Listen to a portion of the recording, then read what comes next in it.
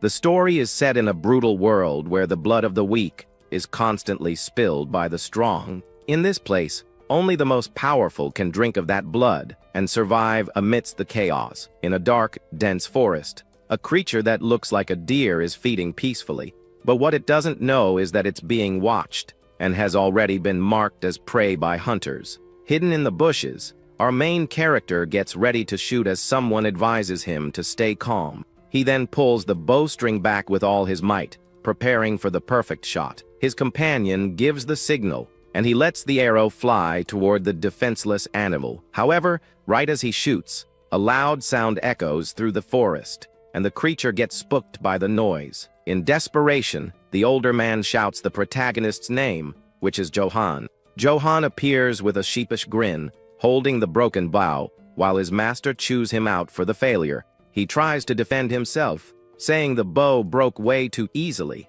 but his master snaps back that he bought it just a week ago. The older hunter starts to tear up, complaining that Johan, as a noble, shouldn't be so fixated on being a hunter. He goes on, saying the young man could have learned to use swords instead of a bow. Hearing the complaints, Johan stays silent for a moment, a serious expression on his face. Then he replies that being a swordsman doesn't pay the bills until you land a gig. The master agrees on the money issue, and the two decide to move to another spot to hunt. The MC reflects that he needs money to survive in this rotten, broken world. We find out his name is Johan Ates, and that he was reincarnated into this world after an accident in his past life. Despite being reborn as a noble, he's at the bottom of the family totem pole and won't inherit a thing. Back in the present, his companion warns him as a pack of wild wolves appears in front of them. The wolves then charge furiously, baring their sharp teeth at the two hunters in the clearing. Without a second thought,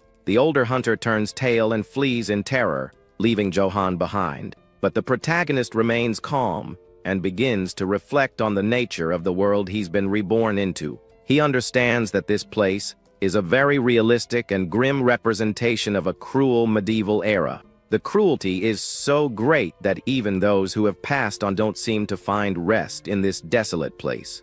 His companion wonders if the bodies are from their village, but Johan says it's impossible to know. The young man then states with certainty that in this world, the weak are just prey for the strong to feed on. With that in mind, he clenches his fist, determined not to become one of those easy targets. To avoid that fate, he shouts with glowing eyes that the only thing he needs is a whole lot of money. He remembers that when he first arrived, he hoped for some special skill or a status window, but since none of that happened, he changed his main goal to one single thing: making bank. With cash, he could leave this territory and do whatever he wanted, like become a merchant or a farmer. While he's lost in his greedy thoughts, his master calls him over to see something he found nearby. The hunter shows him a rare medicinal herb called imp's grass, which is great for stopping bleeding. Without hesitation, Johan snatches the plant from his hand, thinking only of how expensive and valuable it must be.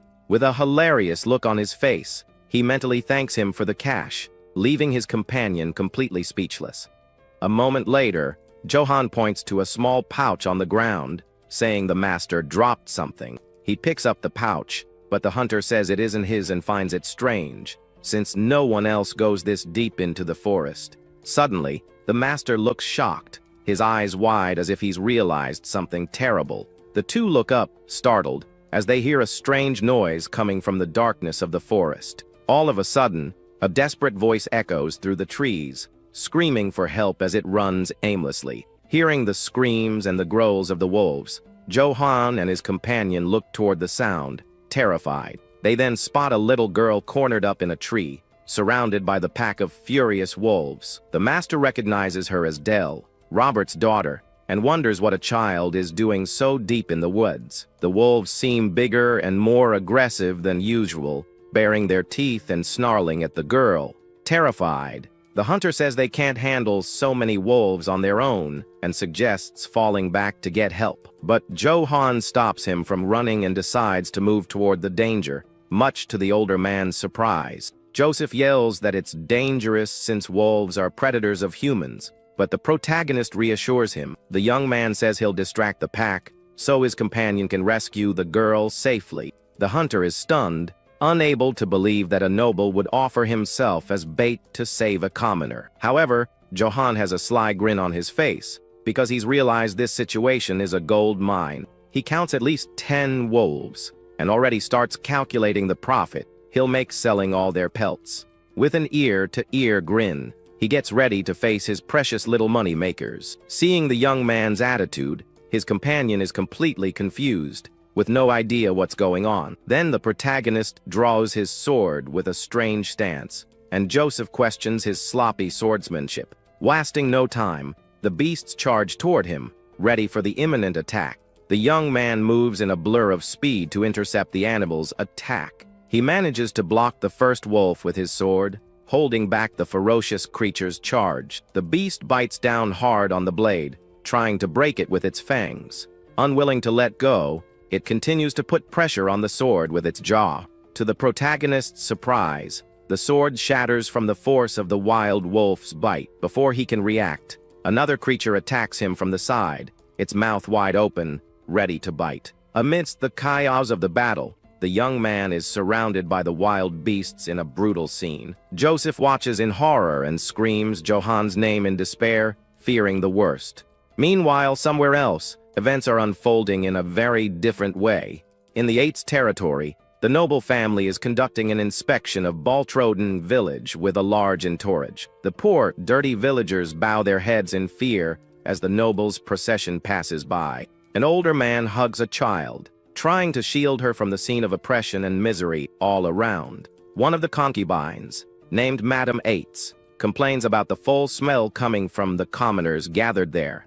The family's eldest son, Philip Eights, observes the scene with a serious and indifferent expression. The lord of the territory, Jason Eights, also complains about the stench of the place, calling it a miserable field. Philip informs his father that Johan isn't present and offers to send soldiers to find him. Jason Eights explodes with fury upon learning of his youngest son's absence during the important inspection. He yells that he doesn't care about Johan and that the boy can meet the same tragic end as his mother. With an expression of contempt, the lord of the territory continues to curse and belittle his absent son. Suddenly, Jason halts his horse, noticing a huge pile of hay at the village entrance. He questions what it is, and one of the villagers kneels, begging for forgiveness before explaining the situation.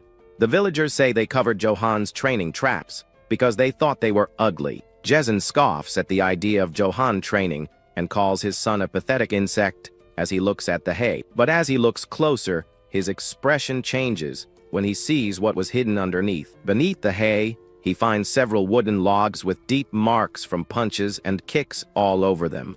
Jason is shocked to see the number of destroyed logs and wonders what in the world this is. Back in the forest, Johan is down on the ground as the wolves surround him, biting him relentlessly. One of the beasts approaches to deliver the final blow, but stops suddenly as if something is wrong. Then Johan grabs the wolf's jaw and says that fighting with swords isn't really his style. With incredible strength, he throws the creature far away, putting the other animals on alert. The protagonist grins and says that now he'll fight his own way, calling the wolves his little cash machines. He knows that in this world, it's survival of the fittest, and to avoid becoming prey, he needs cash. And to get that cash, he needs something more as the pack moves in for the attack. He then clenches his fist tightly, preparing to show his true combat ability. What he needs is overwhelming strength, capable of transcending the limits of an ordinary human being. Joseph watches the scene, completely shocked and unable to understand what's happening. With a direct punch, Johan lands a solid hit on a wolf's face, which barely has time to react. The impact is so powerful that it sends several other wolves flying through the air with extreme ease. The young man grabs another animal by the neck, displaying a terrifying and colossal physical strength. In a quick and brutal scene, he delivers a final, decisive blow to the defenseless creature. The wolf's body falls lifeless to the ground, to the astonishment of Joseph, who watches from a distance. The older hunter can't believe his eyes and wonders where that incredible strength comes from. Johan smiles amidst the bodies of the wolves, thinking about how much money he'll get for all those pelts. A memory shows that he had to accept from an early age that life in this new world wouldn't be easy. His older brothers constantly mistreated him, calling him a bastard and humiliating him for not having a mother. Because they held a higher rank, they tormented and beat him whenever they felt like showing off. Lying on the ground, young Johan realized just how cruel this world was, and that no one would care about him. He then understood that the only person he could rely on to survive here was himself. With that in mind, he started thinking about what he would need to get by in this medieval world. Fortunately, the protagonist had a major advantage: the knowledge from his past life as a student. Because of this, his head held wisdom that people of that era couldn't even imagine. So, he decided to use all this knowledge to his advantage. Starting with high-intensity training, the boy also created a balanced diet with superfoods, to the amazement of those who saw him eat. He also created an exercise regimen based on modern science and practiced martial arts up close. And so, his continuous training piled up over many years of dedication. After all that time, an older and stronger Johan could shatter tree trunks with a single punch. His determined expression showed the results of all his effort as he continued to train. The force of his blows was so absurd that he could rip an entire tree out of the ground. With each training session, his body demonstrated even more overwhelming strength, and he felt renewed.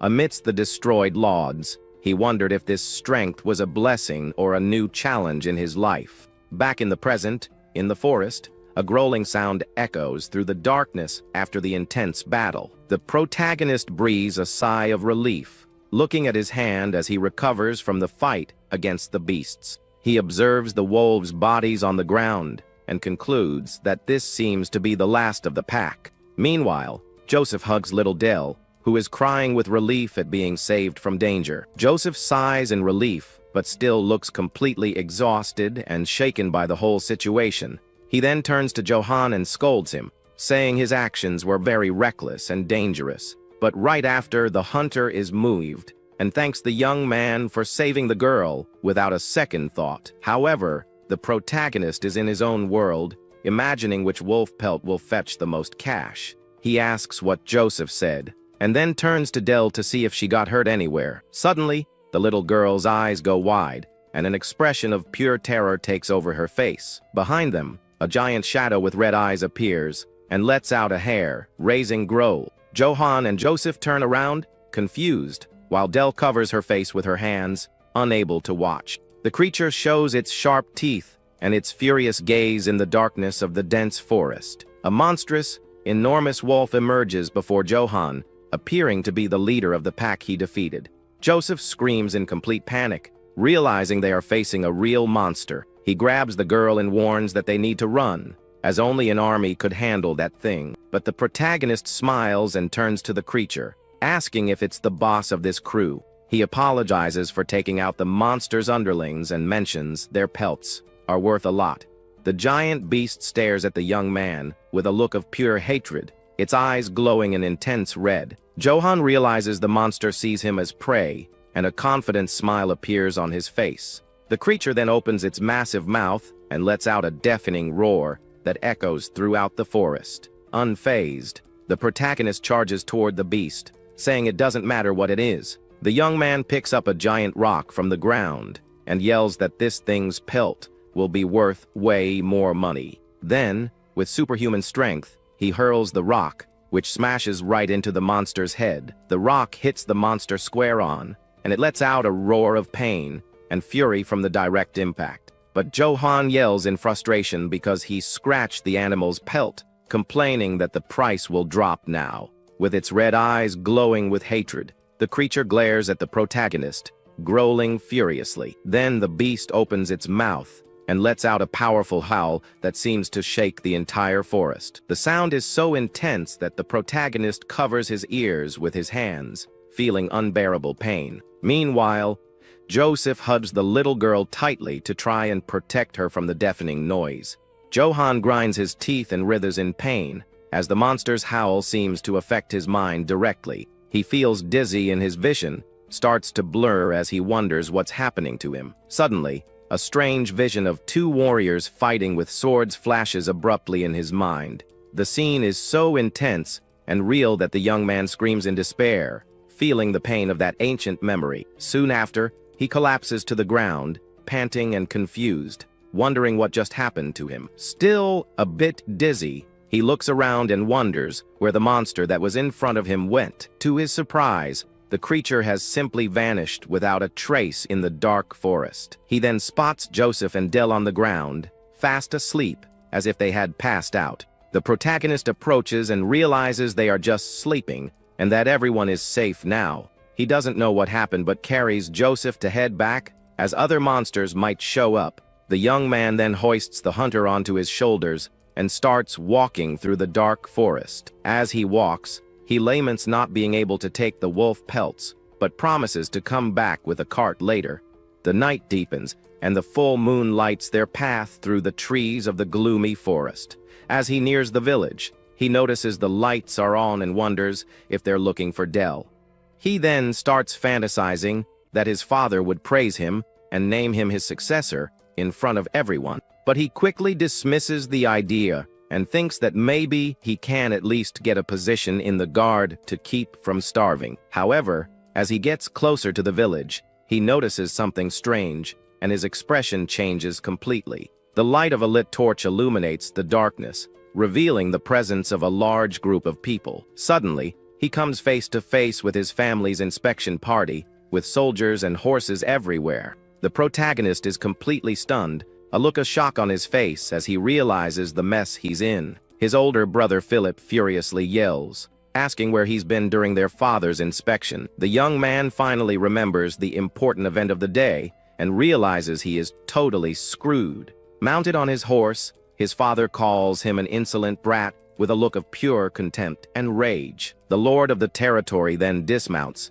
his armored boot landing firmly on the ground. Johan places Joseph on the ground and tries to explain, saying he had an emergency, but his father doesn't want to hear it. Jason tells him to shut his mouth immediately, while holding a huge, detailed axe in his hand. The patriarch threatens to split his son's head open for daring to ignore him, showing all his pent-up fury. The light from the torches held by the soldiers illuminates the tense scene between father and son in the middle of the night. Philip continues to yell at his younger brother, accusing him of disrespecting their father with his absence. It finally dawns on Johan, and he realizes he completely forgot about the inspection that day. His father insults him again, calling him an immature bastard and showing his complete disdain for him. The man approaches with heavy, threatening steps, showing that the situation is very serious. The protagonist tries to justify himself again, but is cut off before he can even start speaking, as Jason raises his axe towards him.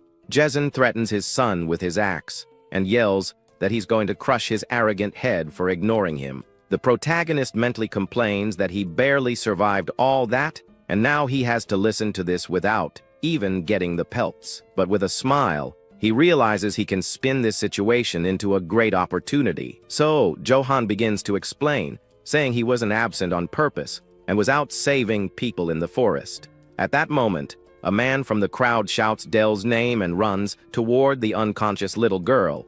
With tears in his eyes, he hugs his daughter and thanks God that she's okay and safe in his arms. The man continues to cry with relief at having found his daughter safe and sound after searching for so long. Johan seizes the chance and explains that the girl was surrounded by wolves and he fought to save her. The villagers are shocked, and he says he fulfilled his duty as a knight's son by protecting them. With that, the young man bows respectfully and promises to continue doing his best for the estate's safety. He even asks for the position of captain of the guard, leaving his brother Philip with an angry expression. In his thoughts, the protagonist congratulates himself on his great performance and the self-promotion he just pulled off. But Jason sarcastically calls him future captain and asks where the wolves are, demanding proof. The young man is furious in his thoughts, as he didn't expect his father to ask for concrete evidence. Still, he tries to keep up the act and insists, with a forced smile, that he's not lying to anyone. He doubles down on the lie, saying he even encountered the legendary Great Dark Wolf, leaving some in shock. Jason's face fills with rage, as the lie about the legendary creature was the last straw for him. With that, his father yells that his son dares to lie to his face and threatens to rip his mouth off. Johan starts to sweat and asks if his father wants a duel, offering to prove his skills right then and there. He didn't want to fight, because despite everything, Gezin was still his father. With a confident smirk, Gezin accepts the duel and says he wants to see just how skilled his son really is. He then orders the young man to raise his sword and warns that the duel will be with weapons only.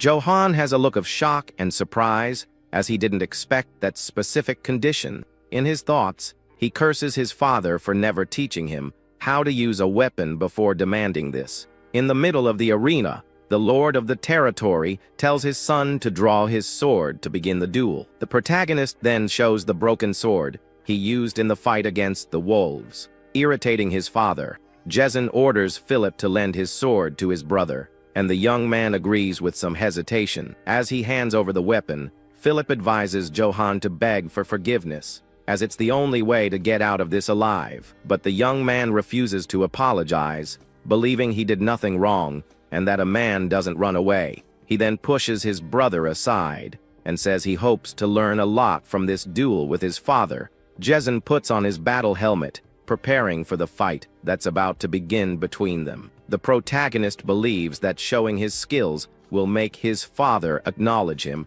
thus proving his worth. With a determined look, he focuses completely on the fight that will decide his future in this family. Suddenly, his father's eyes go wide, and a look of pure astonishment takes over his face. A monstrous red aura emanates from Johan's sword, and Gezin wonders what that is. The young man then charges and attacks with his sword, which clashes violently against his father's axe. The impact is so strong that the blade of Gezin's axe begins to shatter into several pieces. The force of the blow travels down the weapon and hits the lord of the territory, who grunts in pain from the shock.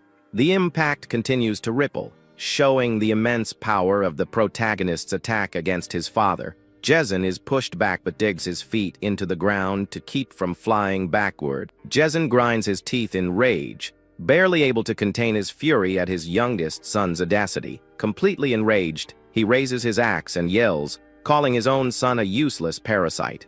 Johan is hit squarely by the violent blow and feels the impact run through his entire body with pain. His brothers watch the scene, shocked, and realize their father is serious and might finish the young man off. The patriarch then yells that he never taught his son to fight because he'd be useless anyway. He continues to insult the boy, saying that no matter how hard he tries, he'll never surpass him. Gezin seems to go mad, screaming that the estate is his and no one will ever take it from his hands. Wounded, Johan wonders what's gotten into his father and if he's lost his mind from drinking, but he soon realizes that the blood running down his face is seriously messing with his vision. Suddenly, Philip shouts his younger brother's name with a look of desperation and concern. The protagonist is surprised to hear the shout and wonders about the reason for that unexpected reaction. He then lifts his face and glares at his father with a determined look, despite being at a disadvantage. The crowd of villagers watches the scene, completely horrified, unable to do a single thing. With his last bit of strength, Johan manages to stop the axe blade using what's left of his sword. The pressure is immense, and sparks fly everywhere as the two test their strength in the middle of the arena. But the young man's sword can't take it and breaks into pieces, leaving him completely disarmed. Kneeling on the ground, the protagonist admits his defeat, with the remains of the sword beside him. Gezin then approaches and tells his son to know his place and never challenge him again. With a threatening glare, he warns that if he sees him again, he'll really crush his head for good. The lord of the territory then turns his back on his son and walks away, leaving him alone and humiliated. Alone in the arena, Johan is surrounded by the crowd, who watches him in silence with pity in their eyes. In a more secluded spot, someone comments that what Gezin did to his son was very unfair and cruel. Inside a church, a tall, blond man complains indignantly about the treatment the young man received. Father Valberd says that a knight should have honor and questions how a father can treat his son that way. Meanwhile, Johan is being treated and says with a forced smile that he's fine and at least he survived. The priest continues to complain that Jason was in full armor and probably drunk during the fight. The protagonist sighs and admits to himself that he never learned to fight with swords and is very weak. Valberd tries to comfort him, saying his father has a lot of battle experience and inherited the family's techniques. The priest mentions that a knight from the neighboring estate managed to defeat 300 servant soldiers on his own. Johan is shocked to learn that a single knight can be so strong and says that's incredible. He then reflects that fighting technique is important and that he underestimated his drunk father. Father Valberd hears the young man mention the Black Wolf, and his expression changes to one of surprise and fear. He grabs Johan by the shoulders and asks if it's true that he saw the legendary creature in the forest. The protagonist confirms it and says that Joseph and Dell also saw the monster before they passed out. The priest is shocked and starts to pray, thanking God, while the young man doesn't understand a thing. Valberd then grabs an old book from the shelf to show something important to the curious young man. He opens the book and explains that for a long time, black wolves have been considered a great taboo in the region. The book shows an image of a wolf carrying a person's body in its mouth in a macabre scene. The priests believe these creatures are an omen of ruin and destruction for those who encounter them. According to old stories, black wolves always appear, bringing sorrow and loss to the people.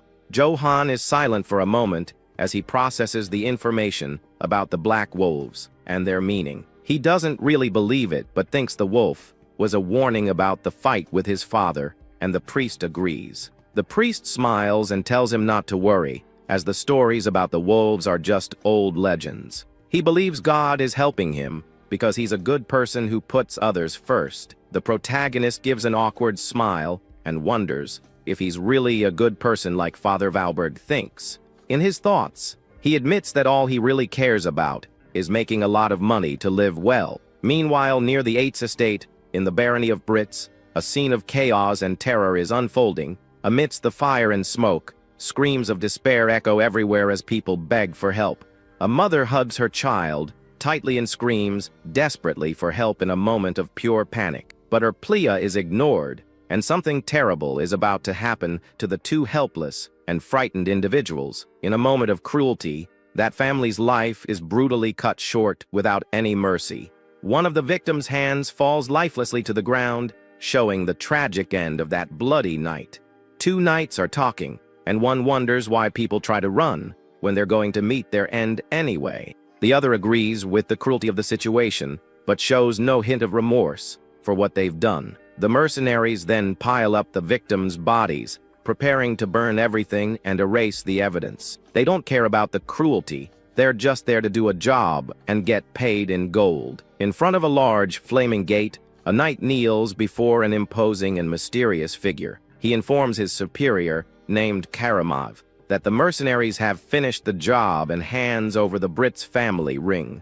The mysterious man holds the ring of the noble family that was completely annihilated on that night of terror. With a squeeze of his hand, he crushes the ring and speaks the Brits' family name with contempt in his voice. He complains that he had high expectations for Brits, but the knight didn't even last 2 attacks. Karamov then introduces himself as the Sword of the Holy Empire and the Emperor's representative. He says he is also the seal collector and will punish all corrupt nobles on His Majesty's orders. The mysterious warrior promises endless gold and honor to all who stand with the Emperor. With a gesture, he orders his men to advance and destroy everything in their path without mercy. His soldiers, with red eyes and wolf shields, smile and announce that the Eights estate is next. Back in the protagonist's strange vision, the two warriors continue their intense and deadly battle.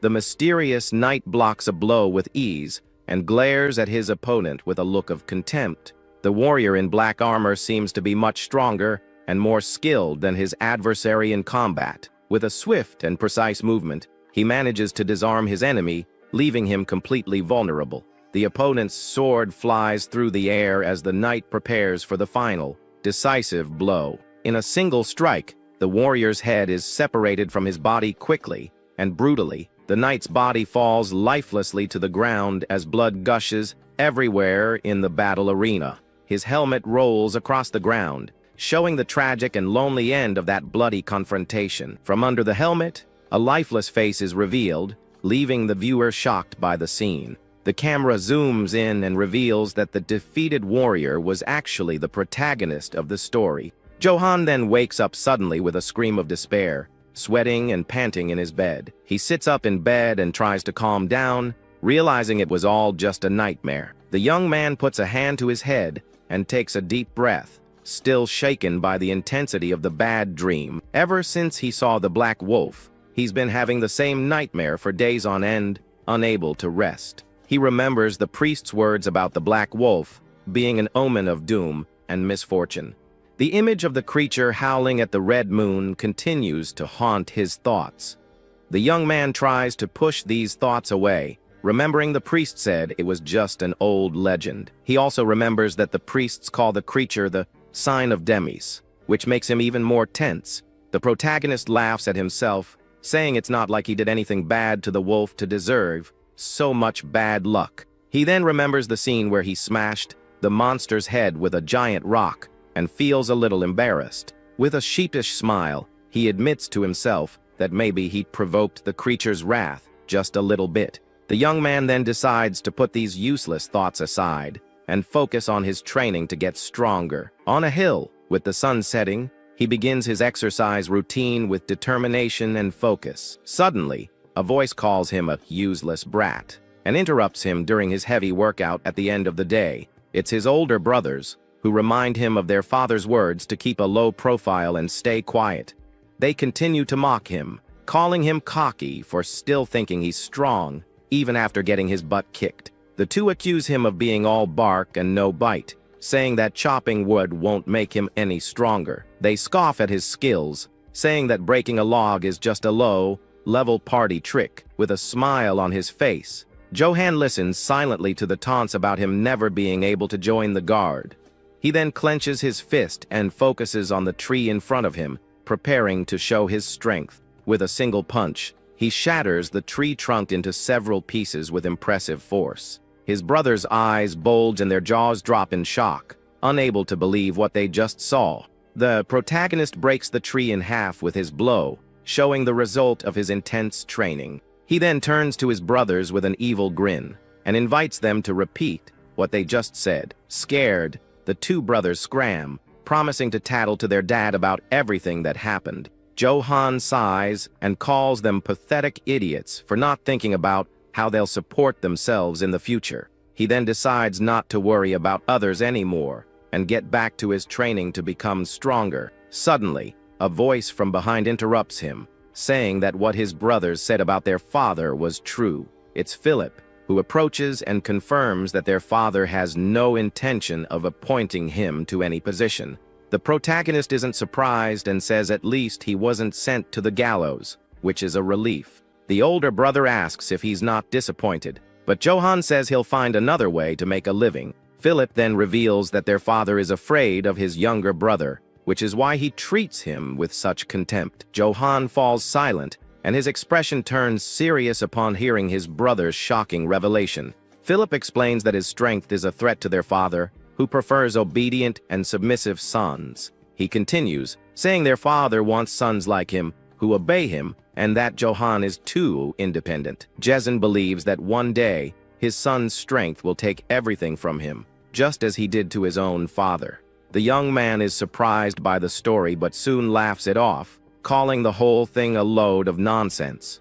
Philip then asks a servant to bring a bag and prepares to give something to his younger brother. The servant opens the bag and reveals its contents to the protagonist, who is curious to see what it is. Johan's eyes widen in surprise as he wonders what's inside the bag. The older brother explains that it's a coat and a chestplate of armor that were stored in the castle. He says he's not foolish enough to dismiss someone capable, and that he's not like their father. With a determined look, Johan listens attentively to his older brother Philip's words. Philip promises that when he becomes the lord of the estate, he will appoint him as the captain of the 8th Guard. Johan yells back that he never starts trouble in the first place, defending himself against his older brother's accusations. Philip then throws something to him and turns to leave, leaving the protagonist alone with the gift. The older brother walks away with his servant as the sun sets on the horizon in a beautiful scene. The protagonist watches the two leave, and a strange feeling suddenly comes over him. He then looks at the armor's chest plate and realizes it's the exact same one from his nightmare.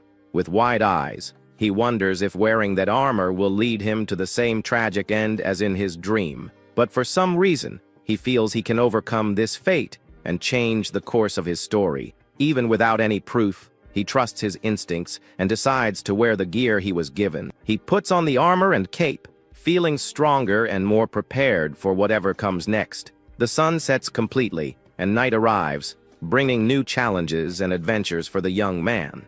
In a local tavern, the villagers chat excitedly about the recent events in the village. One man tells everyone that Johan is a purer and just hero who saved Del and Joseph from the wolves. Others agree, saying he's far more noble than his father, who is a drunk and a womanizer. A man in a hood listens to the conversation and chuckles quietly while holding his mug of ale. Another villager grips his mug so tightly that it shatters as he agrees with the criticism of the Lord.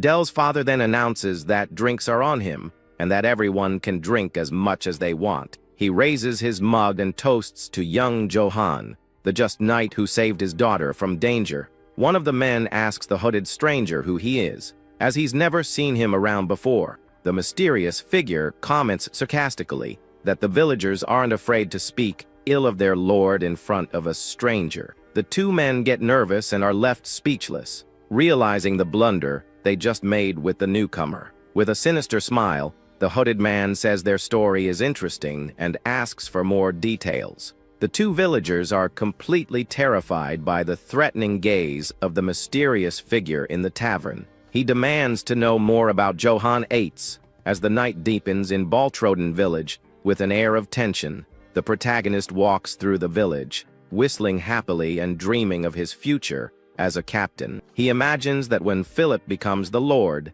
his golden path to glory will finally be open. Suddenly, he stops and looks to the side, as if he noticed something strange in the middle of the street. He spots a drunk man passed out on the ground and thinks that a future captain can't just ignore a citizen. With a smile, he approaches to help and offers to take the man home. But as he touches the man, he feels something cold on his neck, and his expression changes to one of surprise. The supposed drunk is actually an assassin who attacks him by surprise with a dagger to his neck.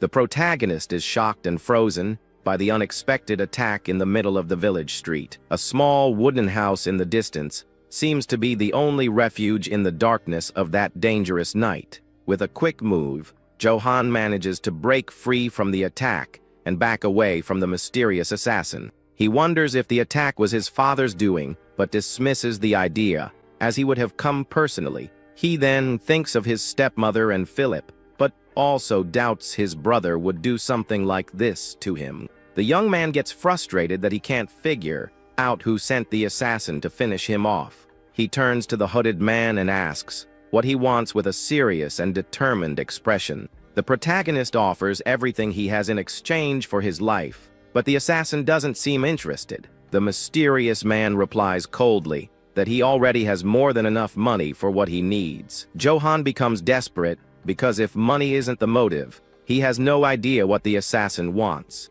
The assassin then says he will ask young Johan a question and threatens him with his sharp dagger. He warns that if he doesn't like the answer, he won't hesitate to act. The man's dagger is stained with something dark, and he presses it against the protagonist's neck. Johan gets nervous and wonders if the man will eliminate him if he answers the question incorrectly. He remembers a job interview from his past life and prepares to give the perfect answer. The assassin then gets ready to ask the question, and the young man musters the courage to listen and respond. With a mysterious look from under his hood, the man leans in to ask his decisive question. He compliments the protagonist's physique and asks if he's really the son of that pig, Jason Eitz. Johan is completely floored by the question and doesn't know how to react to such a strange inquiry. He grinds his teeth in anger and wonders what he should say to save his life in that moment. Very nervously, he replies that sometimes a lion can be born from a line of pigs. The assassin is silent for a moment, making the protagonist even more tense about the situation. Johan wonders if he gave the wrong answer, and if his fate is already sealed because of it. Suddenly, the hooded man starts laughing loudly and creepily, leaving the young man confused. The assassin says he liked the answer, but refuses to let him go, making him desperate. With a sinister smile, he says that from this moment on, Johan 8 belongs to him, and no one else. The protagonist is in shock, unable to understand what the mysterious man means by those words. We find out the assassin's name is Kegel, the poison master of the Nisos Guild, and the greatest assassin in the Empire. He perfected his swordsmanship through countless missions, and became known as the Venomous Serpent. However, Kegel had a serious problem. He couldn't find a successor to inherit his techniques. He searched everywhere, but only found useless insects who could never truly succeed him. Some even showed potential but were too attached to honor and refused to become assassins. One knight refused to learn the techniques, saying he'd rather meet his end right there than stain his honor. Without hesitation, Kegel granted the man's wish and eliminated him without any mercy in the middle of the arena. More than 30 heirs of knightly families met the same end at the hands of the master assassin. Impatient, he visited the Empire's witch in search of a solution to his succession problem. The witch said that the disciple he was looking for was in a small, forgotten rural territory. She revealed that he was one of the sons of the drunk and womanizing lord of 8's castle. Kegel doubted his successor would be in such a miserable place where 1 coin could buy half the land. The witch laughed and said she would return his money if her prophecy didn't come true as promised. The assassin accepted the bet, as he knew you couldn't just take money from a witch. He decided to believe her because he had already wasted too much time and had nowhere else to look. But even upon arriving at the 8's estate, doubt about the prophecy still tormented him. He decided that if he didn't like the boy, he would eliminate him on the spot without a second thought. Back in the present, Kegel says he has no more time to waste and that Johan will be his successor. He gives the young man the choice to learn his swordsmanship or meet his end right there at his hands. The protagonist is shocked by the unexpected proposal and doesn't know how to react to the situation. In a moment of desperation and confusion, he shouts and asks how much he needs to pay to learn. Kegel gets irritated and yells back that he's not accepting money for the swordsmanship lesson. Johan's eyes start glittering with greed when he realizes he's about to get free lessons from a master. With his eyes shining, the young man says he's waited his whole life for someone like the master assassin. Kegel then warns him that his swordsmanship is that of an assassin, not an honorable knight. He warns that learning his techniques will mark him as a disgrace to his family for the rest of his life. But Johan yells that he doesn't care about honor or shame and begs the man to teach him. The assassin accepts, saying he's never met a brat like this in his entire life of searching. The protagonist then remembers something and asks his new master about an important detail. With eyes glittering for money, he asks if he'll get an allowance if he learns the lessons well. Kegel stares at the young man with a serious expression, thinking that this kid really is different from all the others. At 8's castle, the lord of the territory prepares to leave on his horse with a few guards. He announces that the inspection is over and that he'll be gone for a while, leaving his wife and eldest son. Philip says his goodbyes and states that he'll take care of the castle while his father is away on business. Johan's stepmother says that no matter how much her stepson fights, the castle will one day be hers, but Philip cuts her off, saying the next lord of the castle will be him and no one else in his family. Jezin complains that he's tired of their bickering and tells them to do whatever they want. The eldest son then reminds him that Johan still hasn't returned and asks what they should do. The lord grinds his teeth in anger, just hearing the name of the youngest son who defied him. Philip is afraid of his father's reaction, but maintains his composure and waits for a clear answer. Jezin then says not to waste time on that brat, because his life doesn't matter to him. The eldest son agrees and apologizes to his father, showing his obedience and submission. In his thoughts, Philip wonders where Johan is, and what he's doing at that moment. In the forest, Kegel says he needs to check the young man's skills before starting the training. The protagonist asks to borrow a sword, explaining that he breaks his own too often in fights.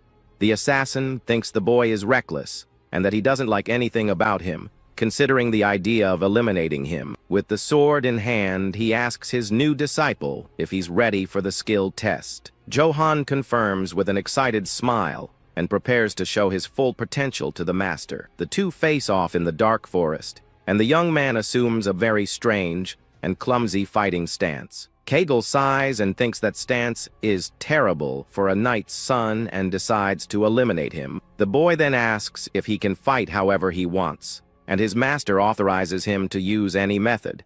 With a sinister smile, Kegel says he can use fists, rocks, or blades, as it makes no difference. The protagonist then breaks the sword he borrowed with his bare hands, shocking the master. The sound of the blade breaking echoes through the forest as shards fly everywhere. Kegel's eyes widen in surprise, unable to believe the boy's absurd strength. At that moment, he realizes all his doubts about the witch's prophecy were baseless. The sword's shards reflect the moonlight as the master assassin stares at his new disciple.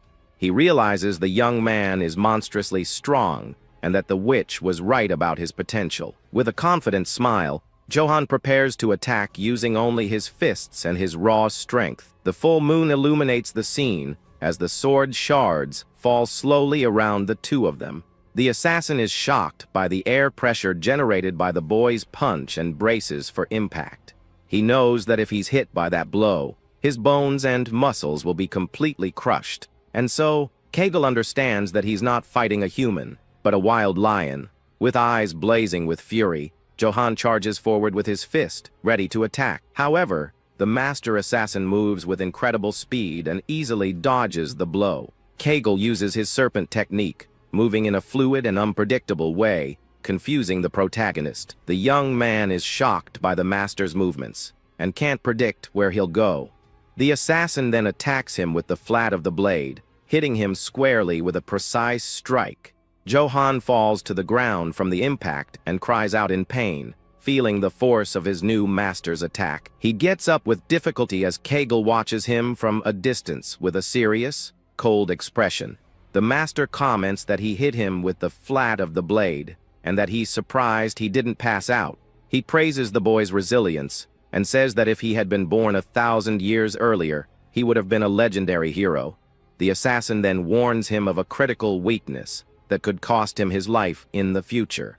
With a serious look, he warns that if the young man doesn't fix this flaw, he will certainly meet his end. Johan is shocked by the revelation and wonders what his master means by that warning. Kegel explains that the protagonist can't control his strength, and that it will be his undoing one day. The young man doubts the claim, saying it's not like he's attacking himself with his own strength. The master then shows a set of daggers and prepares for a new challenge for his disciple. He takes his sword and challenges the boy to attack him again with all his strength and power.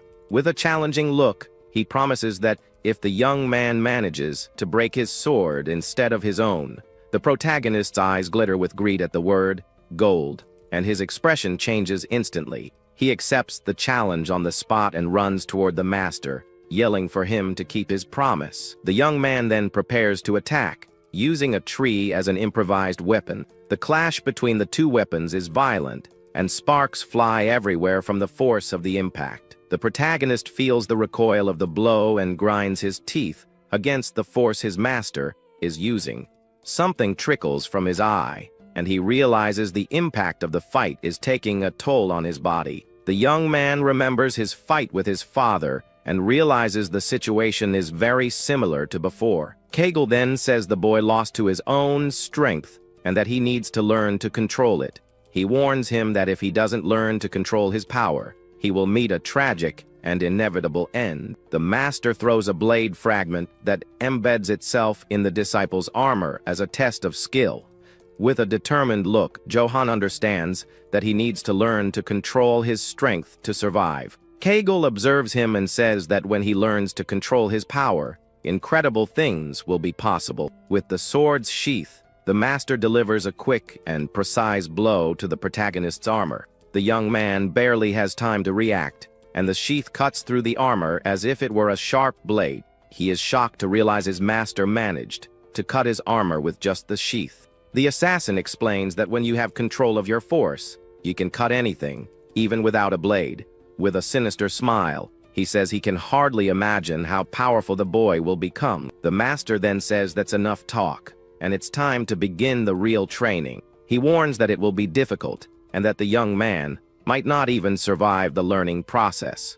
With a threatening look, he asks if the disciple is ready for the challenge ahead. Johan confirms with a confident smile, saying he's more than ready for the training. At Eight's castle, life goes on as usual while the protagonist begins his training journey. Another young man in a cloak walks through the village, observing the residents and the local activity. Tired and bruised, Johan continues his intense training with his new assassin master. He thinks he's learning to hold back, but he still finds it very difficult to control his strength. Suddenly, he looks to the side and sees something that catches his attention.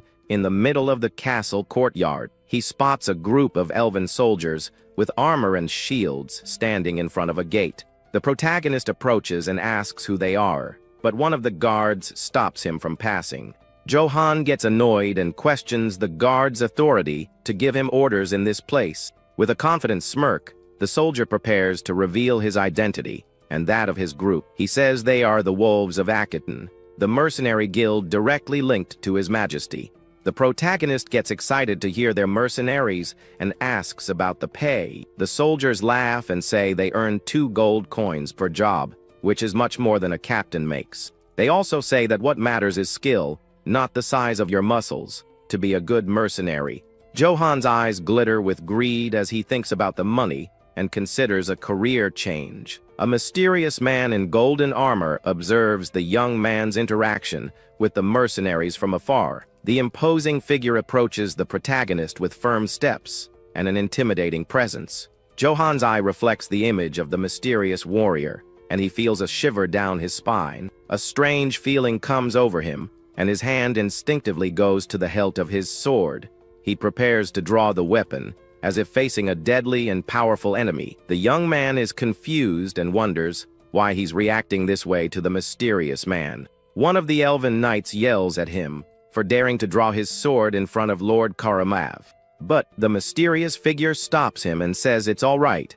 Mounted on a white horse in golden armor, Karamov stares at the young man with an intimidating gaze. With his glowing red eyes, he asks who the boy is who dared to challenge him with a sword. Johan starts to sweat and gets nervous in the imposing presence of the mysterious knight. Surrounded by the soldiers, he introduces himself as Johan of House 8, trying to stay calm. The warrior in golden armor raises a hand to his helmet, preparing to reveal his true identity. He then removes his helm and shows his face to the protagonist, who stares at him with fear and curiosity. The man introduces himself as Karamov, a knight of the Holy Empire's Imperial Guard. Johan realizes his reaction was instinctive, and that he put his hand on his sword without even thinking. He's never felt anything like it, not when he saw the Black Wolf, or when his father tried to eliminate him. Karamov's killing intent is so suffocating that the young man feels completely paralyzed with fear. It's as if he's a helpless rabbit facing a relentless and very powerful predator. He feels like prey before a top hunter, and sweat drips down his face. With a cold, authoritative voice, the elven knight tells the protagonist to get out of his way immediately. The young man continues to sweat, his body trembling with fear before the warrior's overwhelming aura. A chill runs down his spine, and he is completely in shock from the man's presence. The mercenaries mock him and tell him to be more careful next time he runs into someone. One of the elven soldiers laughs and says he doesn't know if there will be a next time for the scared boy. A knight in training named Jane asks Karamov if it's okay to leave the young man there. With a smirk, he says he doesn't want to cause a scene on such a fine day. He then enters the castle with his men, leaving Johan behind, alone and confused by it all. The protagonist remains silent, thinking about the sudden arrival of a knight of the Emperor. Philip is shocked to hear of Karamov's arrival and rushes to greet him in the castle courtyard. He wonders why such an important figure would come to a forgotten place like this. Out of breath, he introduces himself as the next Lord of House 8 and asks the reason for the visit. Johan's stepmother appears with her son, John, and compliments the Emperor's knight on his good looks. With a seductive smile, she says she would have married later if she'd known he existed. She then invites him into the castle, but Karamov seems to completely ignore her presence. Philip gets annoyed by the woman's attitude and wonders if the knight is even listening to him. The warrior in golden armor then enters the castle and sits on the Lord's throne without permission. With a cold, authoritative voice, he asks where Gezin, the lord of these lands, is. Philip and his stepmother are shocked by the knight's audacity and don't know how to react. The young heir tries to reprimand him for addressing his father so disrespectfully, but the stepmother interrupts him, saying there's nothing wrong with it, as he is the greatest knight in the empire. Philip realizes the woman is trying to use the opportunity to promote her own son. Karamov then yells for everyone to shut up and get out of his sight immediately. He asks for a drink and says he'll wait for Lord Gezin inside the castle. With his sword in hand, he waits patiently for the arrival of the Lord of House 8 for a settling of scores. Meanwhile, Johan continues his intense training, honing his skills with his master. Karamov takes off his helm, revealing his confident face as he waits for the confrontation to come. The two warriors seem to be on a collision course, and their fates will cross soon. During training, Kegel yells at his disciple to focus and not get distracted. The young man grinds his teeth in pain as he tries to dodge his master's swift and precise attacks. A small cut appears on his neck, showing he couldn't dodge the blow in time. The assassin warns him that if the daggers had been poisoned, he would already be lifeless. The protagonist apologizes and says something feels off. As knights of the Emperor have arrived in the village, he finds it strange that outside knights are controlling the entrance to the castle that belongs to his family. With a serious expression, he says it makes no sense for them to close the gates and control access. Kegel asks what he can do about it, even if the situation is suspicious and strange. The master explains that Karamov is the strongest warrior on the continent and the central power of the empire. Johan is surprised and asks if the Elven Knight is stronger than his assassin master. The assassin is silent for a moment, a serious and thoughtful expression on his face. He then admits that if he had to face Karamov, he would run without a second thought. The protagonist says, "You only know the outcome of a fight after it's over," but gets a smack from his master. Kegel yells at him to know his place, saying he can barely control his own strength. He calls him a brat who doesn't even know the basics of swordsmanship and has no chance against the knight. But with a determined look, the young man says he will train and prepare for whatever comes. The master sighs and accepts his stubborn disciple's challenge, telling him to get back to training. The two then begin to train intensely, the clash of their blades echoing through the forest. Kegel attacks him repeatedly, yelling for him to keep trying without giving up on the training.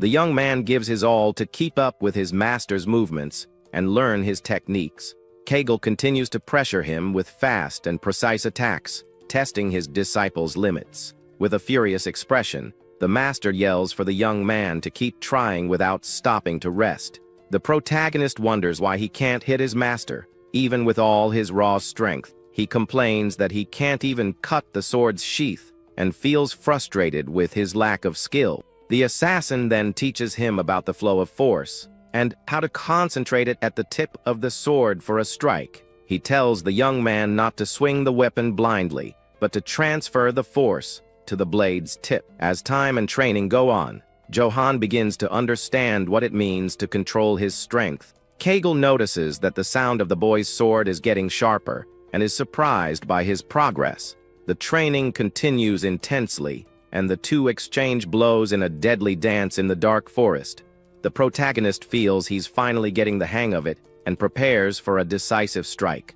With the right amount of force, he concentrates all his energy at the tip of the sword for the attack. His eyes glow with an intense blue light as he prepares to show his new power to his master. Kegel notices the change in the young man and senses the next blow will be dangerous if he doesn't defend himself. The two then charge at each other in a clash of blades and assassination techniques. With a single precise strike, Johan finally manages to cut the tip of his master's sword sheath. With an ear-to-ear grin, he celebrates the achievement and yells that he managed to cut it. He says he finally got the hang of it, and that it wasn't as hard as it seemed at the beginning of the training. Kegel watches him in silence, thinking it must have been just a lucky shot from the boy. The master then calls his disciple for a new challenge, preparing to test him once more. With his sword in hand, he warns that this time he won't hold back and tells him to attack again. The protagonist uses his master's serpent technique and attacks him with an impressive blue aura. Kegel is startled by the young man's skill and dodges the blow with a backward leap at the last second. Johan celebrates his victory, jumping for joy at having bested his master once again in training. The assassin is shocked and wonders what kind of kid this is who learns so quickly. He only taught him to control his force, but the boy is already using the secret technique, Serpent's Tongue. The young man perfectly absorbed a technique he had seen only once, on the day they met, and to the master's astonishment, he uses it more perfectly than the creator of the technique himself. Kegel is silent for a moment, processing the absurd talent of his new and only disciple. His experience tells him that unless a miracle happens, he will no longer be able to defeat this boy. The master of the Empire's strongest guild sighs and mutters that his disciple is a total monster. Meanwhile, the protagonist happily celebrates, having learned the technique and secured his livelihood. Kegel then announces that his teachings are over and that he will leave the forest at dawn. The young man is surprised and asks if it's already over, as he's barely gotten the hang of using the sword. The master reluctantly admits that his disciple has already become stronger than him in less than a week. He says he is satisfied that his swordsmanship won't disappear and tells the boy to live as he wishes. The assassin says his goodbyes and tells the young man he worked hard to reach this level of power. The protagonist asks if he's really leaving, and the master confirms, saying he never stays in one place for long. Around the campfire, Kegel says it's not because he's an assassin, but because of his nature. The boy then asks if he knows anything about sinister omens, like the black wolf he encountered. He tells him about the encounter with the creature, and about the recurring nightmare, where he loses his head. The protagonist says that when the master appeared, he thought he was the omen of his demise. Kegel replies that bad luck has no fixed form, and that if he had eliminated him, that would have been the sign. Around the campfire, the assassin prepares to give some advice to his disciple before leaving. He advises him to find a weapon suitable for his strength, like one made of Danis steel. This steel is a legendary, magic-infused metal that can only be found in ancient ruins. Since its forging method was lost, weapons made from it are extremely rare and valuable. The young man asks if it's expensive, and his master says he couldn't afford it, even if he saved his whole life. Johan doesn't understand the recommendation, but the master says he just wanted to show him his pathetic situation. Kegel then advises him to run if he sees someone using a Danis steel weapon, even from a distance.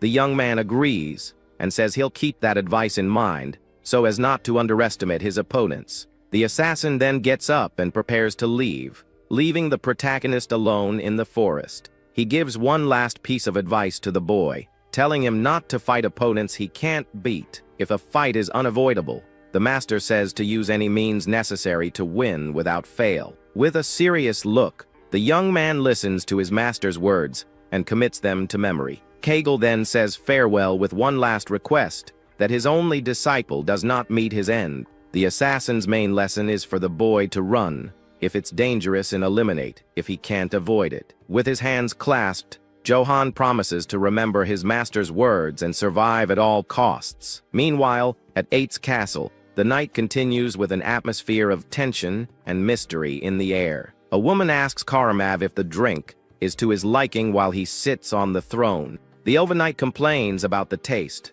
and throws the goblet away, shattering it against the wall. Karamav says the only drink better than that is in Lord Gezen's chambers and laments the situation.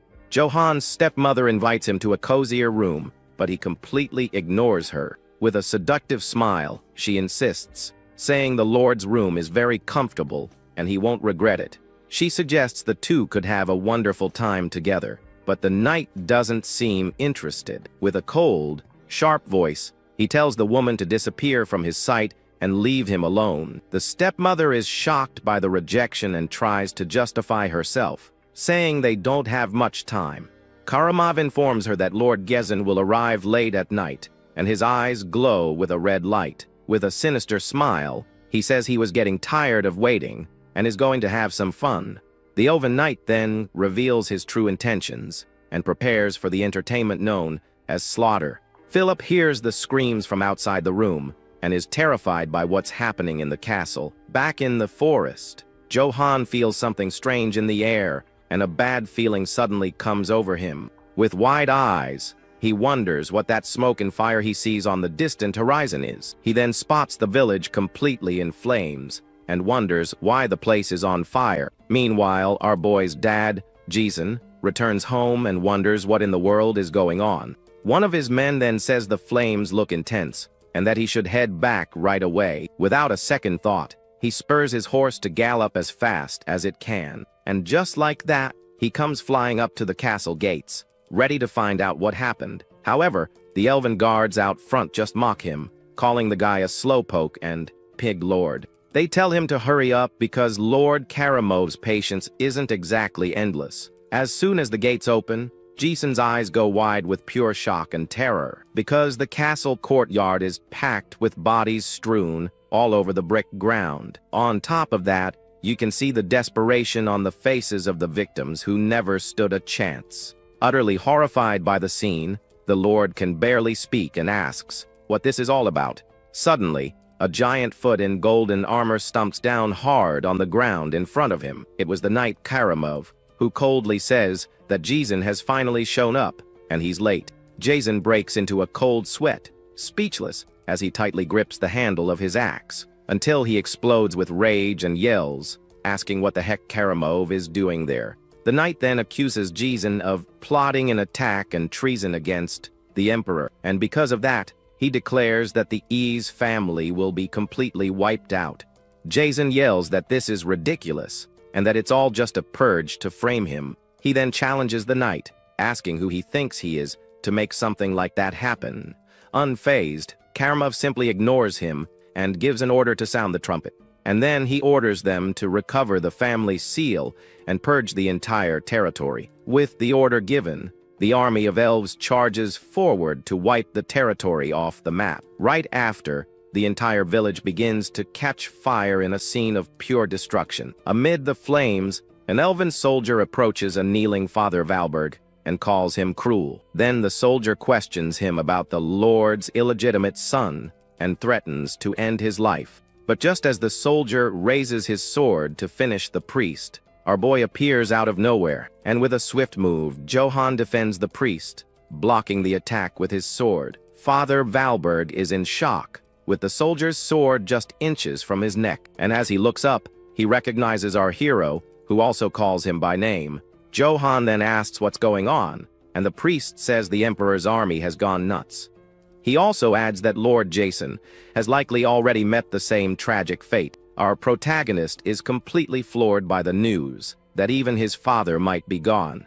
Meanwhile, the flames continue to consume the village's wooden houses. Valberg says they want to burn everything, and Johann says they need to get to the castle fast. Suddenly, our boy hears a familiar voice and stops in his tracks to look around, and walking a bit further, he finds a child on the ground, calling his name through her tears. He gets closer and asks if she's Dell, the little girl he saved from the wolves. Relieved that she's safe, Johann says it's dangerous and tells her to get out of there quickly. However, in that same instant, his eyes widen as he notices something awful behind the girl. Dell's father was hit by an arrow while protecting his daughter, and she screams for him. Our protagonist is then frozen with shock and fury at the sight of that scene.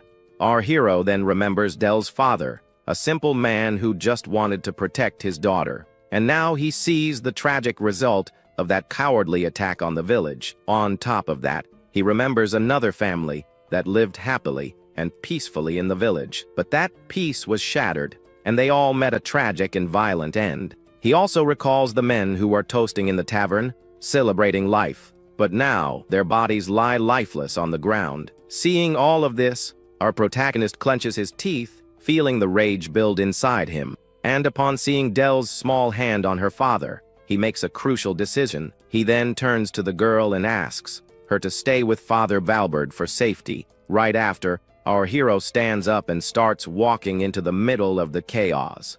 The priest then yells desperately, telling him he can't go and that he needs to get out of there. But our protagonist stops walking and completely ignores the priest's warning. He then raises his head and sees something awful on a standard stuck in the ground. Because his father Jason's head is on display there for everyone to see the scene. A sign then informs them that the Duke was finished for treason against the Emperor. It also warns that anyone who touches the body without permission will face the same punishment. Our boy stands in silence, processing the loss of his father and everyone in the village. On the other side, an elven soldier spots him and asks what that illegitimate guy is doing there. Their leader then scoffs, thinking he had run away, and asks if he came back to meet his end. But without saying a word, our hero charges forward and strikes a blow. With a swift move, he attacks Karamov, but the knight parries with his own sword.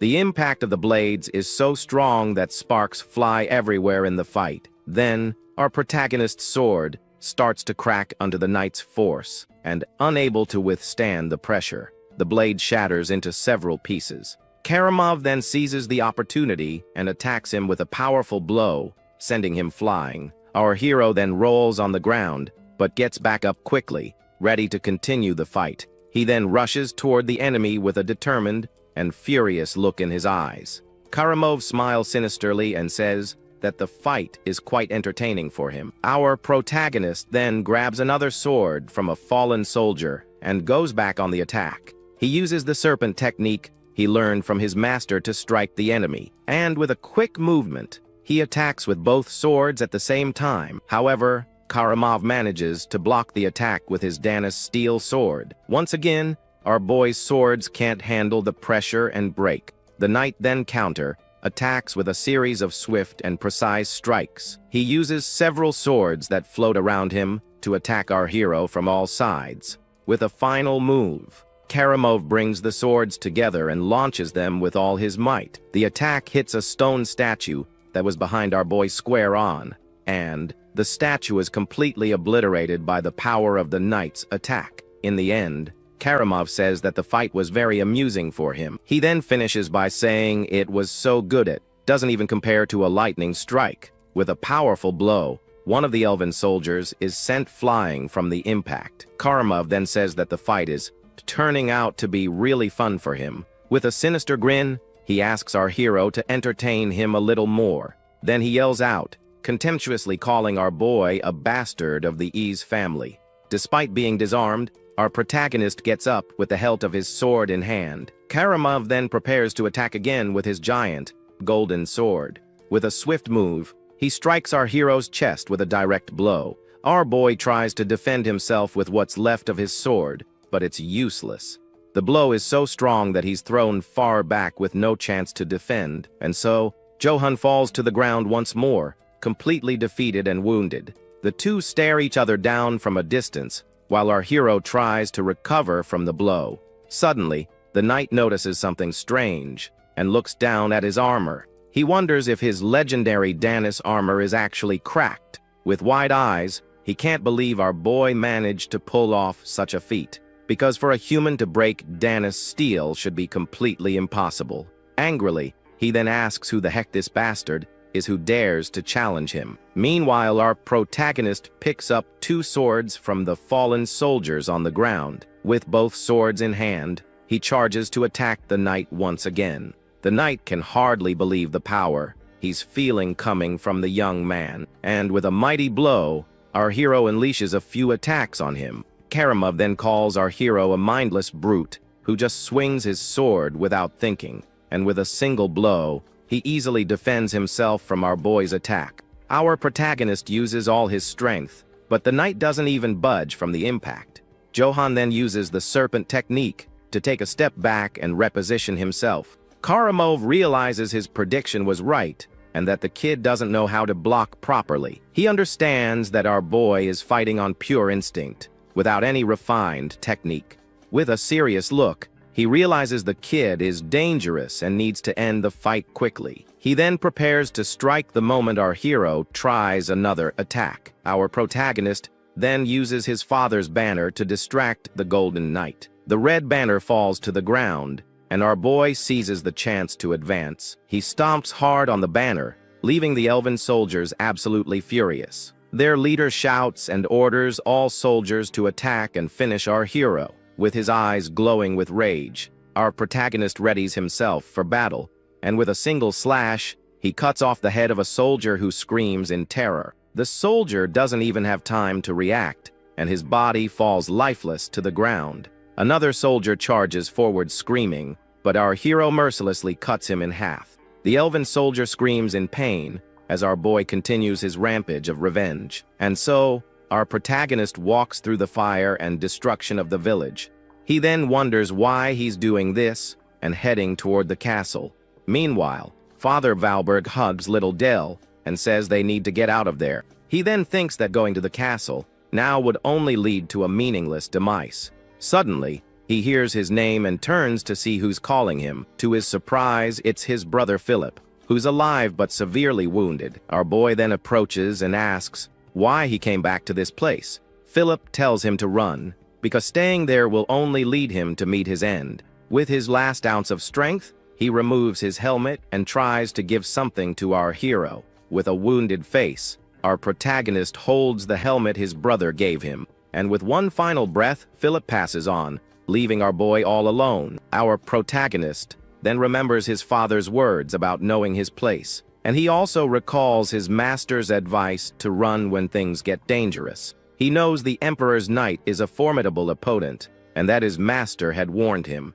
But he remembers another important lesson he learned from his assassin master. If a fight is unavoidable, he must finish his opponent without fail. With that memory, he tells himself that now is the time to act. And with a newfound determination, our protagonist gets up, ready for battle. He then enters the castle alone, with his armor and sword in hand. The elven soldiers see him and are surprised by his sudden appearance. One of them then asks what that bastard is doing there, and where the guards are. Our hero then clenches his fist and furiously screams the knight's name, Karamov. And with a powerful punch, he makes a soldier's head explode and yells for Karamov to show himself. Our hero then stomps hard on the ground, showing that things are about to get serious. With his helmet cracked, he faces his opponent with a look full of determination. Meanwhile, Karamov's sword drips with blood, its runes glowing in the darkness. The knight then comments that he heard one of the Eads family's sons had escaped. He then recalls that it was Johann Eads, the same one who faced him in front of the castle. But our boy says he's not in the mood for a proper introduction with the guy.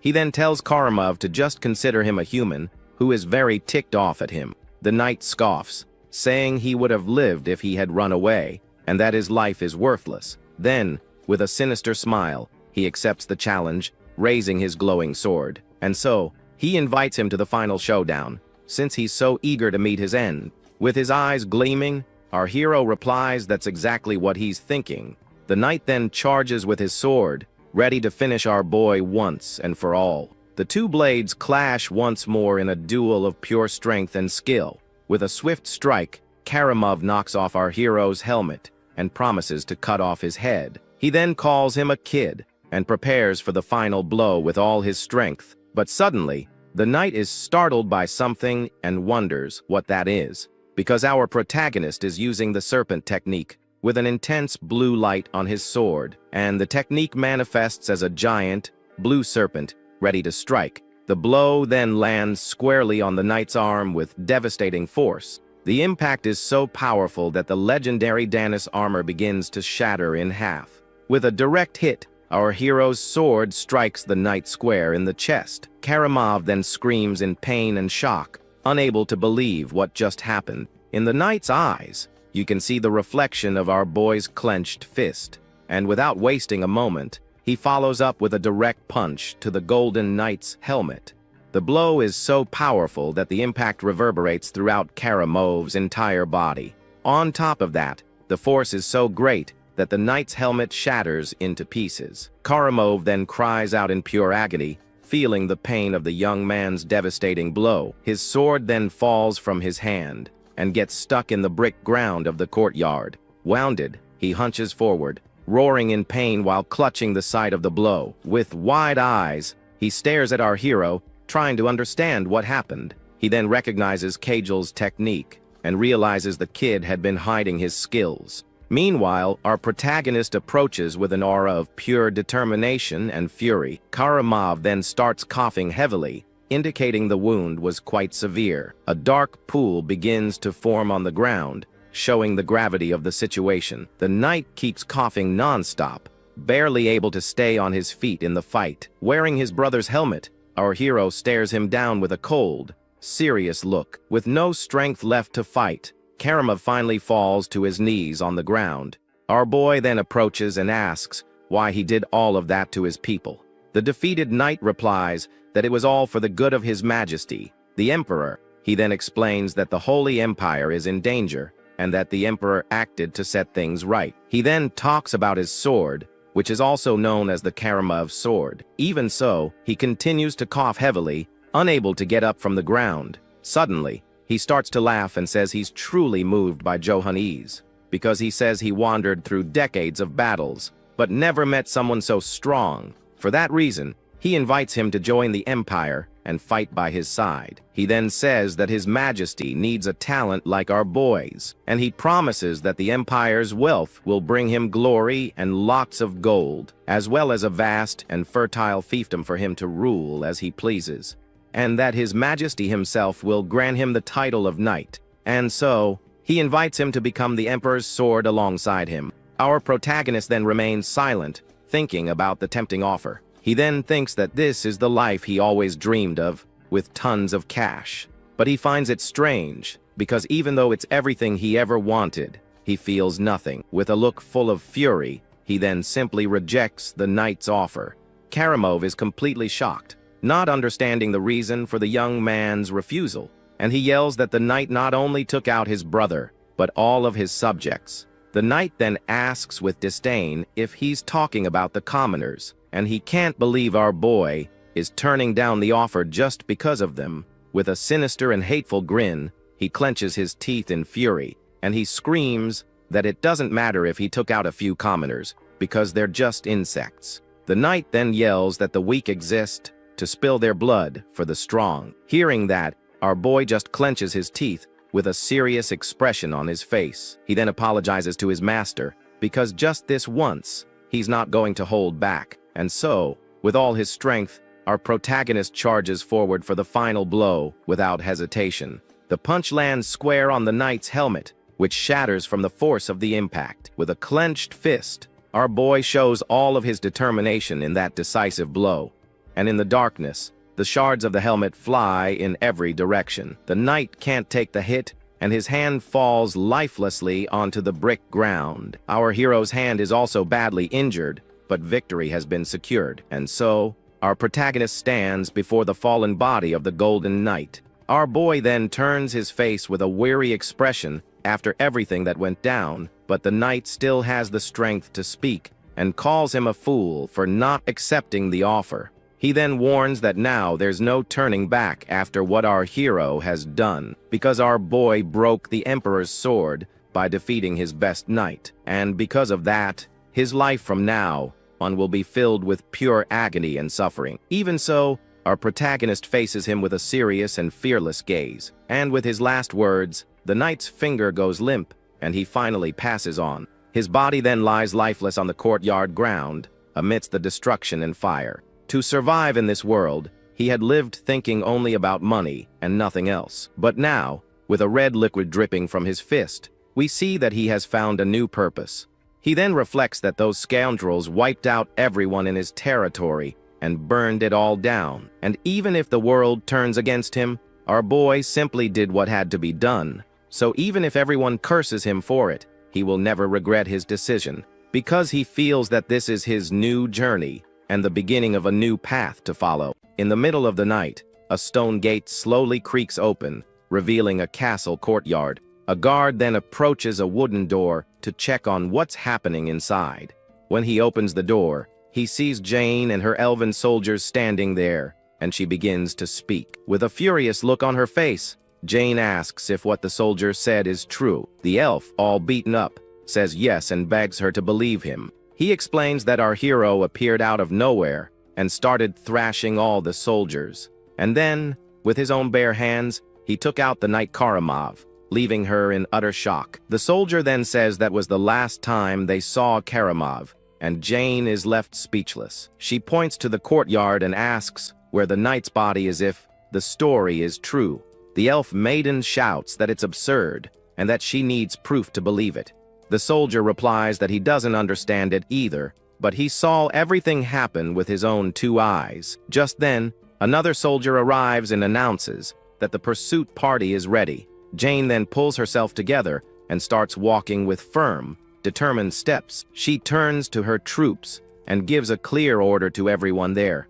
She commands them to pursue the target and take him out without hesitation. The elf maiden then reveals that the target of the hunt is our protagonist, Johan. The troops begin to move out to follow their leader's orders. She calls him a traitor and the prime suspect in Karamov's downfall. Jane then screams for them to hunt him down and bring him back, one way or another. Meanwhile, our hero is running through the forest with a determined look on his face. Meanwhile, our hero is in the middle of a brawl with several elven soldiers. One of them screams in pain as he's struck by our protagonist. With a swift blow, our boy takes out another soldier without mercy. Jane then warns her troops not to face him alone. She orders them to block off all the roads to wear him down until he can't go on. The soldiers are shocked, wondering if Karamov is really gone. With a determined gaze, Jane says there's one thing they need to do. Their mission is to bring our hero's head to the Emperor.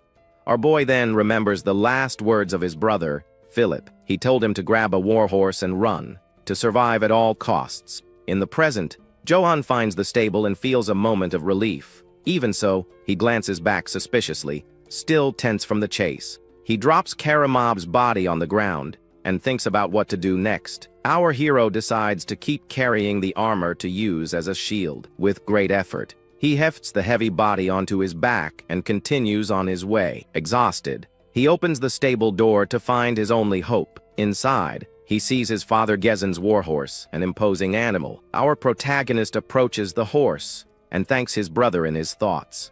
With a smile, he says that with this animal, he'll finally be able to get some rest. He then decides his new companion needs a name. The horse stares at our hero with its bright, imposing blue eyes. So, he decides to name the horse Philip in honor of his late brother. Meanwhile, an elven soldier shouts that he saw something shining over there. He's sure it's the gleam of Danis steel and tells everyone to search. Suddenly, one of the soldiers hears a noise and realizes it's the sound of horse hooves. In the next moment, our hero flies past them on top of Philip. Our boy is completely focused on escaping as fast as he possibly can. One of the elves then yells in shock, seeing that it's Johan escaping on horseback. A moment later, our protagonist and his horse vanish into the darkness of the forest. The elven leader gets angry and orders his men to shoot him down. The archers then ready their crossbows and fire in our boy's direction, but the bolts hit Karamov's armor, which he's using as a shield. And just like that, Johan manages to escape through the night under the light of the full moon. He rides all night and finally manages to shake off his pursuers. After a long time, he arrives deep in the black forest. Our hero dismounts, exhausted, and thinks that it doesn't feel right to not bury a person, but he pushes that thought aside and focuses on what he really needs to do. The young man looks at Karamov's armor and thinks it looks pretty expensive. He then picks up the knight's purple sword, which was lying on the ground. He realizes the weapon is light yet sturdy, and remembers that it's made of Danis steel. With the sword in hand, our hero notices it has some strange runes. He then realizes it's an ancient imperial script, and gets very curious. A voice in his head says the sword is the crest retriever. Our boy then wonders if it retrieves family crests, and thinks the name is kind of creepy. He decides to take the sword and bury the knight's armor for now. Johan thinks it's a waste, but promises that one day he'll come back for it. He then grabs a shovel and starts digging a hole in the middle of the forest. With a lot of effort, our hero manages to finish digging the grave. After a while, he finally finishes burying everything and rests for a bit. Tired, he wonders if what he did was enough to get rid of the body. Our boy remembers that news of the knight's downfall will spread, and he also remembers the knight's last words, saying his future would be nothing but suffering. But he thinks to himself that his life was already tough long before any of this happened. Our hero then reflects on what to do now that he's homeless and broke. Suddenly, a noise in the darkness catches his attention, putting him on high alert. He spins around quickly to see what it is and braces for the worst. And, just his luck, it was the same giant black wolf he had encountered before. Our protagonist is annoyed because the creature showed up right when he was completely exhausted. He knows he doesn't stand a chance of beating the monster in his current state. So, his only option is to try to get to his horse and get out of there. Suddenly, one of the elven soldiers shouts excitedly that he's found our hero's horse. They capture the animal, and the leader says that Johan must be nearby. Our protagonist recognizes the wolves of Akaton, and is shocked they arrived so quickly. One of the elves spots him in the darkness, and points at him with a cry of surprise. Immediately, the entire group aims their crossbows at our boy. Johan gets irritated, knowing there's no way he can fight all of them alone. He's trapped between the giant wolf in front of him and the soldiers right behind him. Our hero realizes there's nowhere to run and falls into total despair. He wonders if this is the end for him, but then something completely unexpected happens, because the wolf ignores our boy and starts attacking the elven soldiers without mercy. The creature charges forward with fury, and one of the elves screams for help in a panic. Johan is confused, wondering why the monster didn't attack him first, but he soon realizes the wolf is clearing a path for his escape. Our hero understands that this is his only chance to get out of there alive. He knows he has to move, because if not now, he will definitely meet his end. So with a yell, our protagonist sprints, with all his might towards his horse. He pushes forward through the chaos to escape the situation. Our boy puts his foot in the stirrup and gets ready to mount his animal. With a leap, Johan gets on the horse and grips the reins tightly, and as he does, he starts to have some memories of his past. On his horse, our hero flees with a very determined look on his face. He then remembers when he was a child and a much simpler life. In the present, Johan continues his desperate escape through the dark forest. Various memories of his training and battles flash through his mind. He also recalls all the destruction he witnessed in his village. And with that, our boy leaves his burning home behind forever. Nearby, an elven soldier falls lifeless after the fight with the wolf. The giant creature then watches our protagonist's escape from a distance, and after helping him, the wolf vanishes into the dark of the night. Its red eyes seem to give our hero one last warning. Further ahead, Johan comes across a checkpoint set up by the elven soldiers. He realizes all the exits are blocked, and that he's cornered. Exhausted, our boy gets off his horse, having not eaten or slept properly. He never imagined he'd be hunted by the wolves of Akaton for 3 days straight. Our hero almost met his end several times because of their attacks. Now he's at his limit, and no longer has the strength to hold his sword. He sees more soldiers and wonders if there's really no way out of this. Hiding, our boy is at a loss for what to do in this situation. But suddenly, he spots a merchant caravan passing by. Johan then gets the idea to disguise himself as a merchant to escape. He thinks that if he looks like one of them, he might avoid suspicion. We're introduced to Eldons of the Gitana Trading Company. One of the guards, who has an eye patch, calls out to Master Eldons. The guard says it's a knight in heavy armor. A mercenary named Can tells them to prepare for battle. But another one named Gaz doesn't understand all the fuss. Gorarn then tells him to take a better look at the situation. On top of that, he's wearing a plate helm and red gauntlets. Can then tells the kid to look at the sword at his hip. He points to the purple hilt and reveals that it's a Dana's steel sword. Even so, Gas thinks that fighting him won't accomplish anything. Can gets annoyed and tells someone to get the idiot out of his way. Another mercenary pulls him by the ear and tells him to shut his mouth. The leader, Eldens, then gives an order for Goron and Can to get ready. With a serious look, he tells them to attack on his signal. The two mercenaries then reply that they got the message. Eldens then approaches our hero with his men. Can advises them to knock him off his horse first when the fight starts. Eldens arrives and introduces himself as the leader of the trading company. Our protagonist is surprised to see a cat like Beastman. Eldens sees his men, tense and ready to fight our hero. With cold sweat dripping down, he gets really nervous about the situation. Johan thinks they're suspicious and that he needs to get them to lower their guard. He then introduces himself and says he was attacked by bandits on the road. Our boy asks the leader to tell his men not to attack him. Eldon starts to laugh and says that as a merchant, he has to be prepared. Johan then accepts the apology and gets ready to make a proposal. He asks if he can join their group, since bandits took all his money. In exchange for food and shelter, our hero will protect their caravan. Eldens thinks for a moment, and since our boy seems strong, he accepts the deal. The leader says they're heading to Marseille, and that it's going to be a long trip. Our protagonist thanks him for the help, but wonders where that place is. Eldens informs his men that Johan will be joining them for the time being, but with a serious look, he orders them to eliminate him if anything happens. The mercenaries agree to the order, though somewhat reluctantly. Our hero feels relieved and thinks that now all he needs to do is get past the checkpoint. And so, the caravan continues its journey with our boy alongside them. Nearby, an elven soldier notices that something is coming their way. They are the wolves of Akaton, and they order the caravan to stop for an inspection. Johan then thinks that it's finally time, and he just needs to get through quietly. Eldens then introduces himself to the elf and says he's from the Datana Trading Company. The soldier is shocked because the Marseille Company is so powerful that not even the Emperor can mess with them. The guard changes his tone and says they're hunting a traitor and need their help. Hearing this, our hero realizes the checkpoint was set up just to catch him. One of the elves points at our boy and orders him to take off his helmet to show his face. Johan gets really nervous, but makes up a story about having a skin condition to avoid being discovered.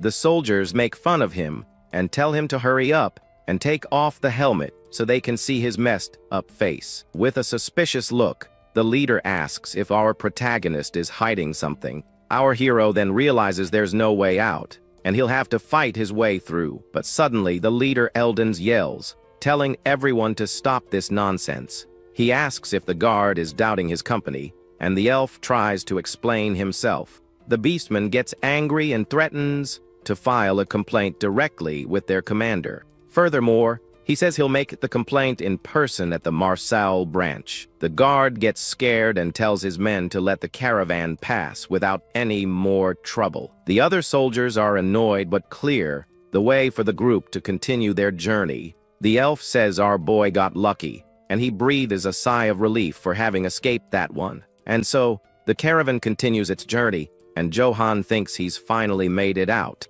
He looks back and sees the guards watching his departure from a distance. The elven soldiers stand there, watching the caravan disappear down the road. Later that night, the group makes camp, and Eldens organizes the night watch shifts. At the camp, Eldens is reviewing some papers before turning in. He then calls Johan over and tells him to go to sleep, since he has no obligations there. Our protagonist is grateful for the kindness, as he's exhausted after everything. He then grabs his sleeping bag to finally pass out after days without rest. Our boy tosses and turns, and one of the mercenaries notices that he's finally managed to fall asleep. He then sleeps soundly by the campfire, regaining his strength. Meanwhile, hidden in the darkness, someone is watching the camp from afar. The mysterious man has a sinister smile on his face and seems to have a plan in mind. He then tells his men to get ready for what's coming. A moment later, he reveals the plan is to surround the camp and attack all at once. Meanwhile, Johan dreams of his past life as a soldier in the army. He remembers a training exercise where he used a defensive tactic against a larger enemy. Because of this, he became an example to the other soldiers for his intelligence. He was then rewarded with a 5-day leave and a commendation for his achievement.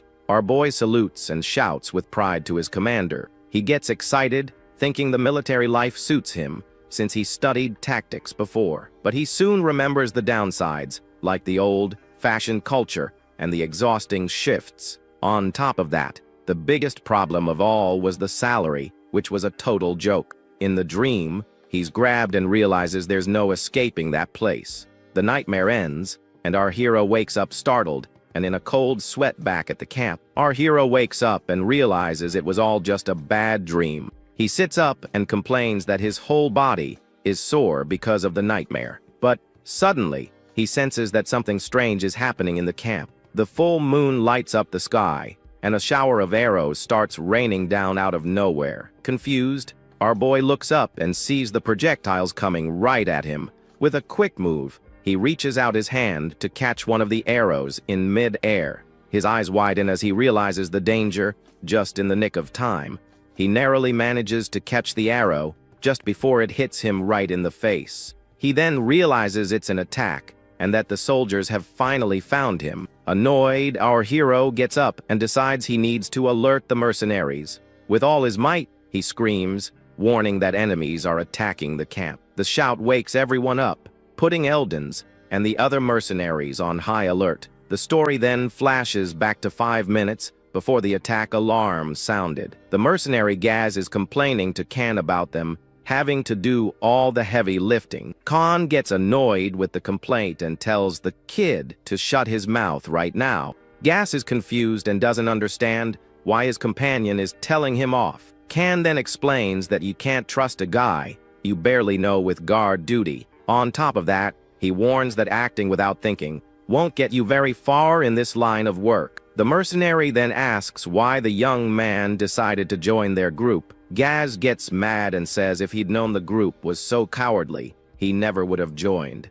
Kan gets angry and asks if the kid ate something bad, because it sounds like he's looking to meet his end. The mercenary then gets ready to teach the boy a lesson for his insolence. But suddenly, our hero's shout echoes through the camp, putting both of them on alert. Immediately after, a shower of arrows starts to fall, and they dive to the ground. Kan acts fast and shields Gaz from the attack, so he doesn't get hit. After the first wave, he notices the arrow shower has stopped for a moment. He then tells the kid to go provide support for the rest of the group in the battle.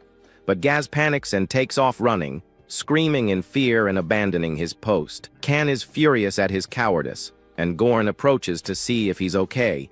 The young man warns him that it's an enemy attack and that arrows came out of nowhere. Kan then asks where the coward is, but is more concerned about the leader's safety. Gararn says that Eldon's is hiding under the carriage and tells him to get ready. That moment, our hero appears and starts giving orders to the mercenaries. He tells them to form a defensive circle around the carriage to protect themselves. Our protagonist explains that they need to fight together since they don't know where the attack is coming from. But Kan glares at him and asks if he's their boss to be giving orders like that. The mercenary then says they handle their own business and tells Johan to fend for himself. Our boy is shocked by the guy's stubbornness in the middle of an attack. Even so, Gorn orders his men to grab their shields and prepare for a fight. Johan insists and asks for a shield, since he's fought in similar situations before. But Eldon shouts that he's not getting anything, and tells our hero to handle himself in the fight. Our boy is pretty upset, realizing that no one here trusts him to fight. Suddenly, his expression changes as he senses a new threat approaching in the darkness. A moment later, a horde of bandits with some really ugly faces charges the camp. Johan then realizes they aren't the wolves of Akaton and wonders if they're just bandits. The criminals keep charging at the group without a second thought. Kan then shouts and orders all his men to attack with full force. Our hero is shocked, wondering who's going to protect the carriage if everyone leaves. The fight breaks out, and one of the mercenaries curses the bandits for attacking at night. The bandit leader yells to press forward, since they have the advantage in numbers. Goran then screams for his men not to fall back, or else they'll meet their end. But one of the bandits grabs him by the face and tells him to shut up with a powerful blow. Seeing this, Kan screams out in desperation, calling the name of Captain Goran, who's in danger. The bandit then raises his sword to deliver the final blow to the mercenary on the ground. Seeing this, our hero rushes to save him with his purple sword in hand. With a swift movement, he unleashes a slash of purple energy toward the enemy. The bandit is confused, not understanding what that light coming at him is. The attack then hits him dead on, cutting him in half with no chance to defend. Goran is in shock as he watches the scene, getting covered in the enemy's red liquid. Our protagonist then stands with his swords in hand, realizing the power of his attack. Our boy's sword glows with red runes, leaving the bandits in shock. The bandit leader then notices that the rune on the sword is absorbing the red liquid. He yells that it's a demonic sword, not understanding how a merchant's guard has something like that. Johan then takes advantage of their fear and shouts that he is a noble of the Yeast's family. Hearing this, Kan is shocked and confused by our hero's revelation. Goran is also surprised and wonders if he was a noble this whole time. In his thoughts, he wonders if changing the name Ates to Yeasts will cause any problems. The bandits panic, knowing that messing with a noble will end very badly for them. With his sword glowing, he asks again if they will surrender or not. He then asks if they are going to surrender right now, or if they'd rather meet their end by his sword. The bandits are terrified, and he tells them to think carefully about their decision. Their leader starts to sweat, not knowing what to do in this situation. One by one, the bandits start dropping their swords on the ground. Soon, a pile of weapons forms on the campground. With their hands up, they surrender to our protagonist. Our hero then holds his sword and prepares to give his next command. He calls Goran and asks the mercenary to tie up all the prisoners. He warns that if anyone resists, the mercenary can finish them off. With the situation resolved, he asks Eldons what they should do now. Goran is worried about the noble and wonders if he'll be offended for being treated poorly, but Eldon says he'll smooth things over, since they accepted him into the caravan willingly. He then approaches our boy and thanks him for his hard work that night. The beast man then offers a reward, thinking that if he'd known, he would have given him a shield. Our hero says he doesn't need it, and that he's just happy everyone is safe. Eldons is surprised because our boy doesn't even want a reward for helping out. The two then stand there for a moment under the starlight. Our boy then asks if next time he could borrow a shield. Eldons agrees immediately and promises he'll lend him a shield without fail. Our hero says he wants to interrogate the prisoners, and the leader lets him go. Now that his status has been revealed, he says he'll speak more casually. He then kicks one of the prisoners and tells the guy to get a move on. The bandit groans in pain from the kick he just took from our boy. Our hero then asks who they are and why they attacked the caravan. The bandit reveals that they are soldiers from the exterminated Brit's family. He explains that months ago, the family was betrayed and everyone was taken out. The bandit then reveals that the attackers were the feared wolves of Akiton. They resisted, but when the noble executor arrived, they were defeated.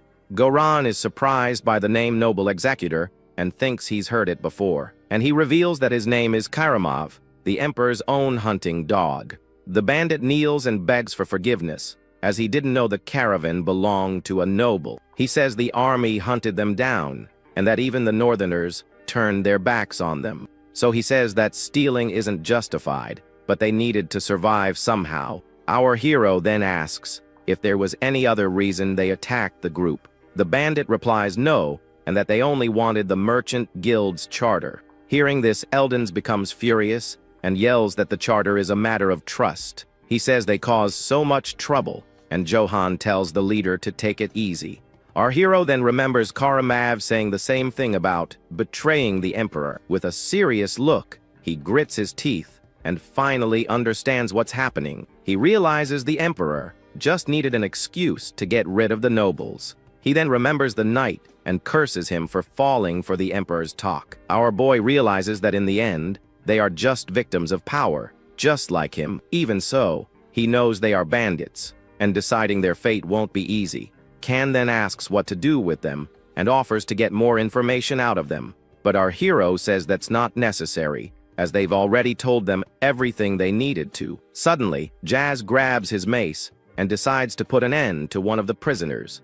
But before he can land the blow, Can stops him with his own weapon. The mercenary defends the bandit and shows he's not going to let the kid continue. Gas is shocked and asks why he's stopping him from getting his revenge. Can then says they don't have the right to punish them because they surrendered to the noble. Gaz looks embarrassed and agrees with Can that he was in the wrong. Meanwhile, the bandits kneel and beg the knight to spare their lives. They cry and tremble with fear, knowing that their end is very near. Can then turns to Johan and offers to finish them all off right there. With his hand on his sword, he waits for our hero's order to start the job. But to everyone's surprise, our boy tells them to untee and release the prisoners.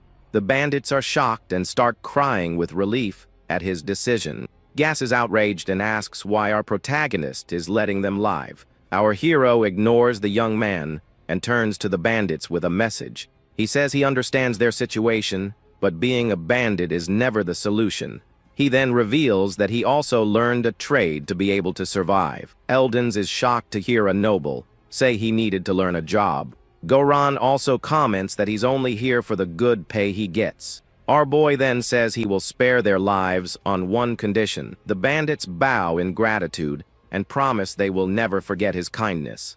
The group then prepares to leave, and our hero doesn't want any more trouble. But from a distance, the silhouette of a wolf watches everything from the top of a hill. The mysterious creature seems to be following the caravan's steps. It's the same giant wolf with red eyes that our boy has met before. Before heading to Marcel, the group decides to stop in a village called Lutzbach. In the village of Lutzbach, the chief is informed that Eldens of the Gitana company has arrived. The village leader then goes to meet the beastman to welcome him. Eldens greets him with an enthusiastic hug and says it's been months since they've seen each other. The chief hugs him back and asks if anything happened on the way there. The beastman explains that they ran into bandits and that things are looking bad with the emperor. The chief scolds him, warning that someone might hear him speaking ill of his majesty. Even so, Eldon says they managed to deliver everything thanks to a noble who helped them.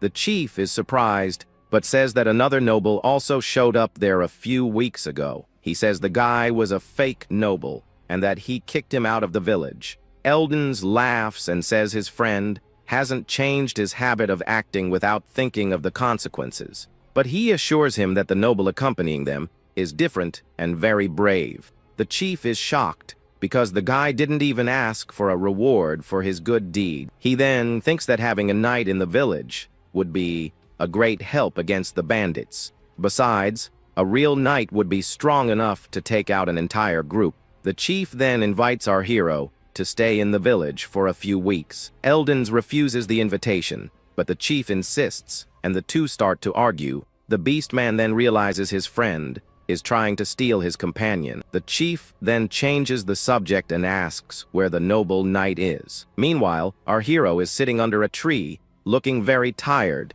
He's starving and about to pass out from weakness.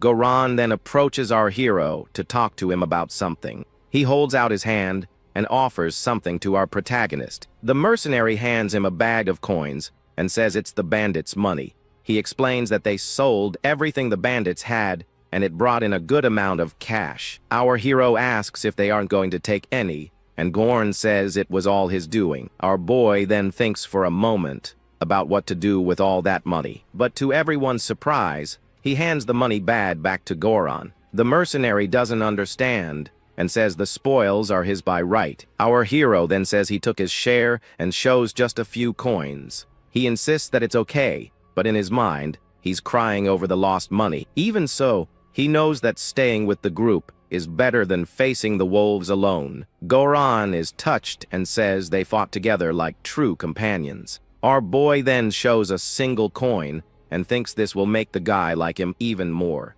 With that, he says his goodbyes and gets ready to continue on his way. Goran blushes and thinks that our hero's dignity is that of a true knight. Later, he gathers the other mercenaries to give them an important message. He says that Joan praised their efforts and that he's going to distribute the profits. Excited, He tells everyone to line up to receive their share of the money. The mercenaries are shocked, unable to believe they're actually getting something. They then look at him, confused. The mercenaries then get super excited and start cheering in celebration. They raise their fists and shout our hero's name all through the village. Meanwhile, our boy is resting at a nearby inn. He finally manages to sleep in peace with his sword and a pretty funny-looking cap. But in the middle of the night, his room door starts to creak very slowly, and a moment later, the doorknob turns and the door opens carefully.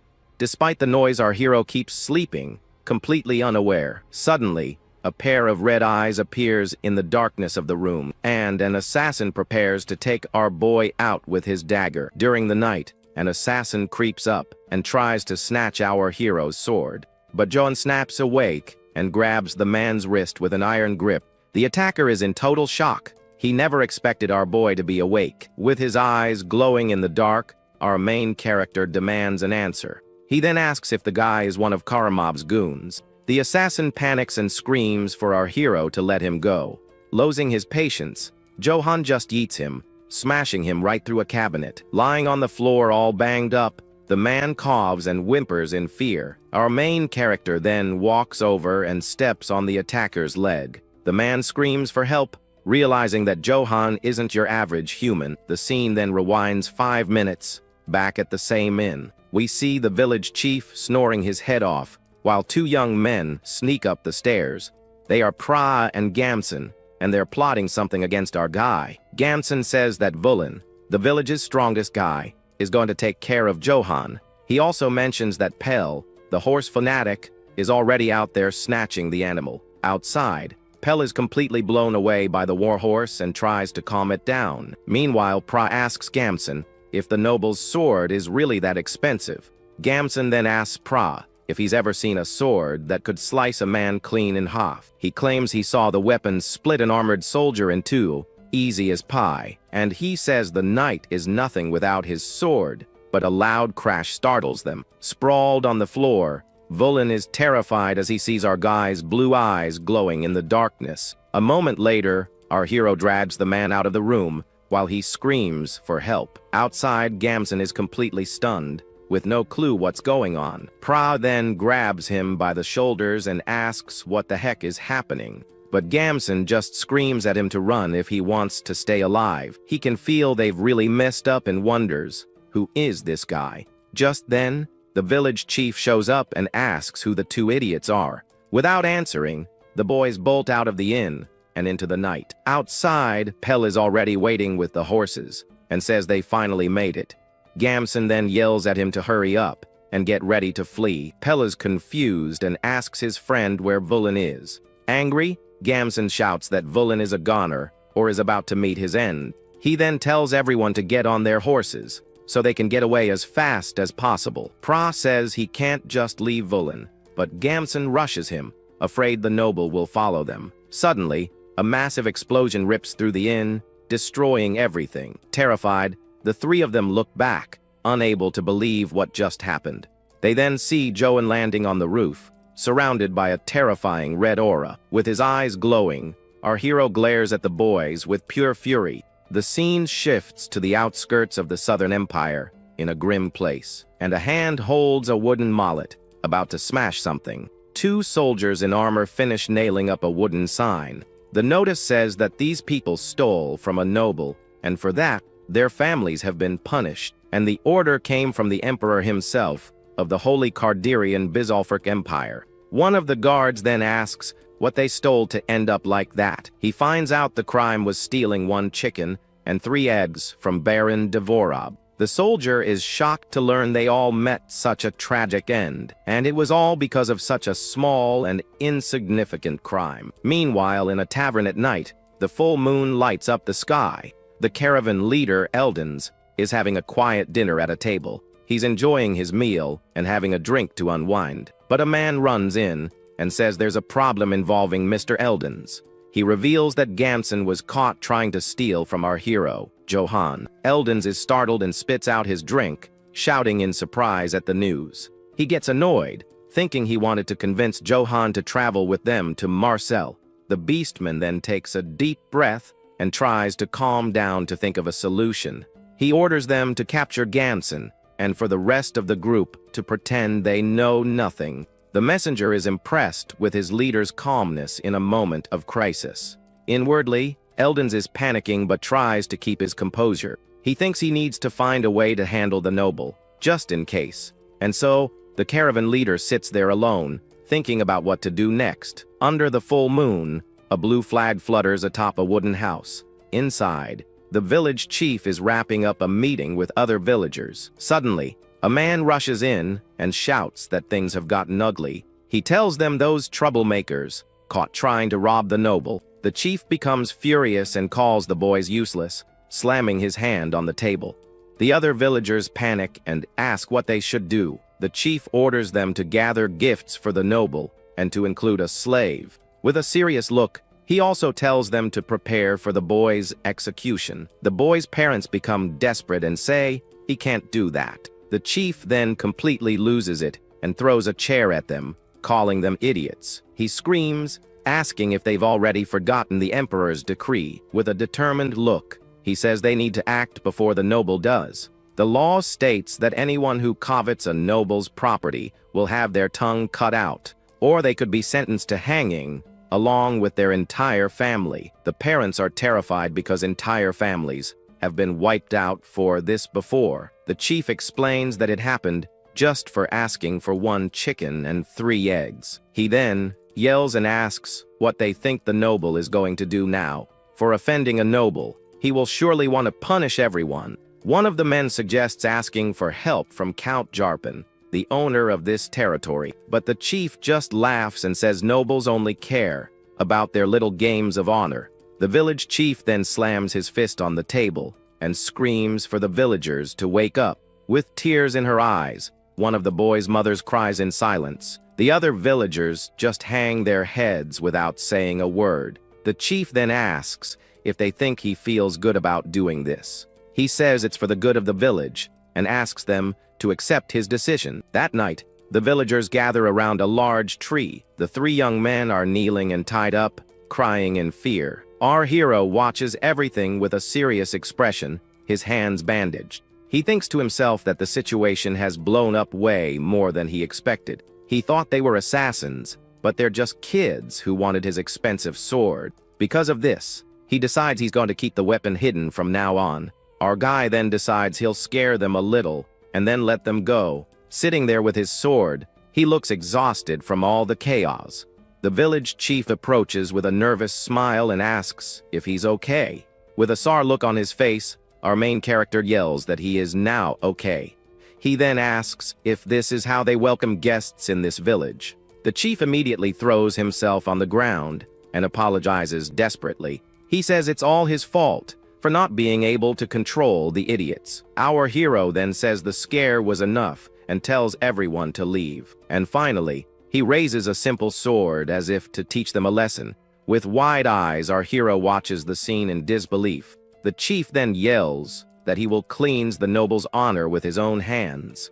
Our guy thinks that this lunatic is just making the whole situation worse. But the chief insists that whoever tarnished the noble's honor deserves to meet their end. With a cry of rage, the chief brings the dagger down with all his might. The boy's mother screams in despair, covering her face with her hands. However, the dagger is stopped by something and digs into the ground with a heavy impact. With a furious look, our guy asks if the chief didn't hear him. It turns out our hero grabbed the chief's hand and stopped the blow. The village chief is terrified by our main character's reaction. The other villagers are also startled by the noble's actions. The crowd of villagers watches the scene in silence under the moonlight. Our guy then stands up and yells, asking if everyone there has gone crazy. He says if they want them to pay for their crimes, they should pay with money. Everyone falls silent, not understanding our hero's proposal. In his thoughts, he wonders if his love for cash was a bit too obvious. He then calls to cover it up and says he'll repeat himself. With a serious look, he asks how honor can be more valuable than life. Finally, he throws the dagger to the ground and tells them to release the boys. The chief then falls to his knees crying and thanking him for his honorable decision. Kneeling, the villagers thank Johan for his kindness and promise to never forget. Soon after, the parents run to hug their children, crying with relief and joy. The chief also cries emotionally and apologizes in his thoughts to Eldons for ever doubting him. Meanwhile, Gamson apologizes to Johan for falling for some idiot's scheme. An old man then scolds the youths, telling them they got lucky with our hero. Just then, the mercenary K approaches Gamson, who tells him to untee him already. The boy then complains that he never should have joined this unlucky bunch. Annoyed by his audacity, K grabs Gamson's head with great force. With a cold stare, he tells the boy to relax, because it'll be easier this way. Gamson is terrified and stammers, asking what he's talking about. But in the blink of an eye, a red liquid flies everywhere. Our main character then turns around to see what happened behind him. With a serious face, he observes the scene, his blue eyes shining in the night. However, our guy is confused and doesn't quite get what just went down. Suddenly, Gamson's life is brutally taken by the mercenary K in front of everyone. His eyes widen in despair in his final moment of life, and then the young man falls lifelessly to the ground in a terrible scene. K holds his bloody dagger after doing the dirty work. Our hero is in shock and yells, asking what the hell he's doing. With a serious look, K says he acted according to the imperial decree. He claims to have executed the one who coveted a noble's wealth. Furious, our guy shouts that he had made it very clear he didn't want any trouble. Gaz and Eldons are frightened by our main character's furious reaction. But K turns to Johan and says that even mercenaries have honor and rules. He explains that Gamson's actions tarnished the honor of the entire group. Calmly, the mercenary then begins to clean his battle sword. Our hero watches it all, still very serious about what just happened. K then offers his sword and says Johan can punish him if he thinks he was wrong. Our guy is surprised and starts to break out in a cold sweat at the mercenary's attitude. He realizes K is putting his own life on the line to defend his honor. With a trembling hand, our main character reaches for the sword K is offering. Eldons and Gaz watch the tense scene, not knowing what will happen. But our hero pushes the blade aside, refusing to take it. And finally, he apologizes, saying he didn't consider K's position. Gaz and the leader Eldons shout in shock at our hero's action. K's jaw drops too, because a noble would never apologize.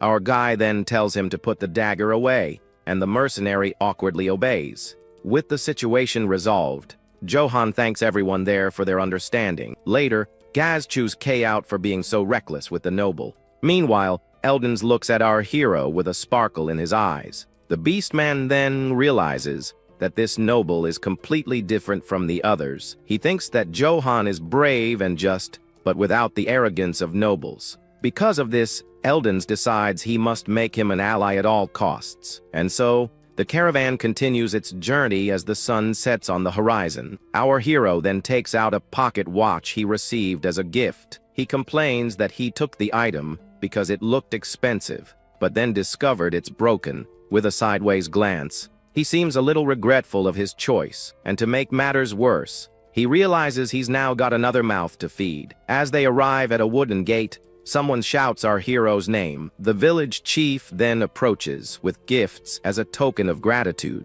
Our guy then picks up the watch and wonders how it ended up there. The chief then offers a slave, saying he knows the region well. Our main character is shocked, as he's never seen someone in such bad shape. And finally, he accepts the gift and tells them to give the boy a bath and some food. With the new boy in the group, our hero feels that having a slave is weird. Meanwhile, at the camp, the mercenaries thank Johan for the food. Our guy is sitting by the fire when the young man calls him master. With a smile, the boy thanks Johan and brings him a meal. But our hero tells him not to call him master and just use his name. The young man is embarrassed by the request, and our guy doesn't know what to think. Our main character then asks how someone so knowledgeable became a slave. Sitting by the fire, the young man says it's not a very pleasant story, but our hero insists, since he knows bad stories too, and the boy agrees. He then explains that he was a weapons and armor seller in the East.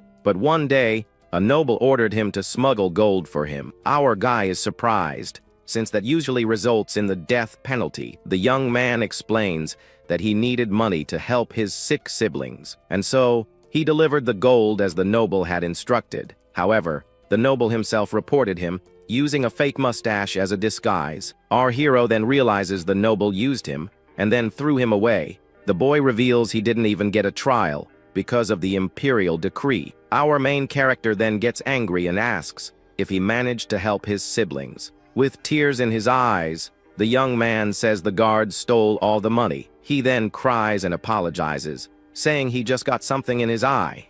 Our hero watches everything with a serious and thoughtful expression. He then realizes that this world is just too sick and cruel, because if you're weak, the nobles will exploit you, and no one dares to complain, like the soldiers from the Blitz family, who became bandits to survive, or the people of Lutz's back, who were forced to sacrifice their own children, and even Goyd, who was used and discarded by the nobility without a second thought. Our guy then wonders if this is right and finds it all very pathetic, but he remembers that he's being hunted and could meet his end at any moment.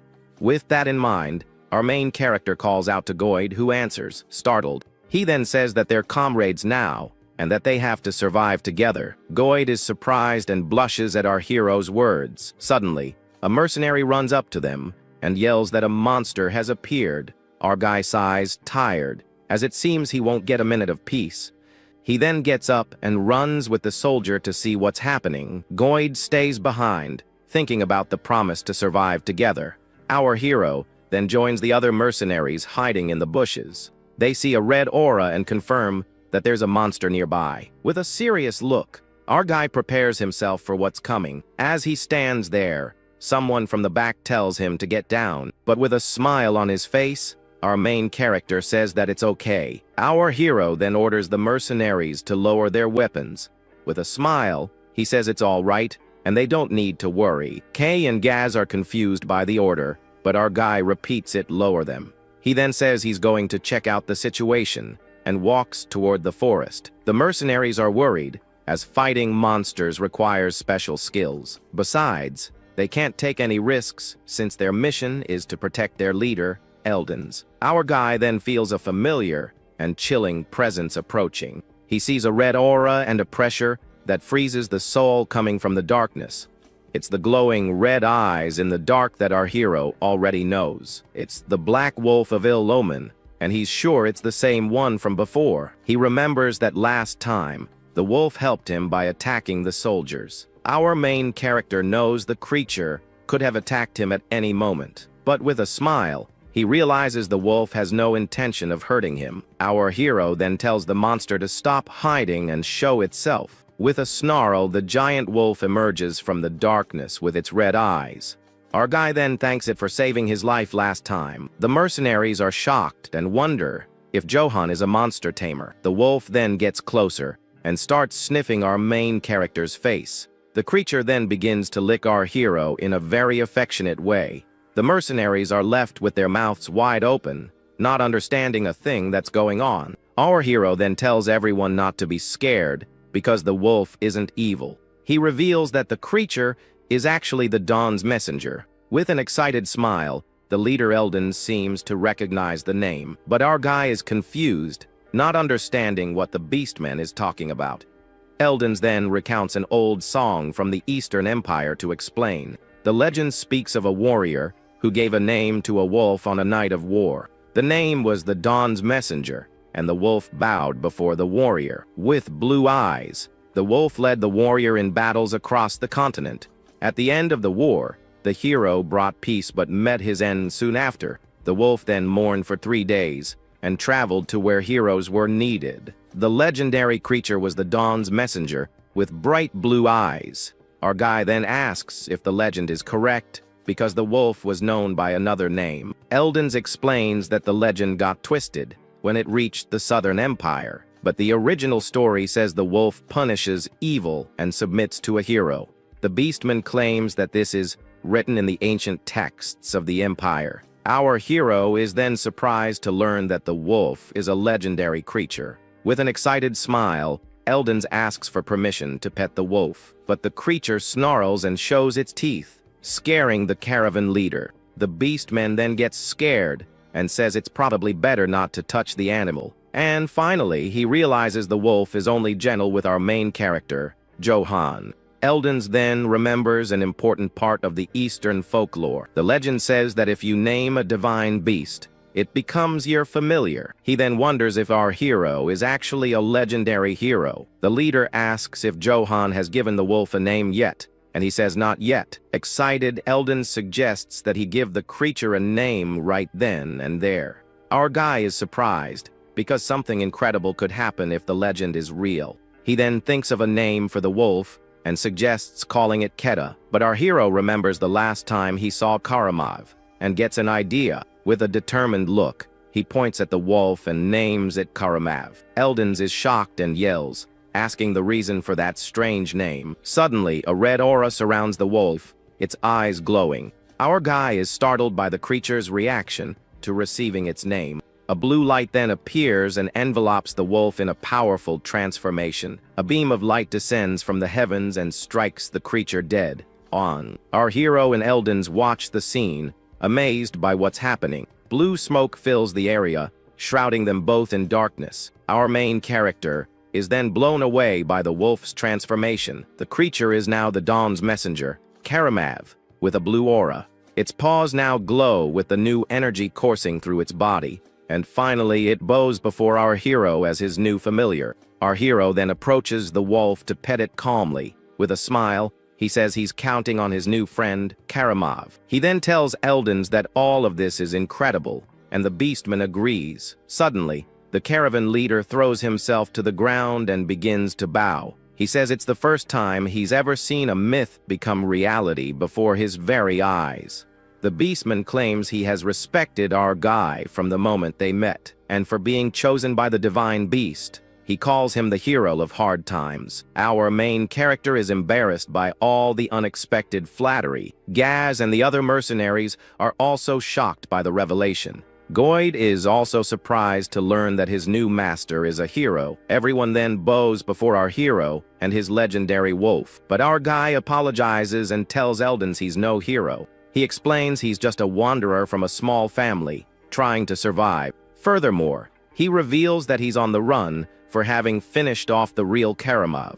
Eldens is speechless, but our hero says he didn't want to disappoint him. With a determined look, the leader then makes a request to repay his kindness. He asks for permission to introduce Johan to the Marcel Merchants Guild. Our guy then asks what Marcel is, as he's never heard of the place. Eldens explains it's a free trade city and one of the few places the emperor doesn't rule. Our hero then accepts the offer, and the leader thanks him, deeply moved. With a smile on his face, our hero thinks about the opportunity in Marcel. As Eldens sings the legend, our guy gets a little worried. He thinks about this title, Caro of Hard Times, and reflects on it, but he knows he's just a wanderer trying to protect his own life. Because of this, he remembers the knight's warning about his future of pain. Even so, he clenches his fist, because his life has never been easy, because this time, by his own will, he will move forward, step by step. And with this newfound determination,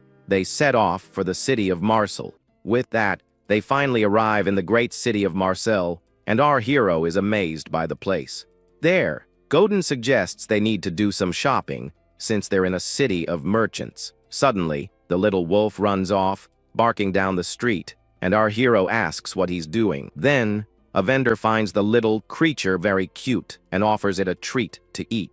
Seeing this, our protagonist thinks that to other people, the wolf just looks like a cute little puppy. A memory then shows what happened before they entered the big city. He was talking to the giant, bluish form of his wolf, and calls him by name. The young man explains that a monster of that size would cause trouble and asks him to wait outside. In response, the creature just growls, showing its sharp teeth in the darkness. At that moment, a powerful blue aura surrounds the giant wolf, beginning a transformation. Our hero is then completely shocked, watching the scene unfold. The transformation soon ends, revealing a very small, puppy-like version of the wolf. With that, the young man wonders if the creature got smaller, and if this is another ability of the divine beast. Godin then hugs the small animal with a smile on his face, finding it very cute, Our protagonist then agrees that at that size, the creature won't be a problem. Back in the present, the little guy is drawing everyone's attention, and Godin asks him to behave. The boy then turns to our hero and calls him over to talk about something. He says that if they buy a big bag, they could carry all their equipment, but he shows that he only has 4 silver coins for shopping and asks if they really need to spend them. The young man then takes one of the coins and gets ready to start shopping in the city. With a confident smile, he promises he'll get everything with just 1 silver coin. Our hero then laughs and tells the boy not to try so hard, wondering what he can do with so little. But 50 minutes later, a large backpack full of equipment appears on the street.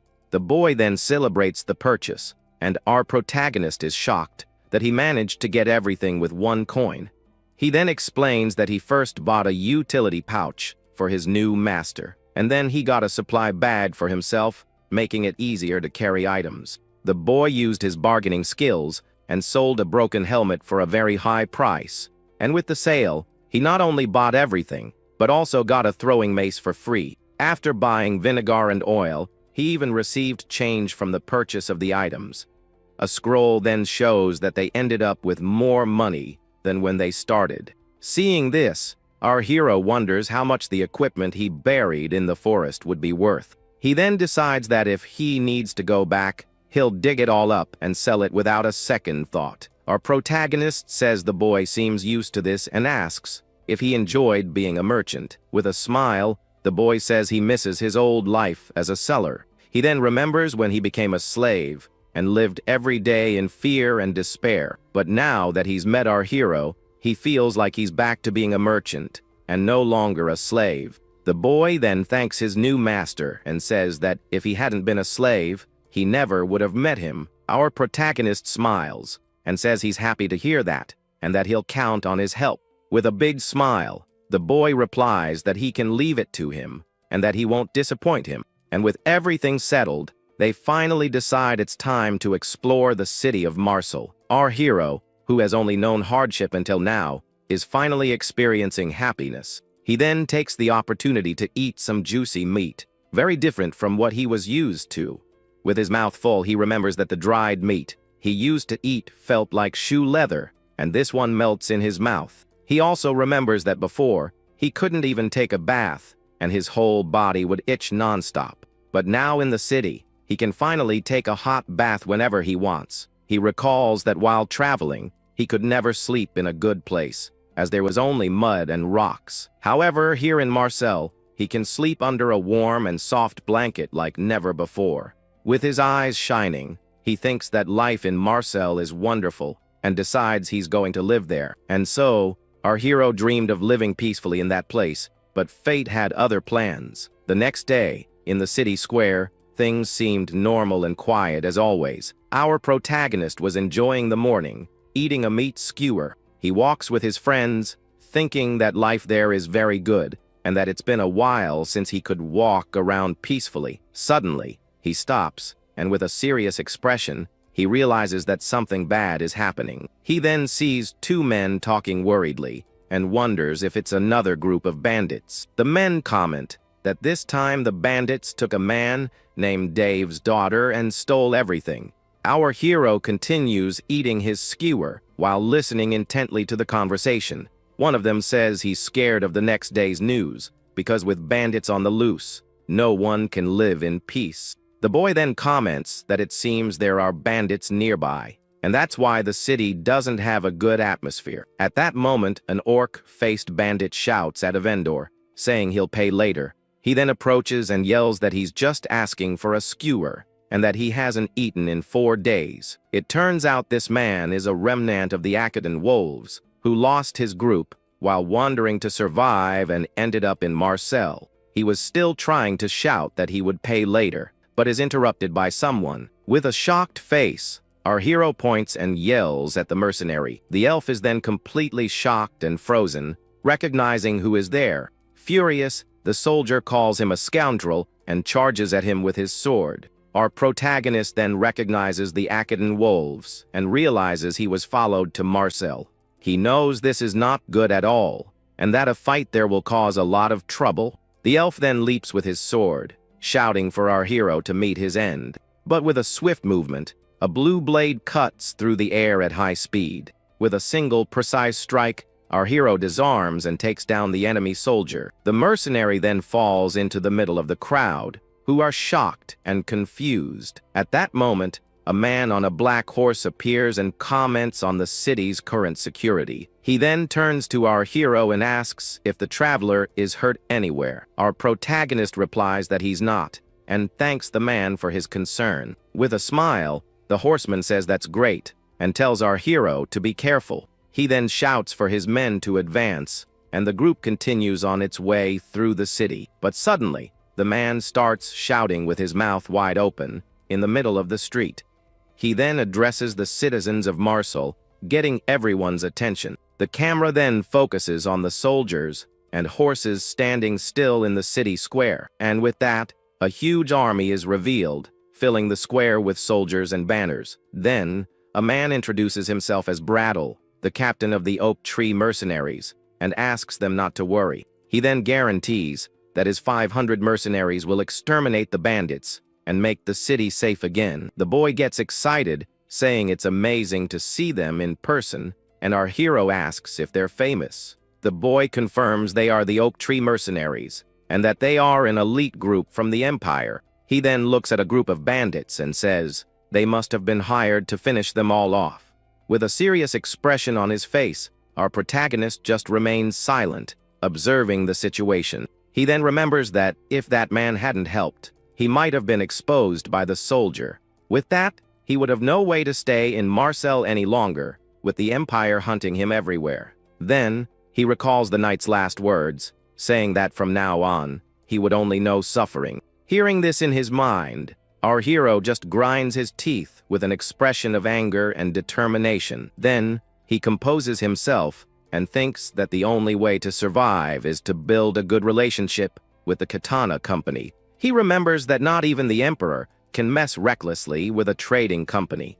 And luckily, since Eldens thinks he's someone important, he has an opportunity to interact with them. But he worries and wonders what would happen if his identity were revealed before then. He then concludes that they absolutely would not protect him if they found out the Empire was after him. If he's exposed before forming a good relationship with the company, he will undoubtedly meet his end. With his goal clear, he clenches his fist and decides he needs to go to the company and earn their protection. With that, he decides that until he gains their trust, his identity cannot be revealed under any circumstances.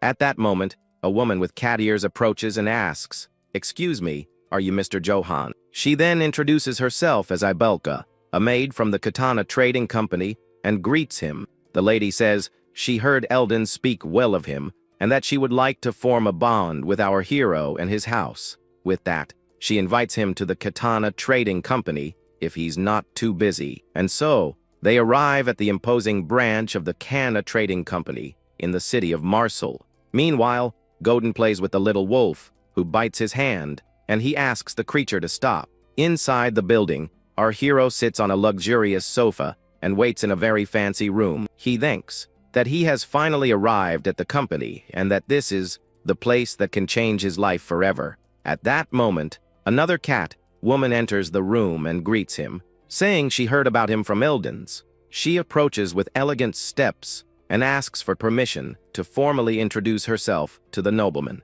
With a smile, the lady introduces herself as Ian, the manager of the Great Katana Trading Company. The cat woman specifies that she is the manager of the Marseille branch of the famous company. Our protagonist then introduces himself as Johan of House Yates and says the pleasure of meeting her is all his. She then suggests they talk for a bit over a drink, and our hero agrees with the idea. The manager serves a hot beverage that is actually a rare commodity from the Mediterranean region. With a friendly smile, the cat woman says she hopes the drink is to his liking. Our hero then realizes that it's actually coffee and thanks her for the offered drink. She is impressed and says it's very rare for someone to identify coffee made from the finest beans. After this small talk, the manager says that now they should finally get down to important business. Then she reveals that they know the reason he came here and our hero spits out his coffee, completely shocked. He panics and wonders if they somehow found out he's being hunted by the Emperor. With her eyes closed, the branch manager begins to explain the real reason for their conversation. With a serious expression, the manager says that our hero holds a great ambition in his heart. The young man is completely confused and blushing at the cat woman's sudden accusation. She then explains that she heard from Eldons that he protected innocents and showed mercy to his enemies. With that, she says that a man like him coming to a city full of bandits can only mean he came to save it. The young man thinks he doesn't know what she's talking about, but decides to play along to see where it goes. The manager then smiles and says that ambition is not a bad thing, but rather a virtue of those who are worthy. Then, she gets closer and says that their company loves to sponsor ambitious and deserving people. With a glint in his eyes, our hero realizes that a business opportunity has finally appeared. The cat woman then leans in and offers to introduce our protagonist to the governor of Marseille.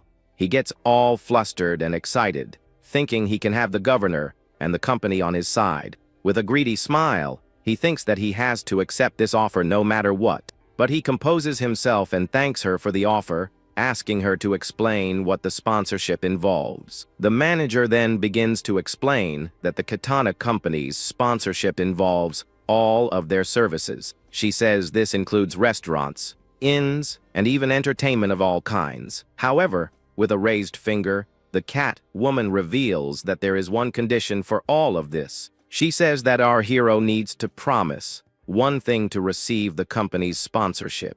With a serious look, she explains that he must fight for the company's banner whenever necessary. Our hero then asks if she wants him to deal with the bandits, but she says no. The manager says that the oak tree mercenaries will already do that, and that they want something else from him. The young man gets curious and asks what this other thing he needs to do would be. With a sinister smile, the cat woman begins to explain her proposal to our hero. She says that the number of commercial districts with a grudge against them has increased, and it's becoming a problem. Then the manager asks him to remove the members of these districts, and preferably their children as well. With a threatening look, she asks what our protagonist is going to do about the proposal. The young man then remains silent with a serious expression on his face. Thinking about how to respond, he continues to stare at the cat woman without saying a word about the absurd request she made. A while later, we see the outside of the company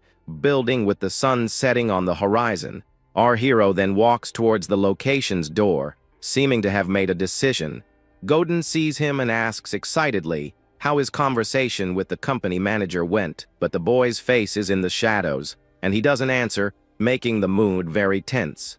The boy then gets worried by the silence and calls his master's name. Suddenly, a mischievous smile appears on our protagonist's face, breaking the silence. He then yells to Godin and says they're going to get a taste of some honey. The boy is completely confused and stammers, not understanding what that expression means. The scene then goes back 1 hour in time to show what really happened in the conversation. In the past, our hero refuses the cat woman's proposal with a very serious expression. He says that in a big city like Marseille, it's normal for complaints about monopolies to appear, and even so, he questions why she wants him to harm people, and even their children. With a determined look, he states that he cannot harm innocents and rejects her proposal.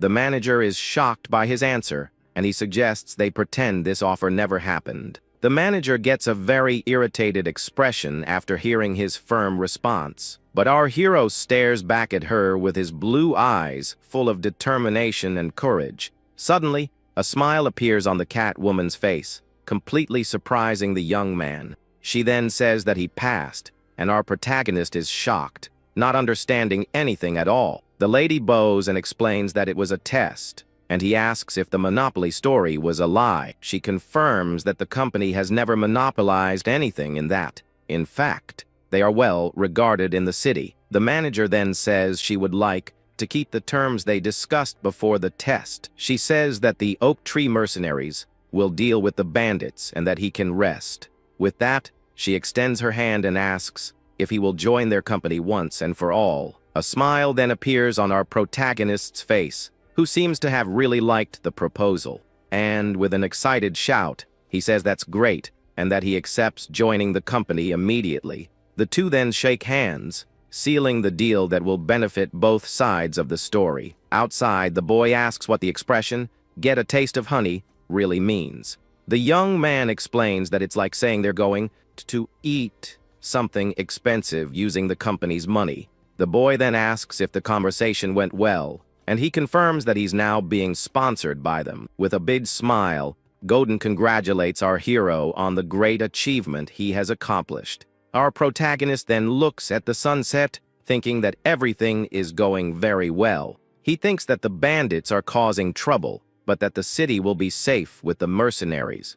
With that, he thinks the life he always dreamed of is not far away, and that it's time to relax and enjoy it. But suddenly, a very loud scream echoes through the street, interrupting their peaceful moment. The scene then focuses on a disgusting fly perched somewhere unknown. We then see a hand stained with a dark liquid lying on the ground, with flies around it. The camera pans up and reveals bodies lying on the ground, with people around them crying in sorrow. Our hero is then completely shocked and speechless upon seeing the horrible scene. He wonders what that is and why there are so many bodies lying out in the open. Then Gorn approaches and asks if he knows what is happening in that place. The mercenary explains that the bandits have become more violent and are attacking merchant families. He says that after the attacks, they leave the bodies there to threaten the city of Marseille. Angrily, our protagonist curses and realizes that nothing is being resolved in the city.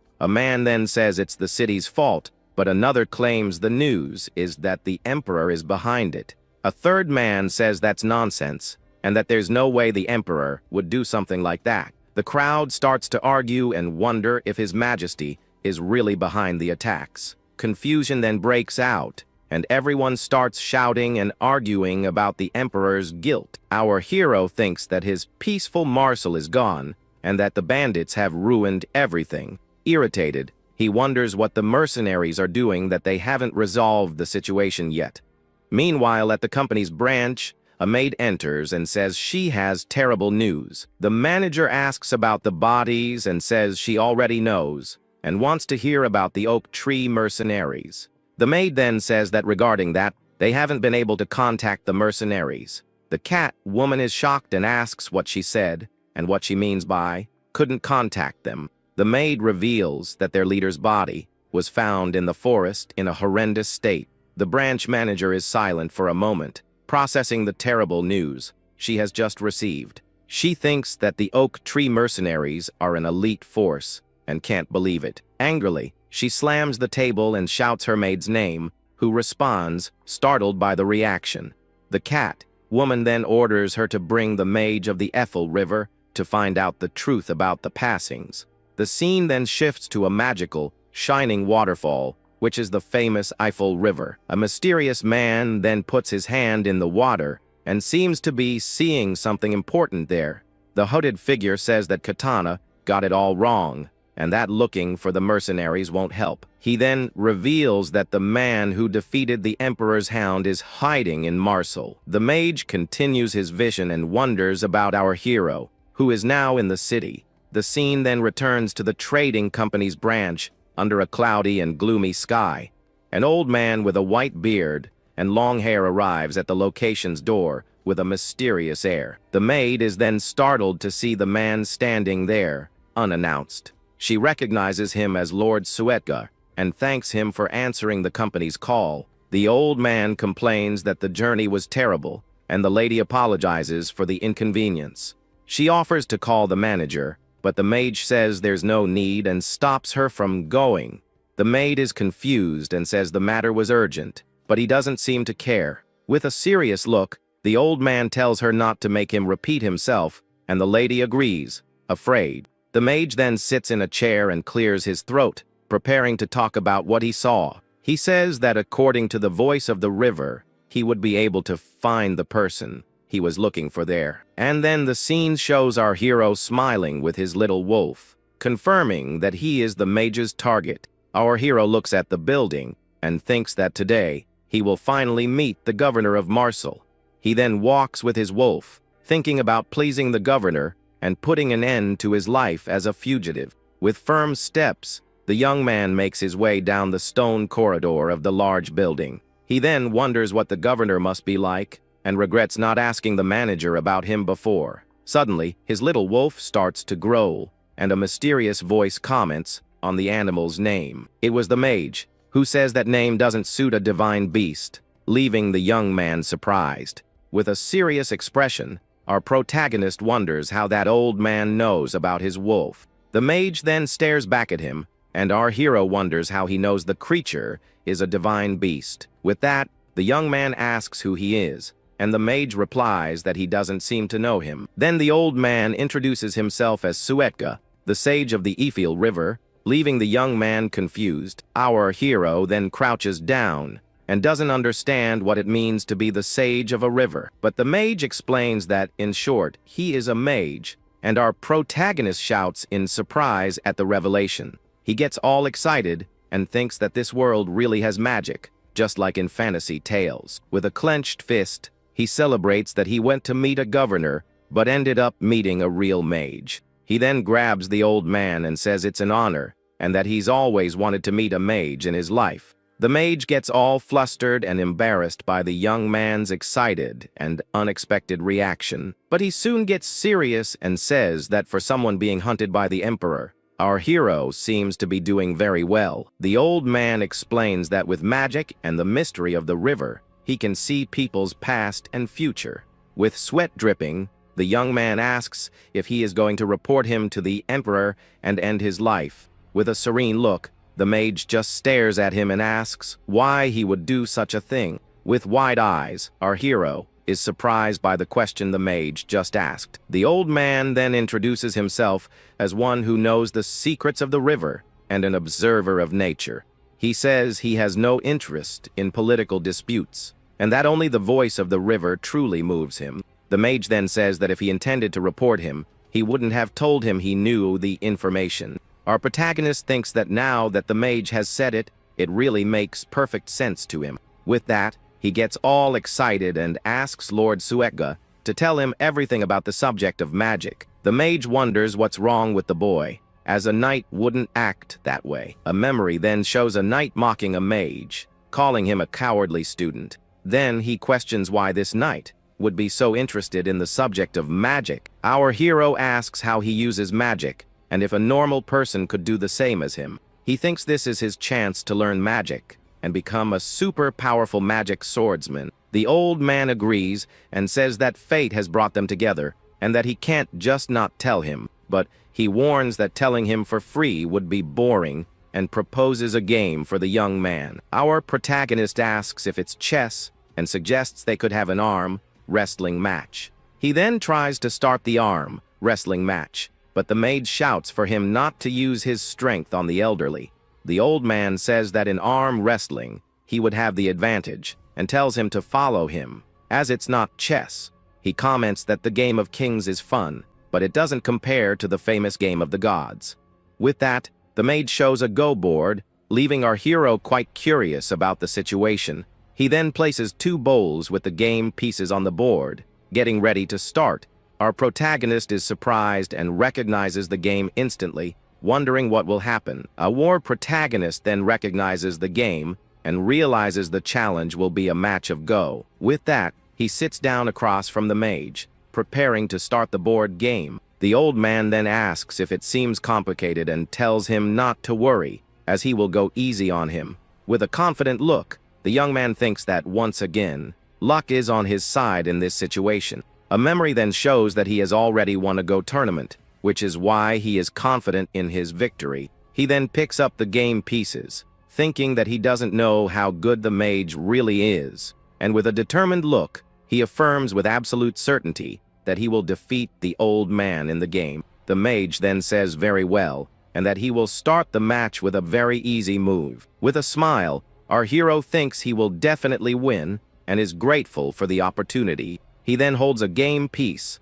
thinking about making all of the mage's knowledge his own. 50 minutes later, the game of Go continues, and the two are focused on the board. Our protagonist seems to be having difficulties, while the mage remains calm and serene. With sweat dripping, the young man calls out to Lord Suetga with a desperate expression. He then asks to take back a few moves, but the mage yells that he never will, as he has already taken back 5 times. But the mage freaks out and yells that it makes no sense, and that he's losing the game of the gods to him. He then asks if it's the boy's first time playing, and says that even the Sultan managed to beat him. Our protagonist then says it's because Lord Suetga teaches very well, and he gets embarrassed. But with a determined look, our hero seems to have something more to say to the mage. The old man then proposes another match, and promises a gift if our hero manages to win. With a mischievous smile, the young man asks if it could be a magical item, and accepts the challenge. The mage then asks how many handicap stones he should give our hero in the match. The old man then gets all flustered and says that a 3-stone advantage will do for the game. Our protagonist holds a peace and says that in that case, they can finally begin. But the mage changes the subject and asks why a nobleman is so interested in magic. The young man explains that since the emperor wants his head, having more tools at his disposal would be better. Then, the old man says that the knowledge he can offer is not useful for that kind of thing. Our protagonist is shocked and asks if he can't use magic to fight in combat. The sage says he has heard of people who use it, and our hero gets all excited by the news. The young man then yells for the mage to listen to him first, pointing a piece in his direction. The old man explains that mages are generally called discoverers of nature's mysteries. He says that some discover the mysteries through the wind, while others end up discovering them through fire. And some even find the mysteries of nature within the dense smoke of sulfur. The mage even mentions an idiot who boasts of having discovered the mystery of the dark forest. With that, he reveals that these mysteries are called spirits, and mages borrow their powers. The spirits lend their strength without asking for anything, but sometimes their whims demand a fatal price. He warns the young man to be careful not to go against their will, and the boy understands. Our protagonist then thinks about forgetting the idea of becoming a magic swordsman for now. Suddenly, the manager and her maid arrive at the location, looking for Lord Suetga. The manager scolds the maid, and she says that the mage insisted on not telling anyone. With that, the cat woman says, "There he is," and prepares to call out to Lord Suetga. The manager then sees our hero and the mage playing and thinks he's bothering someone with the game of the gods.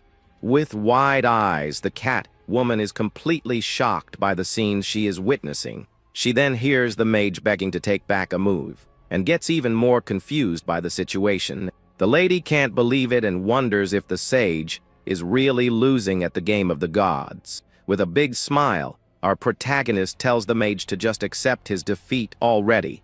The manager then enters and greets Lord Suetga, saying that he has finally arrived. She says he should have called her and asks if he's having fun with our hero. The mage laughs awkwardly and replies that he was just playing with the knight to pass the time. With that, he says that since the branch manager has arrived, they should end the match there. Our protagonist then holds a peace, preparing for his next move in the game. The old man clears his throat and hands 2 mysterious bottles to our hero as a gift. The young man then gets curious and asks what those bottles he just received are. The mage remembers the promise and says they are the secrets of the river, the water of wrath, and the water of blessing. The story takes us to the forward base of the Oakwood Mercenary Company. Inside, one of the mercenaries is completely terrified of something. He and his comrades scream in terror, not understanding what's happening. From the shadows of the forest, a sinister figure with glowing red eyes emerges. The creature reveals itself to be a woman with a gruesome smile and red eyes. Up close, her face looks even more frightening and menacing in the darkness. Her dark silhouette is enveloped in a powerful and sinister red aura. The mercenaries realize they're not facing ordinary bandits, but something much worse. One of them is completely paralyzed with fear at the terrifying discovery. Under the moonlight, a scream of pain echoes as the scene takes a dark turn. Back at the Katana Company's branch in Marseille, the situation is different. Our hero then wonders what the vials of wrath and blessing are.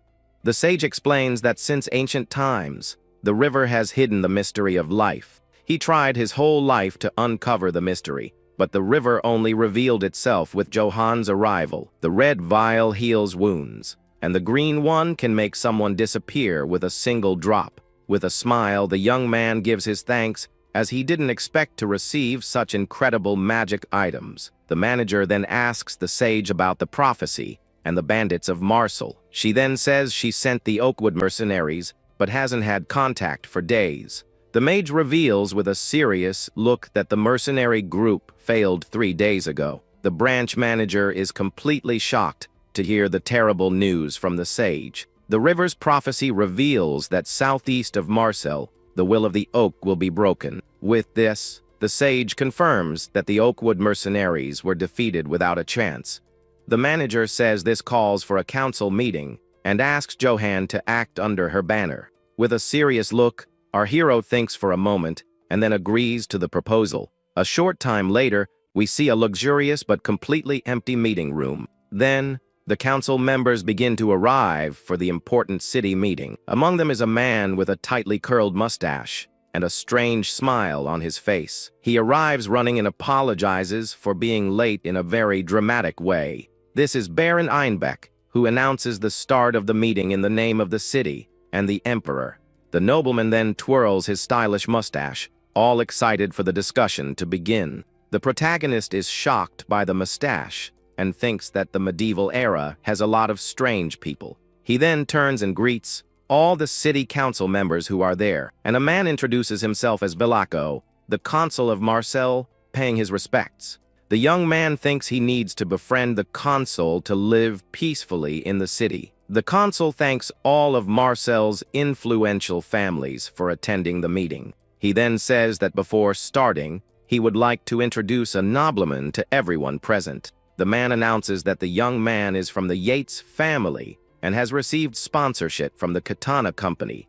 Our hero introduces himself and says with an awkward smile that he will work hard. The council members look at him with disdain and seem to not care about his presence. With that, our young man sits down, feeling the tension and disdain from everyone in the air. Baron Einbeck, with a mocking smile, asks what happened to the mercenaries. He says that if they had asked the emperor for help from the beginning, everything would have been resolved. At this, the anti-emperor faction shouts that it's the emperor's fault and that he should lower the taxes. Then the pro-emperor faction becomes enraged and accuses the others of blasphemy against his majesty. As they argue, our hero smiles, thinking he doesn't understand politicians at all. He gets worried because many there are devoted to the emperor, and if he's exposed, he'll be in danger. Watching the fight, Consul Villaco remains silent with a calm expression, but with a threatening look, he orders everyone to be quiet immediately. His command is so powerful that the entire room falls silent in an instant. Our protagonist is surprised by the authority the consul demonstrated. Then the consul's assistant stands up to present the solution to the problem. She says the leader understands everyone's concerns and has therefore devised a plan. The plan is to form a second subjugation force to attack the bandits at their source. All the council members are shocked by the idea of a new attack force. Baron Einbeck praises the consul's wisdom and says the emperor values Marcel's peace. He adds that his majesty is ready to send the army at any moment. The young man panics, imagining that if the army comes, he'll be caught and done for. In his thoughts, he begs for the consul to refuse the baron's offer. Villaco then thanks him for the help but says he must respectfully decline the proposal. He explains that he wants to lighten the burden on the emperor, who is already busy with the rebellion in the north. The consul then announces that Marcel will organize a new mercenary force, including our hero. Baron Einbeck accepts the decision and says the emperor will hear of the consul's loyalty. Our young man sighs in relief at the refusal, but he still feels a bit suspicious. He notices that the man with the mustache is pro-emperor, and that the consul seems quite friendly with him. The protagonist remembers Eldon's, said the emperor didn't touch Marcel, and gets annoyed. With that, the meeting ends, and all the council members are invited to a tea party. The mustached nobleman then leaves the room with a thoughtful expression on his face. At that moment, Villaco approaches and asks our hero for a moment of his time. The consul smiles in a friendly way, and the young man agrees to talk with him for a bit. In his thoughts, the young man decides that if Villaco is pro-emperor, he will flee on the spot. He then begins to lament his fate, wondering if he'll have to wander again. The leader invites him to his office, and the young man follows him along with Baron Einbach. Inside the room, the nobleman asks Johann to sit comfortably for the conversation. Our hero says his thanks, while staring at the luxurious door of the man's office. The leader then turns and asks which family the young knight is truly from. With a nervous smile, the protagonist says he is Johann Yates of the Yates family. He breaks into a cold sweat and looks worried after telling the lie. To his surprise, Villaco bursts with joy, saying he knows the Yates family. The consul says the family is famous for its liquor, and our hero is shocked by this discovery. Villaco then grabs a bottle of the drink, saying it's a nostalgic taste from the young man's family. With that, Villaco grabs 2 glasses and places them on the table, preparing to serve the drink. He then offers a glass to the young man, saying the drink should remind him of home. Our hero thanks him a bit awkwardly, as the consul fills his glass with the liquor. The young man then downs the glass in one go, while Villaco watches him attentively. He says the drink brings back good memories of home, even without knowing it existed. The leader laughs, satisfied with the answer, and our protagonist feels awkward at the reaction. Then Villaco changes the subject and asks if the Yates family has been having any trouble.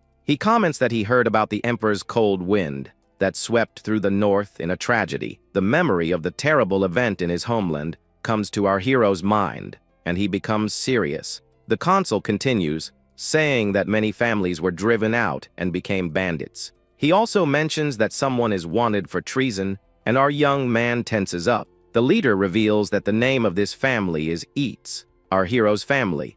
The young man tries to play it off, saying it's the first time he's heard of it, but he just stares at him for a moment. Then, the leader laughs and apologizes for the long talk, leaving our hero even more confused. Our protagonist gives a nervous laugh, not knowing how to react to the tense situation. Villaco then stands up and, with a mysterious air, asks if the young man knew something. He reveals that the drink wasn't from the Yates family, but rather a cheap whiskey from the region. Our hero's eyes widen in shock as he realizes he's been caught in the lie. With that, Villaco ends the charade and calls him by his real name, Johann Eats.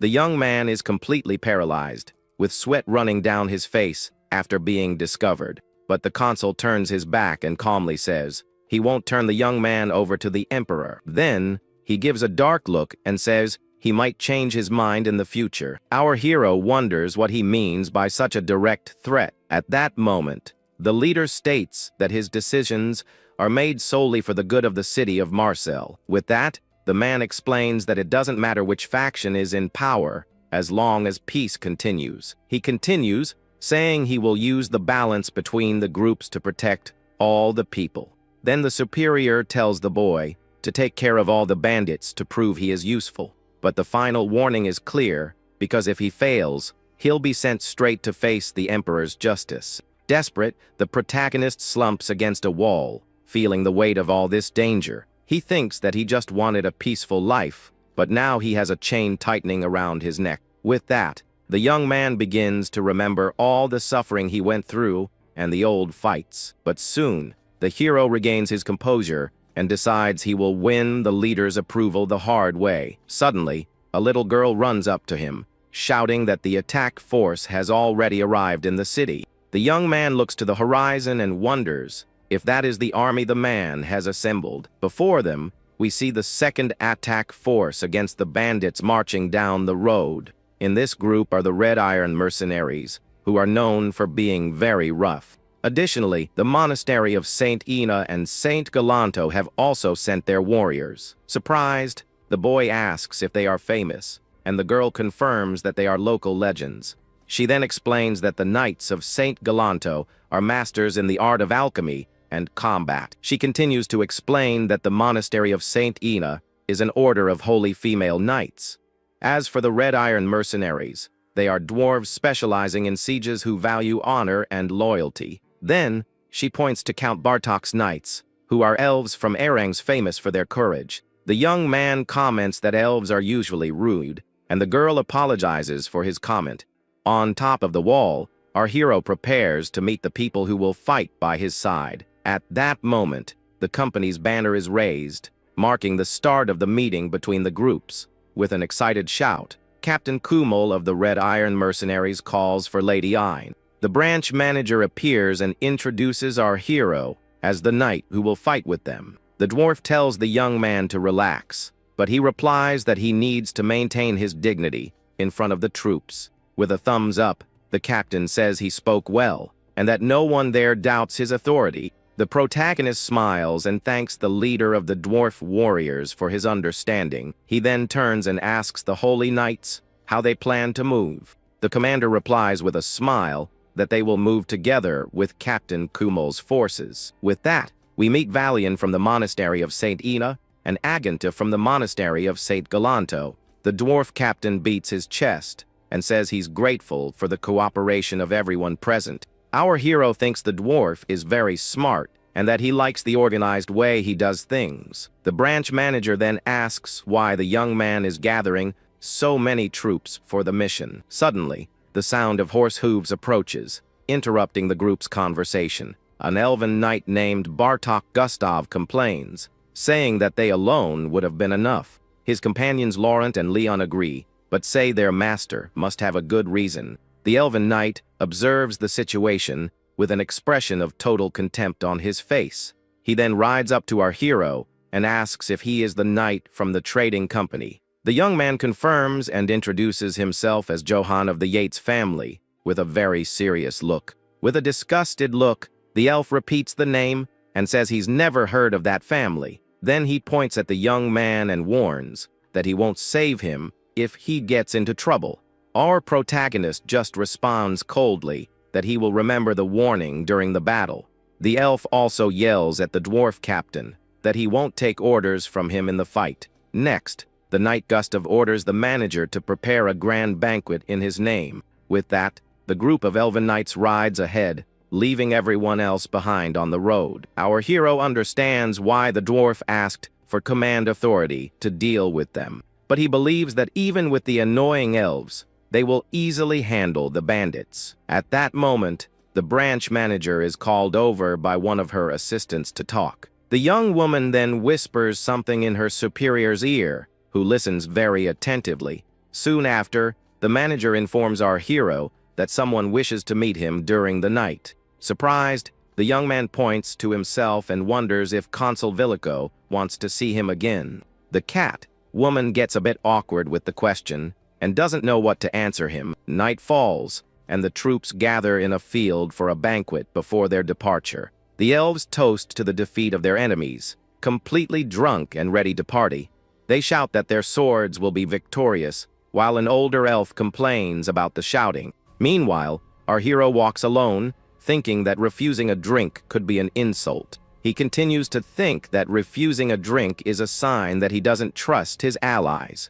Then the young man knocks on a room door, and a mysterious voice invites him to enter. With a creak, the door opens, revealing a dark and very luxurious room inside. Inside, he asks who wanted to see him, and the hooded figure tells him to sit down. With that, the young man wonders if the nobles of this world drink every single day without stopping. At least, he thinks this drink isn't the cheap one Villico used to test him before. The figure then serves a drink and asks if the nobleman is going to fight just for money. Our hero gives a nervous laugh and asks who the man is to be so rude. At that moment, the mysterious man begins to remove his hood to reveal his identity. To his surprise, it's Baron Einbach, who introduces himself as a loyal citizen of the Empire. Our protagonist's eyes widen, as he didn't expect to find the nobleman there. The man with the mustache explains that Marcel claims to be neutral but acts as if it's against the Emperor. He then asks if the young man understands the reason for the meeting, and the young man says no. With that, the nobleman just stares at him with a serious look while twirling his stylish mustache. The boy says he's not good with politics, and that getting involved with people from the Empire is not a good idea. The Baron laughs and says he'll give him some advice, as merchants need two things: While pouring the drink, he reveals that these two things are profit and absolute power. With a smile, he says that if the company supports him, then the young man is their power. The protagonist asks why he thinks that, and reminds him that his name is Johann of the Yates family. But the nobleman reveals that he investigated his past and found no record of his family. The young man is in shock, because even this man has discovered his deepest secret. The nobleman reveals that there was a family named Yates with a name very similar to his. He says they were wiped out for treason, and that no one was spared in the terrible event. But the nobleman says his name doesn't matter, because Marcel accepted him for his strength. With that, our hero gets straight to the point and asks what the man wants with him.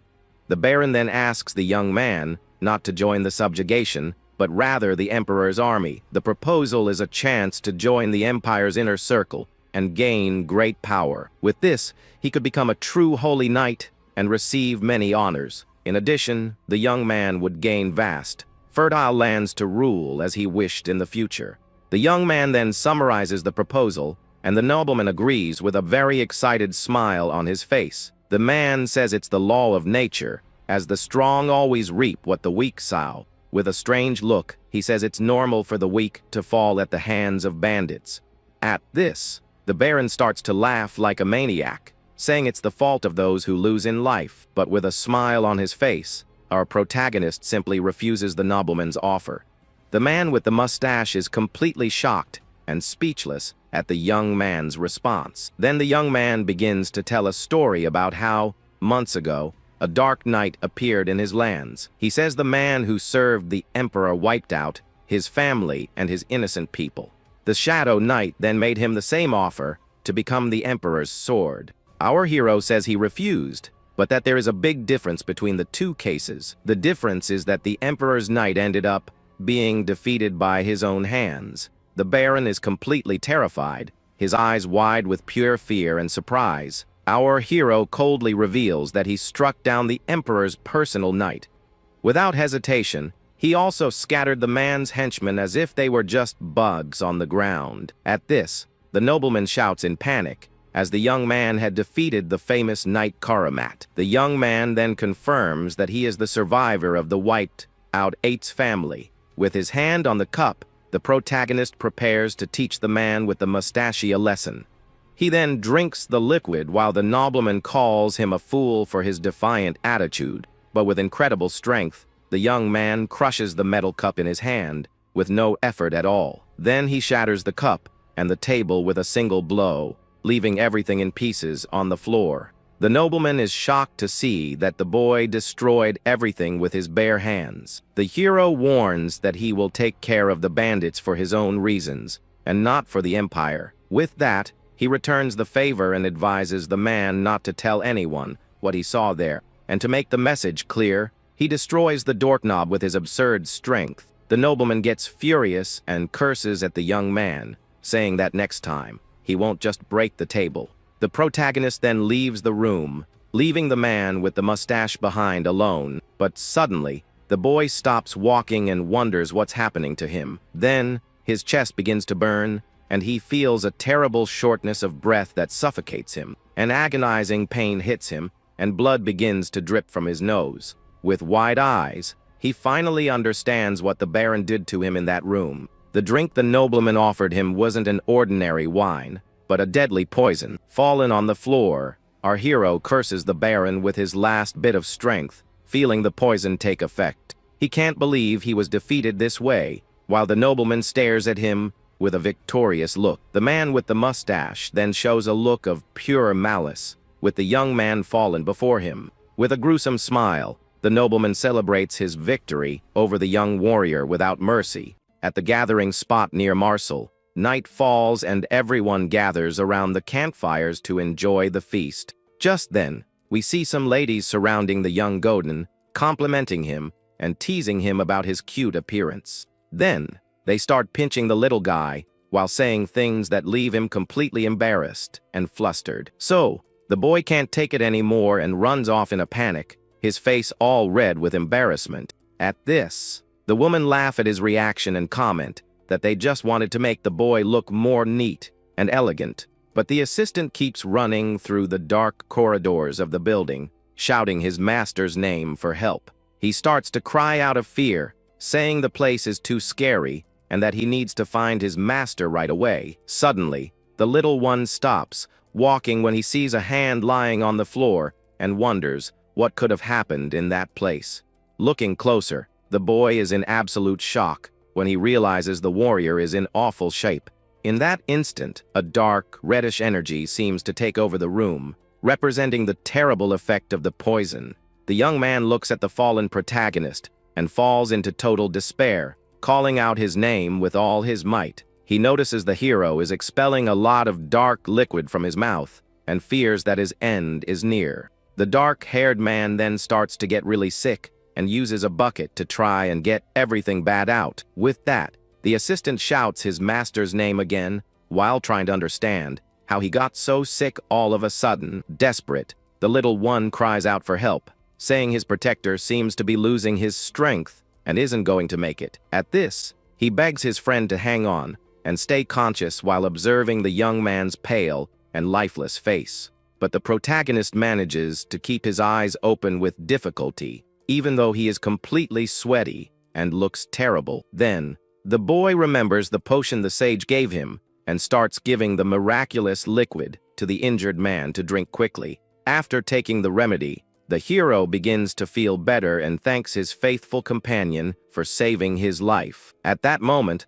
he also shows his gratitude to the mage, because without that blessed water, he certainly would have been a goner. The mage then scolds the young man, saying he was very foolish for going after the Baron, even though he knew he was a traitor. At this, he tells the young man to be more careful, because next time he might not be so lucky and could end up losing his life. With that, the old man asks if the hero managed to capture the noble, as he would be the proof of the whole conspiracy that took place. But the protagonist says that when he arrived at the location, the man with the mustache had already fled and was no longer there to be caught.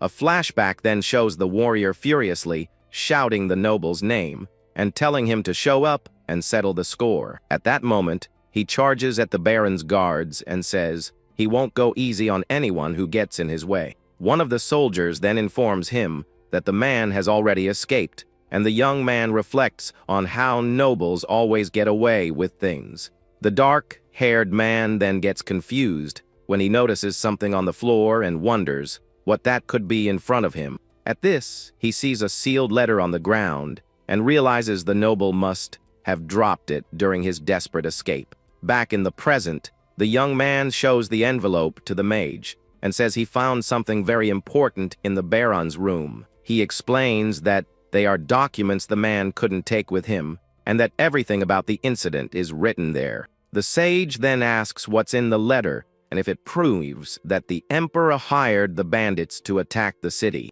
But the protagonist denies it and says the truth is much more serious and terrible than they could ever imagine. At that moment, we see a castle gate opening and a hooded figure leaving at high speed during the night. The man with the mustache then rides through the dark forest with a determined look and an evil plan in his mind. With a sinister smile, he thinks that by now the young warrior must already be lifeless because of the poison. He then feels victorious and says that everything is going exactly as the emperor planned from the beginning. The noble then arrives at a camp, and the guards shout to clear the way because Lord Ainbeck has finally arrived. Another man then greets him with a smile, and the Baron just nods, confirming his arrival at the location.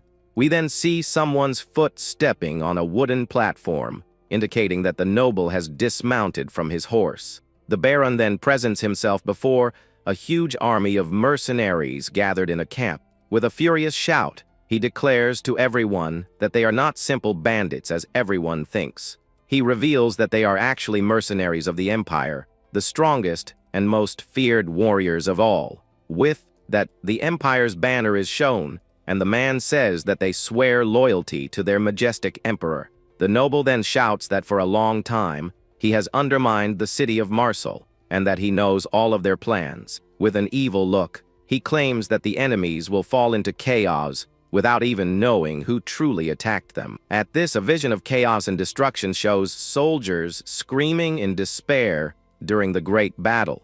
The man with the mustache then smiles with an air of superiority and total confidence in his foolproof plan. He then reveals that, on top of everything, the emperor himself sent a mage from the imperial court to help. The mercenaries are shocked and wonder if it could be the famous Kegel of the Crimson Flame. At that moment, a dark and mysterious figure emerges from the shadows, shrouded in a sinister purple aura. The figure then says it's absurd to be mistaken for a common mage, as she is the emperor's favorite. With a wicked smile, the woman reveals herself, showing her red hair and serpent-like features. She then introduces herself as Janina, the imperial court mage, leaving everyone surprised by her identity. One of the mercenaries is confused, as he has never heard of a woman mage with that name before. The lady says of course he hasn't, and that she is not a mage who uses simple elements like the others. With a sinister look, she reveals that she actually deals with living weapons, to everyone's astonishment. At this, she opens a vial, and a bright green liquid starts to pour out of it with a strange energy. The sorceress then confirms with a wicked smile as she holds the potion that glows brightly in the night. The scene then shows the leads of some soldiers on the ground, preparing for what's to come. The potion then begins to take effect, and a dark creature appears before the soldiers. With that, the mercenaries become completely terrified, not understanding what is happening. Then, the serpent woman reveals her living weapon, which is actually a giant, monstrous troll. With a sinister smile, the mage says that her lovely monster will fight alongside them in the battle. At that moment, the Baron shouts that the next day will be the day they crush Marcel's forces. He then raises his fist in fury and says that they will offer up the city of Marcel. With an expression of pure evil, he completes the sentence, saying the offering will be for the emperor. At this, the mercenaries begin to shout and celebrate the glory of their sacred empire. Everyone then raises their swords and continues to cheer the name of the emperor and his great empire. Back in the room, the protagonist remains silent with a serious and thoughtful look on his face. He then calls his assistant, Gordon, who promptly answers his master's call. The hero hands him the letter and asks the boy to take it to the consul without telling anyone. With that, the young man takes the envelope, understanding the importance and secrecy of the mission he has received. The young man then calls the mercenaries Goran and Kan for a private and important conversation. Elsewhere, the river questions the mage about why he is helping that night. The guild manager is then shocked and asks what the river's wish is in all of this. She wonders what the river intends to do through the young warrior who is in the city. On the day of departure, in front of Marcel's gate, the dwarf captain awaits the start of the mission. With that, the second subjugation force prepares to leave and face the bandits. A holy knight then says a prayer, asking for his lord's blessing for the battle. Mounted on his horse, our hero rides forward with the troops to begin the subjugation mission. At that moment, one of his companions calls his name, and he looks back to see who it is. The little assistant then wishes him good luck, and the warrior asks him to take good care of the mage in his absence. With that, the sage says it's not his first time on an operation, and tells the young man to take care of himself. The protagonist then says his goodbyes and rides towards the army, leaving his friends behind. He then joins the rest of the troops and passes by one of the dwarf soldiers, who is watching him. The dwarf captain greets him, and the young man confirms he's ready for whatever comes. At this, the dwarf leader gives a hand signal, preparing to give the attack order to everyone. With a powerful shout, he gets the attention of all the troops gathered there on the field. He then orders everyone to advance and begin marching towards the enemy camp. But the elf knights ignore the order and charge ahead, shouting and thinking they're the best. We then see that they are moving away from the rest of the army, acting on their own, without any strategy. Our hero gets annoyed and understands why the dwarf asked for command authority to deal with them. The captain then repeats the order to advance, so that everyone follows the plan as previously agreed. Elsewhere, the consul watches the city from his window while his assistant accompanies him. The cat woman then informs him that the subjugation force has finally departed on its mission. With a serious look, the magistrate of the city of Marseille, named Velaco, continues to observe the horizon. He then holds the letter our hero sent and asks if it has been verified by anyone yet. The assistant confirms and says the letter was found in the Baron's room, leaving the leader intrigued. He then finds it very suspicious that the letter appeared just on the eve of the departure and in the noble's room. Consul Velaco, on the balcony, still doesn't believe the letter is genuine, especially with the rivalries between the noble houses. But his woman assistant confirms that the seal is undoubtedly from House Einbeck, and the leader then understands the situation. With this, he thinks that looking at the seal and the contents of the envelope, it seems the Baron is really behind everything. The magistrate then holds the letter and concludes that the evidence points to the guilt of the man with the mustache. The assistant informs him that they tried to pressure the noble, but he had already fled, and asks if that isn't enough to be suspicious. However, the leader says he still doesn't trust the young knight, and that he is concerned about the trading company's faith in him. The woman then defends her guild and states that they only trust those who truly deserve their support. With a smile, the elf says he understands her position, but warns her to remember something important. He warns that if the warriors' misguided actions break the city's balance, things will get ugly. At this, the assistant breaks into a sweat, and the warning ends with the company not being able to escape responsibility.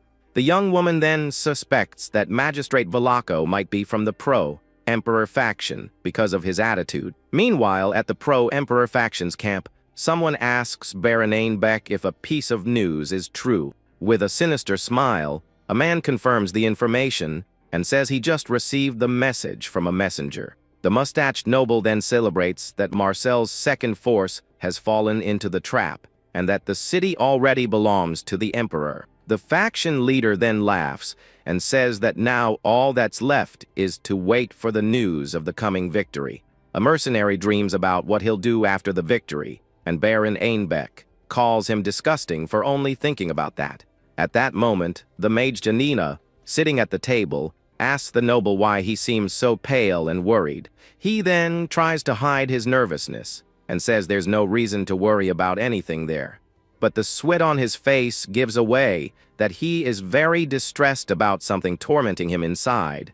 The sorceress stares at him seriously and asks if he has heard any news about the knight, Karamov. The mustached noble then asks if she heard anything about the knight being seriously injured in the expedition. The mage and the other man are confused by the question and don't understand the reason for his concern. With that, the two of them start laughing and say that the idea of the knight getting hurt is a ridiculous joke. The sorceress then explains that he is the strongest swordsman in the Empire and an unparalleled warrior. She continues, saying he is covered in legendary gear and is the core of their military power. The serpent woman concludes that it's impossible for anything to happen to a man like him, and the Baron nervously agrees. In his thoughts, the noble gets angry, realizing he was deceived, and gloats about having gotten rid of the young man. Far away, our hero rides calmly and stops when he notices something strange on the path ahead. He then comments that the elf Gustav's unit seems to have cleared the area efficiently. The scene shows several bodies on the ground, confirming that the elves did indeed pass through there and won the battle. The elf knight then arrives and scoffs at the dwarves, saying they are slow as expected of their kind. The dwarf captain gets angry and points at the elf, saying that he is a dwarf, not an elf like he said. With a smile, he remembers that our hero is a noble and that the elf should show more respect. The dwarf then becomes enraged and threatens to crush the elf's pointy ears, who becomes furious at the audacity. Our protagonist just watches the fight and concludes that elves and dwarves really don't get along. He then intervenes and asks Captain Kummel to calm down, and the dwarf apologizes for his behavior. The young man turns to one of the elf soldiers and asks where everyone went after the battle. The soldier, with a proud smile, says that the brave Lord Gustav and his knights cleared the area. He explains that they are now leading the main force in pursuit of the remaining bandits. The scene then shows the elf knights chasing the bandits who are running desperately through the forest. An elf soldier then declares that all the loot and prisoners belong to his master Gustav and his knights. He also says that since the others arrived late, they have no right to anything, and the dwarf captain gets angry at the audacity. The dwarf leader replies that they've already been paid, and that the pointy ears can have everything, and the elf becomes enraged at the insult. But our hero has a serious expression on his face, because he feels that something is very wrong here. He reflects that the bandits defeated 3 mercenary groups, but now they were beaten by the elves with no losses. With a keen eye, the protagonist analyzes every detail of the battlefield, because he knows something doesn't add up. At this, he looks at a nearby forest and realizes it's the perfect place for an enemy ambush. The young man then asks the elf soldier if he investigated the forest, and the guard scoffs, asking if he wants to go hunting. With that, the young man understands everything and realizes the enemies retreated on purpose to lure them all into a trap. He then shouts in his thoughts that this is all a huge trap and that they are walking to their doom. But the dwarf captain ignores it and tells everyone to keep advancing because he doesn't want to hear the elf knight's complaints. The protagonist rides up to the dwarf leader and asks him to stop for a moment, and the captain asks what the problem is. With a desperate shout, the young man orders everyone to form a defense line and aim at the forest immediately. The dwarf and the elf are confused, and the soldier says that attacking an empty forest is strange, and that the young man has gone crazy.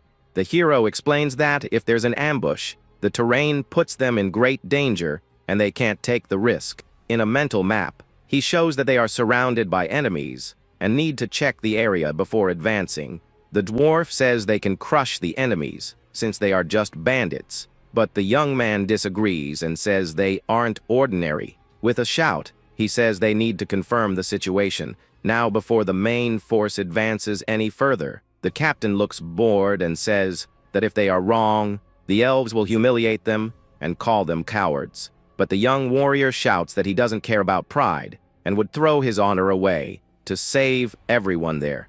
The elf soldier laughs at the situation while the dwarf captain gets annoyed and grumbles at the decision. Though reluctant, the dwarf leader bows and says he will follow the young knight's opinion. The hero is relieved that he managed to convince everyone and thinks that last time he was ignored because he was a nobody. With that, the captain shouts for all troops to get into a defensive formation and for the marksmen to get ready. The dwarf soldiers then run and quickly organize themselves, forming a shield wall for protection. One of the shields is driven into the ground with force, showing the firmness and seriousness of the defense formation. With the shield wall ready, the dwarf leader calls for the marksmen again to begin the attack. The archers get ready, and the captain orders them to aim at the flanks towards the forest area. The dwarves with their cannons then get ready and point their weapons at the suspicious location, awaiting the order. The dwarf leader then gives the order, and a powerful artillery barrage is fired into the dark woods. Arrows and cannonballs fly at high speed, destroying everything in their path in the forest. But a giant creature in heavy armor appears in the middle of the attack and takes all the direct damage. The elf knights who were watching are in total shock, not understanding what is happening there. The dwarf captain is also stunned and realizes there really was an ambush waiting for them in the forest. Amidst the smoke, an enemy with red eyes and a wicked smile emerges, showing its true face. The protagonist then asks his companions if they've ever heard of the bullhead mercenaries.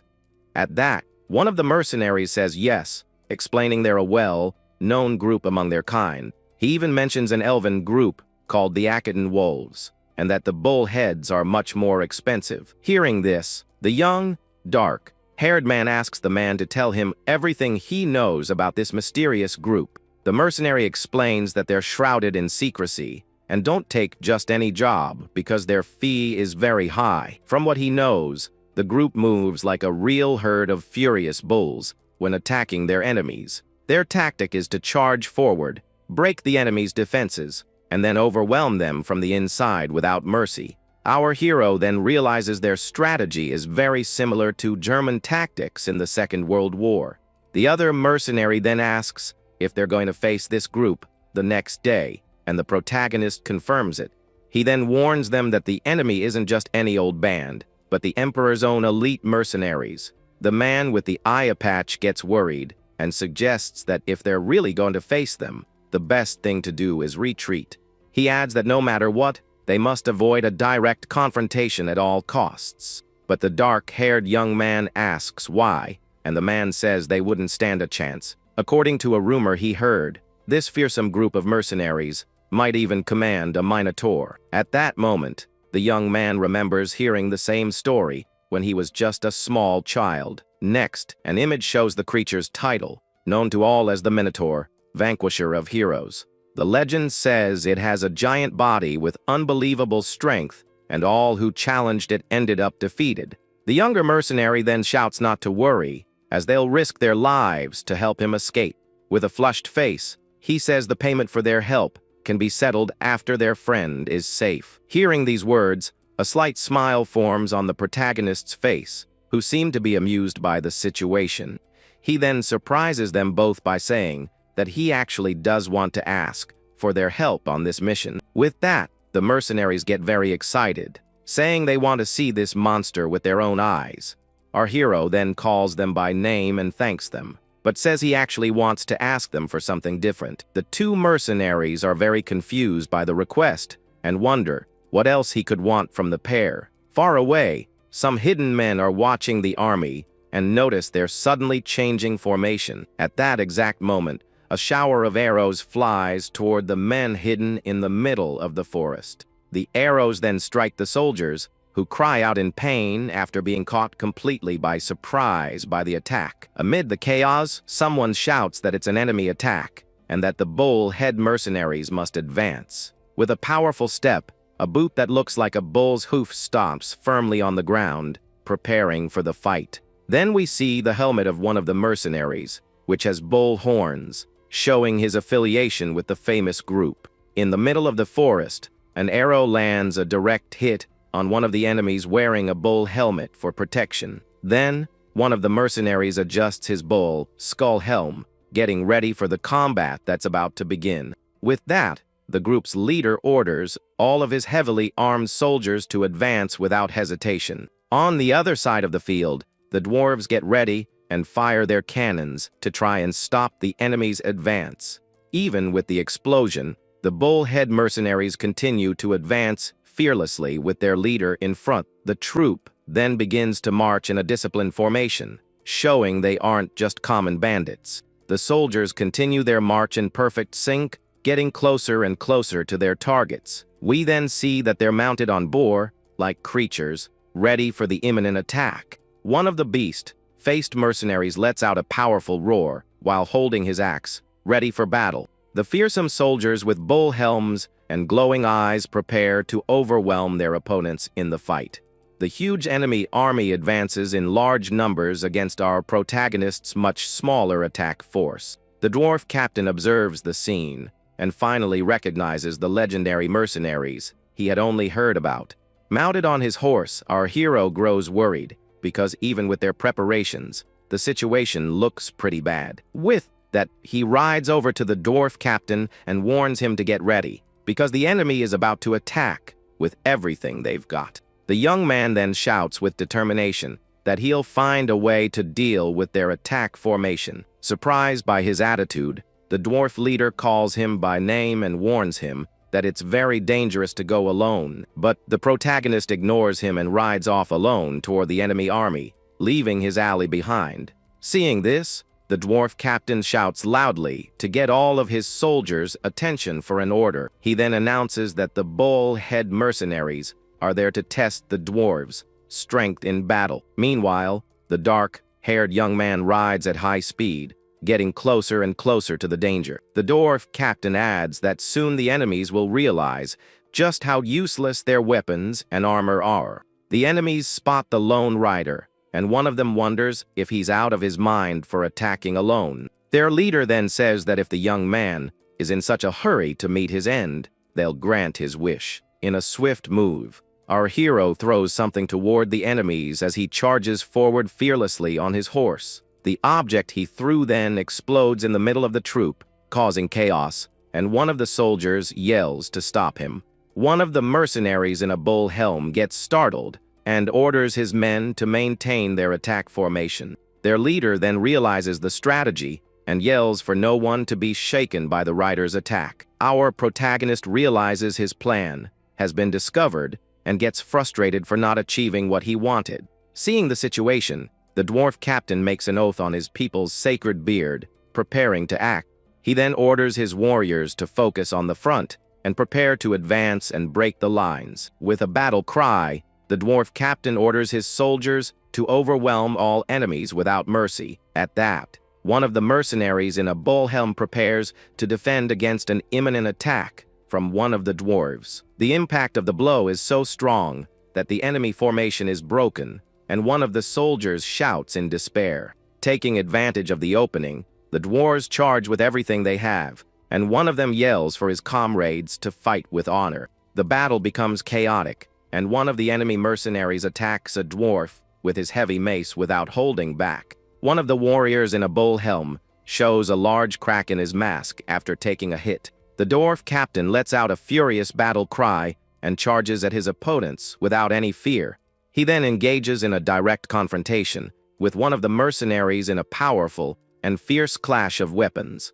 The enemy's weapon can't withstand the dwarf's strength and shatters into several pieces during the intense combat.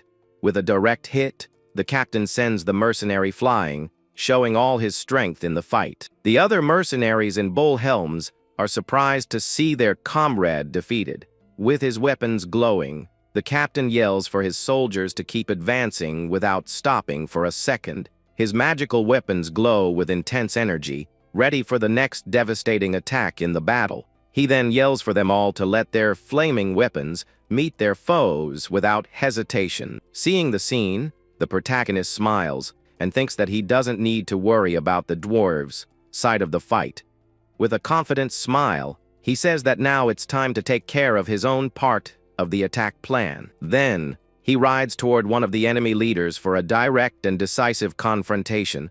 His horse runs at high speed, kicking up dust on the battlefield as it approaches the target. The enemy warrior waits for him and alerts his comrades that the rider is approaching very fast. The enemy leader named Numeros watches the young man approach and wonders who that rider could be. A soldier informs him that it's the same rider who tried to break their formation, and the leader calls him a fool. At that, a soldier named Decanus asks his lord for permission to fight the young warrior. The lord named Numeros grants permission, and the soldier thanks him for the opportunity to fight. Then we see the face of Centurion Numeros, one of the leaders of the fearsome bullhead mercenaries. With permission granted, Decanus prepares to face the protagonist and vows to defeat him. But before he could do anything, the hero throws an object that hits him right in the face. The object smashes against the soldier's helm with incredible force, completely shattering his defense. With the impact, Decanus's helm breaks completely, leaving him vulnerable to the next attack. The young man then rides past the enemy, who falls, defeated in a single instant. He stops his horse at a distance and faces the mercenaries, who are still in shock from the scene. The protagonist then realizes there really is a minotaur there on the battlefield. He remembers the rumor and confirms that the stories about the creature weren't just lies. With a powerful shout, he asks the enemy if he's the leader of those mercenaries. The bull-faced man then tells the rider to get off his horse so the fight can begin.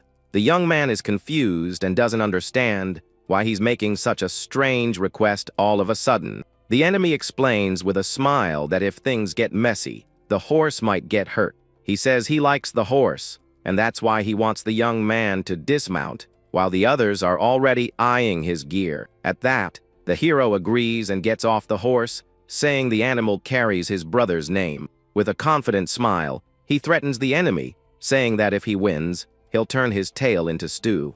The enemy leader accepts the challenge and disdainfully calls the young man a walking gift basket. The bull-faced man gets confused by the nickname and wonders what it means. The dark-haired young man just gives a mischievous smile, getting ready for the battle about to start. With a quick movement, he charges toward his opponent to begin the fight.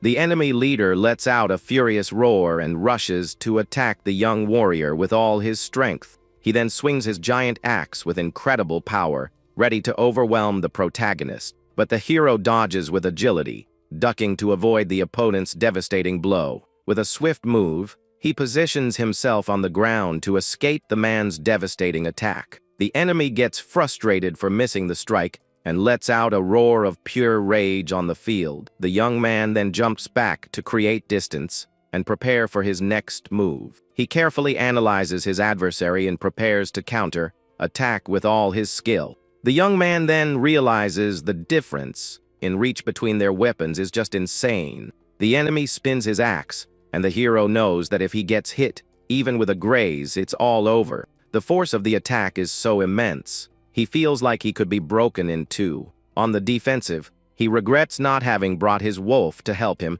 in this complicated fight. Annoyed, the enemy yells at him to stop dodging and fight like a real man. With his axe raised, he promises to give the rider an end worthy of a true warrior.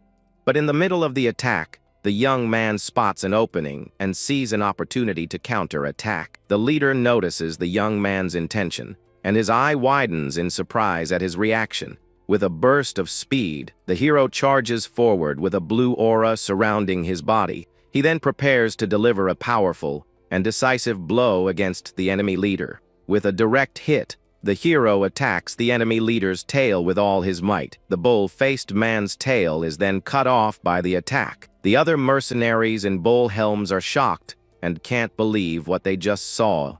The enemy leader becomes furious with the attack, and bolts of fury appear around him on the field. In pain and surprise, he ends up dropping his giant axe, which falls to the ground with a thud. The man is reeling, completely in shock, and in great pain from the blow. The protagonist then moves toward the stunned opponent, preparing to end it. With his weapon in hand, he prepares to deliver the final blow and end the fight for good. On the other side of the battle, the dwarves take advantage of the confusion and advance against the mercenaries. The fight between the dwarves and the mercenaries intensifies, with both sides fighting bravely. Suddenly, a group of holy knights appears, led by a man who gives an order. The knights then drink a mysterious potion, preparing to enter the combat. The mercenaries in bull helms are confused, not understanding what's happening. The holy knights' eyes glow blue, and they enter a powerful berserker mode. Strengthened, the knights advance and begin to easily overpower the mercenaries. A knight with blue eyes attacks one of the enemies with his sword, showing his strength. Furious, one of the mercenaries tries to overwhelm a knight with his weapon, but is stopped. A female knight appears and strikes the mercenary with her sword, saving her comrade. She shows a determined face and continues to fight bravely against the enemies. With a precise blow, she defeats another mercenary, showing her great skill. The woman then tells her comrade Aganti to get up and keep fighting with her. The strengthened knight then recites a somber creed, saying that the light will be with them. Seeing the situation, the mercenaries' leader shouts for his men not to retreat in the battle. He says that Lord Numeros will finish off the rider and will soon join them in the fight.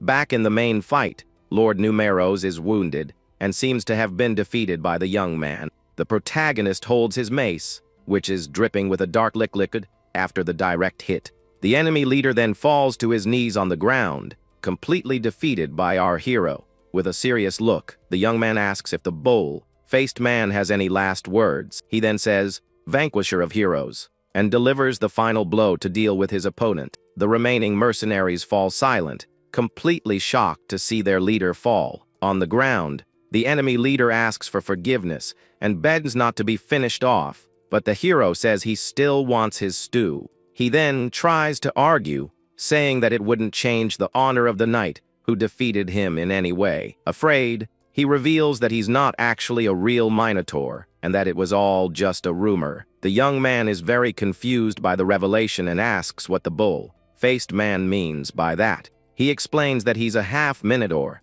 so there would be no real achievement to be gained by finishing him there. The protagonist is silent for a moment, seeming not to care much about the enemy's excuse.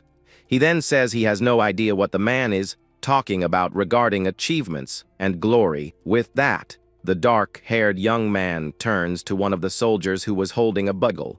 He orders the man to send a message to the enemy army's front line immediately. The hero then tells the soldier to inform everyone that they have been completely defeated in that battle. The bull-faced leader despairs, thinking that now they are truly and utterly lost. The young man then turns to him and says he'll be his spare meat for the upcoming holidays.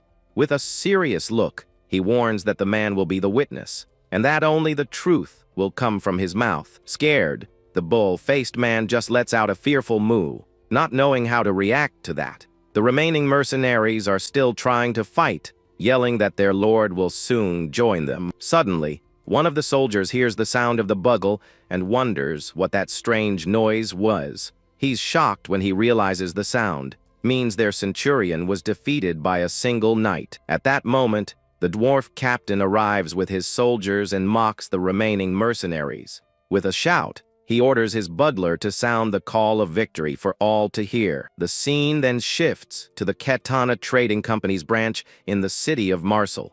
The woman assistant informs the magistrate that the punitive force has claimed its first victory. With a smile, the elf says he already heard and praises the admirable performance of his people's knights. But the assistant looks awkward and reveals that, unfortunately, they've lost contact with the knights.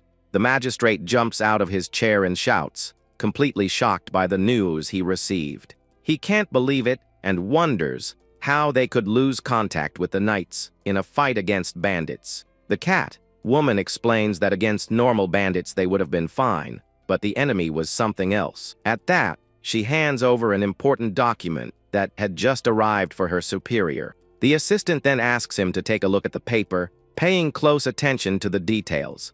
She reveals that the Bullhead Mercenary Company has confessed to absolutely everything. The document shows that everything was orchestrated by Baron Einbeck, and the magistrate is in shock. The woman assistant then refers to the centurion of the Bullhead Mercenary Company as a minotaur. The magistrate is shocked and wonders if they really managed to capture the creature alive. With a confident smile, the woman confirms that they did, and the elf is even more surprised. He then questions if there's anyone who could do something so impossible, and the assistant says yes. The scene then returns to the battlefield, showing our hero before the defeated army. Suddenly, he hears his name being called and turns to see who it is with a serious expression. It was the mage and his assistant who had arrived, and the boy runs to happily hug his master. The mage says he shouldn't be up because he's injured, but the young man says it was nothing serious. The boy then excitedly starts to recount that he heard about the fight, and that his master was incredible. He imitates the movements, and the protagonist gets embarrassed, asking him not to exaggerate so much. In his thoughts, the young man asks the boy to praise him louder so the magistrate can hear, but the boy continues praising him nonstop, and our hero doesn't know where to hide his face from embarrassment. At that moment, the dwarf captain arrives and says they don't think the boy is exaggerating. With a shout, he states that the young knight deserves any and all praise he receives. The dwarf says that his bravery in charging forward alone lit a fire in his men's hearts. He then bows and says the young man's courage will be a great example even for the dwarves. The protagonist feels awkward with so much praise, but gladly accepts it for a reason. The dwarf captain then comments that the young man's strategy was also a big surprise for everyone. At that, the holy knights arrive and greet the young man with the blessings of their patron saints. They thank him because, without him, they all would have been wiped out by the ambush the enemies had set up. One of the female knights praises the young man's character for having spared the enemy commander's life. With a smile, he says it was nothing, and that he didn't really need to finish him. The knight then explains that a minotaur has overwhelming physical power and is very dangerous. She says a normal knight would have finished the minotaur for the glory and the achievement. But she points out that our hero didn't do that, and that he showed great compassion. The protagonist gets a little embarrassed by the praise and thinks it's all an exaggeration. He says he only spared the man because he was useful and that he's being praised too much for it. Suddenly, the mage interrupts him and asks if he knows how many people that half-blood has already finished. With a serious look, the old man says that too much modesty just makes the one giving the praise feel awkward. Everyone then bows to thank him, and the protagonist just accepts everyone's gratitude. The dwarf leader gets excited with the victory and says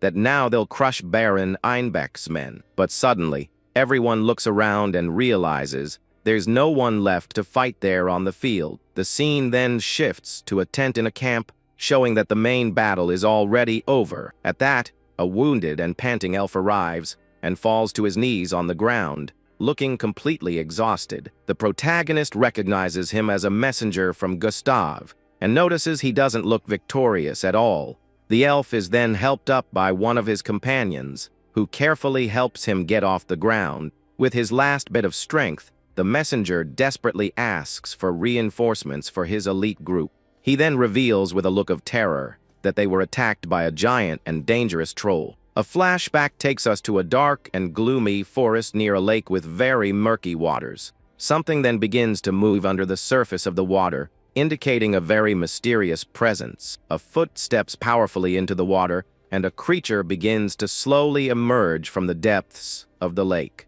The enemy soldiers who were fleeing before are now crossing the waters in fear and total desperation. They run with expressions of panic on their faces, fleeing from something terrible that is chasing them. It was the elven knights, who were relentlessly pursuing them mounted on their war horses. One of the enemy soldiers freezes in fear upon seeing an elven knight charging in his direction. With a swift and precise blow, the elf defeats the soldier without the slightest difficulty in the pursuit. The enemy's body then falls into the water, showing the result of the elven knight's merciless attack. One of the elves observes the bodies of the fallen enemies in the water with a clear look of superiority. He complains that the battle was so one-sided that it wasn't even fun or satisfying for him. Another knight says they are only there because of a debt and that he didn't expect an honorable fight. He continues complaining about the debt to the trading company and about Count Batauk, who sent them there. Despite everything, they decide to continue the pursuit so they can collect all the loot from the battle. The leader of the elves then takes his position and gives an order to all his troops gathered there. He yells for everyone to pursue and wipe out the enemies who are still fleeing through the forest. Furthermore, he orders his men to take anything that seems valuable from the defeated enemies. With a serious look, he warns that anyone who tries to divert part of the loot will be punished. With that, the army of elven knights advances through the waters to carry out their leader's order. The commander then watches his troops move away to continue the relentless pursuit. After a while, the knights stop to catch their breath and check all their equipment. One of them then comments with surprise that he didn't know a place like that existed near Marseille. One of the elven knights complains about the place, saying it's perfect for bandits to hide in like rats. At that, he hears a strange noise in the water and prepares for whatever might be coming from there. Another knight warns that someone is approaching, and everyone becomes alert to the situation. They see one of their soldiers approaching, all wounded, and don't understand how he was defeated. The wounded knight then arrives and tries to say something, but seems to be in a state of complete shock. Suddenly, he's pulled by an unseen force and cries for help before disappearing into the water. Startled, one of the knights draws his sword and prepares to face the unknown threat. With a look of dread, he wonders what that thing is that has appeared out of nowhere in front of them. A giant, monstrous troll emerges from the waters and stares at the knights with its yellow eyes. The creature lets out a terrifying roar, showing its sharp fangs and immense power. The messenger who survived explains that they fell into a trap and were attacked by the troll. Our protagonist then understands that it was all a bait, and that the letter said nothing about trolls. The elf says that Batauk's 3 knights are still there and begs for help to save them. He gets on his knees and pleads for them to help his comrades who are left behind in the fight. The dwarf captain then asks the others what they think they should do in this situation. The holy knight says their creed prevents them from turning their backs on those who need help. With that, The hero asks her what kind of creature a troll is so he can judge the situation. She explains that she has defeated a troll before, but to be honest, it's not an easy enemy. The knight says it's a being that normal humans can't face in any way. According to her, a troll's skin is harder than rock, and its muscles are like steel cords, and the raw strength that comes from its immense size is beyond what humans can withstand. What's truly frightening is that the monster has an incredible and powerful regeneration. Even if they manage to pierce its skin and muscles, the wounds close up as if nothing happened. One of the elven knights who stayed behind is in shock, seeing the troll's regeneration. Another knight shouts for his comrade Laurent to pull himself together and not just stand there in the middle. The holy knight falls silent for a moment, thinking about what to do with that information. The elf messenger kneels again and desperately pleads for help for his friends.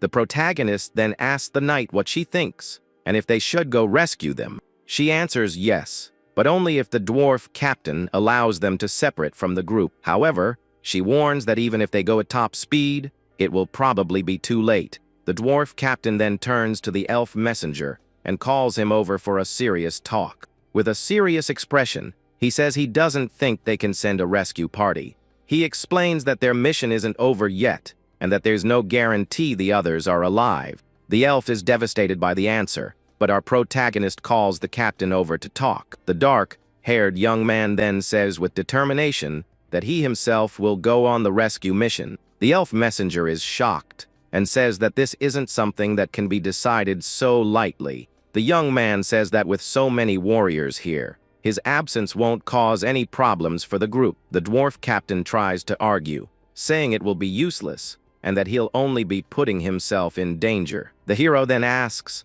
"And what if they are still alive?" leaving the captain speechless. He says he can't just stand by and watch his fellow soldiers be taken down. With a shout, he says that if even one of them is alive, then it's worth saving them. The holy knights are moved by the young warrior's noble and courageous attitude. He then asks the captain for permission to go, and the dwarf stares at him in silence for a moment. The dwarf leader then lets out a sigh and seems to have made a decision about the young man's request. With a smile, he says the young man never ceases to surprise him and that he will assemble the team. The mage and the boy observe the scene, and the old man comments on the noble character of his prodigal. He then says that to him, the young man's intentions are quite obvious in this situation. The hero thinks that even if it's a troll, the elven knights aren't weak and can still be saved. Besides, he thinks he can get a huge reward if he successfully rescues them. Far away, in a dark hideout, someone receives the news that the elves fell into the trap. The hooded man lets out an evil laugh upon hearing the news and celebrates his successful plan. With a smile, he says that if the elven knights are wiped out, the relationship between Marcel and Erengs will crumble. Another person says it's still too early to celebrate because the main force hasn't been lured in yet. A woman with red hair says they spent a lot of imperial gold on them and that they gave in easily. She then wonders what could have happened for them to be defeated so quickly. A man with a stylish mustache says the Bullhead Company was just a disposable piece. He then shows an oak emblem and says that his real plan lies elsewhere. The woman then asks how the Imperial Mage Janina's troll is doing, and he seems very confident. The man with the mustache explains that he heard trolls are weak against fire, and he's not worried. He believes that even if the elves discover the weakness, there's no reason to worry about anything. The red-haired woman explains that she put the troll in a swamp on purpose because it's very damp. The man with the mustache agrees and says that normal fire is useless against a monster of that type. Then the woman says they will meet their end in the darkness, unable to even light their torches.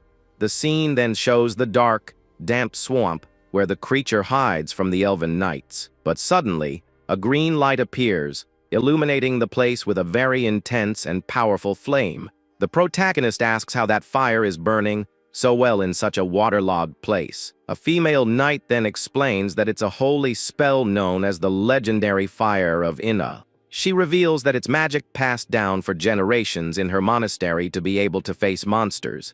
The young man then asks if it was with this same fire that they manage to defeat the giant troll. The knight confirms it, saying this holy flame can even stop the monster's regeneration.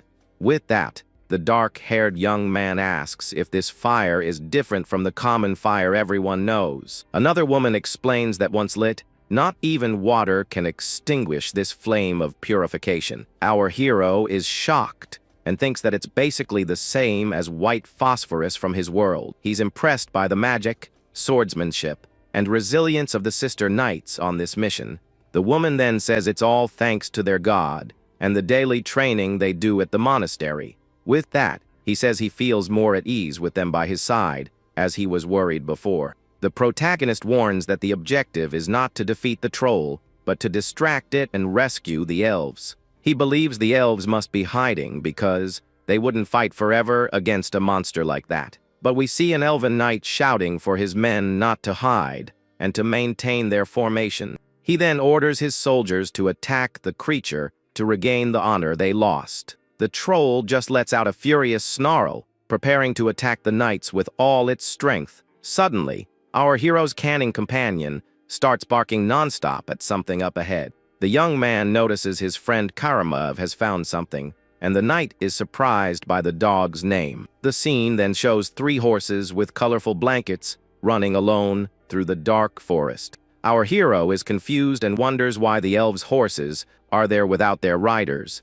Both he and the knight have expressions of shock as they realize what happened. The young man tells Sister Valian that their prediction about the elves hiding was wrong, but she says that's actually great news because it means they are still alive. The knight warns that with the fire they have now, they won't be able to take down the troll at all. The protagonist then says that's perfect, as he'll go on ahead to buy them some time. The knight is shocked by the young man's attitude and yells that's not what she meant by that. He then ignores the warning and orders his canine companion to go after the horses that fled. With that, the young man rides off alone on his horse, and the knight shouts his name, very worried about him. The leader of the knights then tells her sisters to concentrate, because they need to create a stronger fire. One of the warriors then draws her sword and prepares for the ritual they are about to begin. The leader kneels with her sword in hand and begins to pray to her order's patron saint. At that, a large pillar of green flames erupts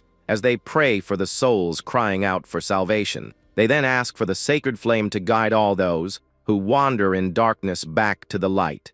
Meanwhile, in the battle, one of the elven knights faces the giant troll, which lets out a furious roar. Fearlessly, the elven warrior charges with his sword in hand to attack the monster with all his might. But the creature just readies a powerful punch to smash the unhesitatingly approaching knight. The monster then attacks the elf with a devastating blow, ready to finish him once and for all. Despite the creature's strength, the knight manages to land a precise cut on the giant monster's hand. After the attack, he shows a look of pure determination, ready to continue fighting bravely. But his expression soon changes to one of fear as he realizes his attack didn't have much effect. The troll's wound regenerates in an instant, and it lets out a roar of fury at the elf's attack. The knight is terrified seeing the regeneration and realizes the situation is very bad for them. With a swift blow, the creature hits the warrior head on, sending him flying with great ease.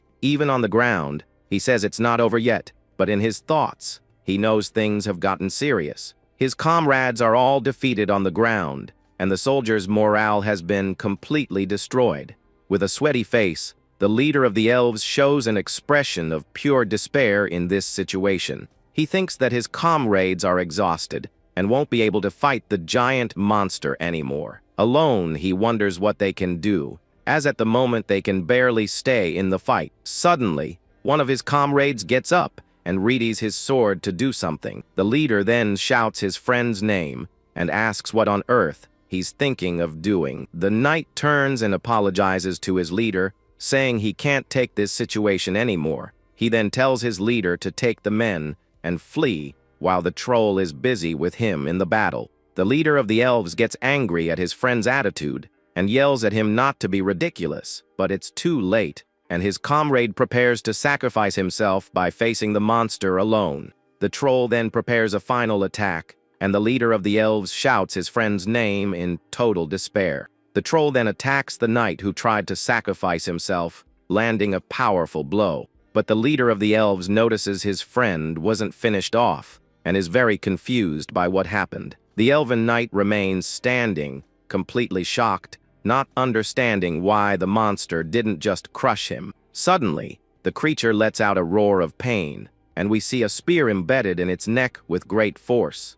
The troll then staggers backward, and the leader of the elves can't believe what he's seeing right in front of him. He's shocked and wonders how a spear managed to pierce the monster's rock-hard body. With an expression of utter astonishment, he then wonders who could have made such an attack. His comrade then shouts the leader's name to draw his attention to something approaching fast.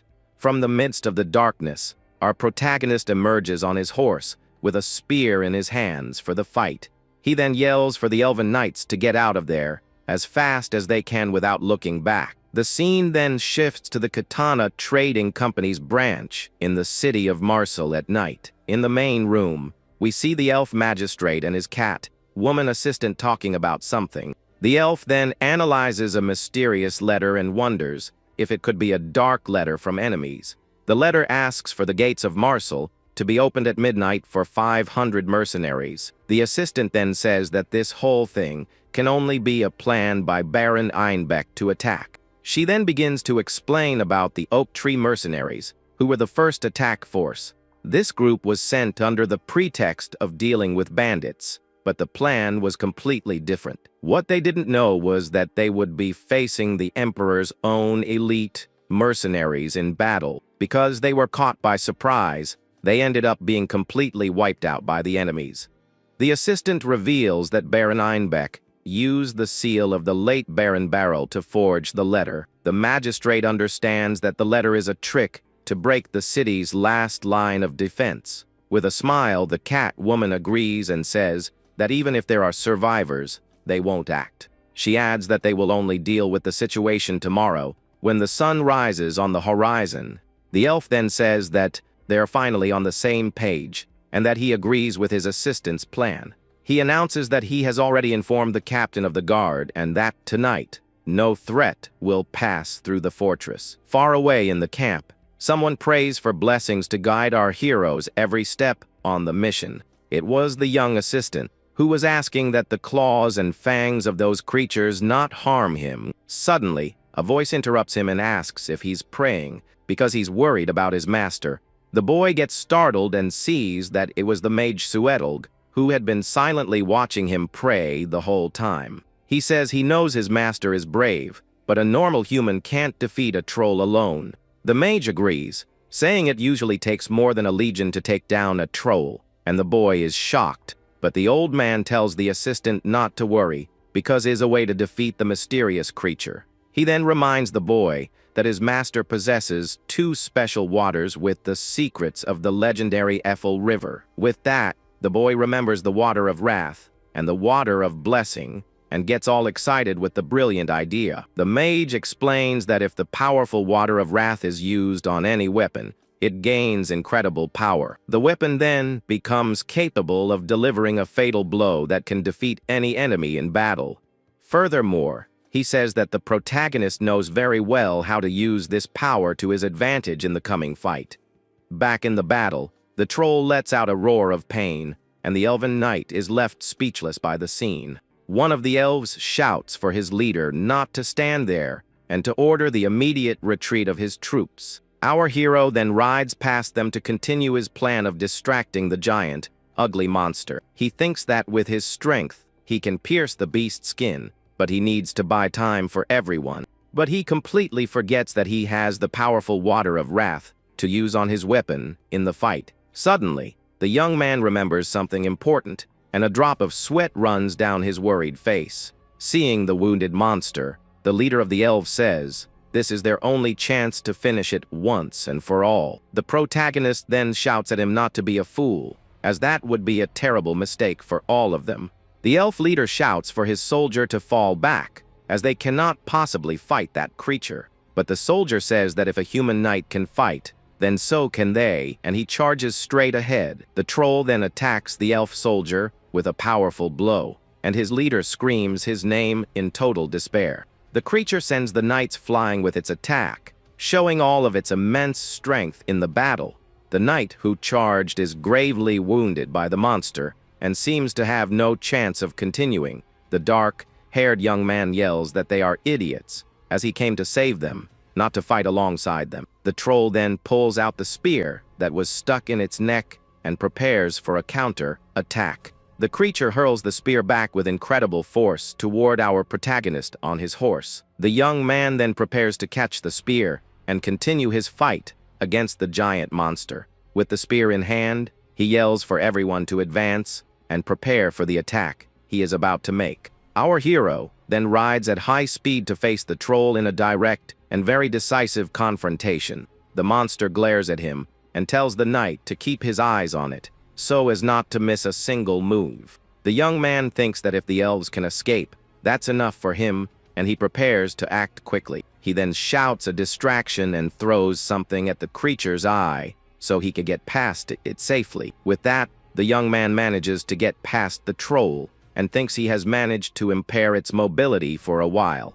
But the creature is not fooled, and its yellow eyes glow with an uncontrollable and terrifying fury. The monster then charges with incredible speed and grabs the dark-haired young man before he could react. Seeing the scene, the elven knights scream his name in complete despair, not knowing what to do to help. The creature holds him tightly and drags him into the water with the intention of drowning him without any mercy. In a panic, he realizes he's too close to the monster and that there's no way to escape this situation. With that, he is lifted into the air by the troll and realizes he has been completely captured by the giant monster. The scene then shifts to the gates of the city of Marseille during the night, showing a very empty field. One of the guards on the wall notices some lights approaching and becomes curious about what they could be. He then grabs his spyglass to get a better look at what's approaching the city from afar. The guard spots a group of soldiers with torches and wonders if it's the returning attack forces. He then sees the banner of the oak tree mercenaries and is very confused by the scene. Frightened, he wonders if they are ghosts, as everyone thought they had been wiped out by the bandits. But he remembers what the governor said and realizes that this is all part of a larger plan.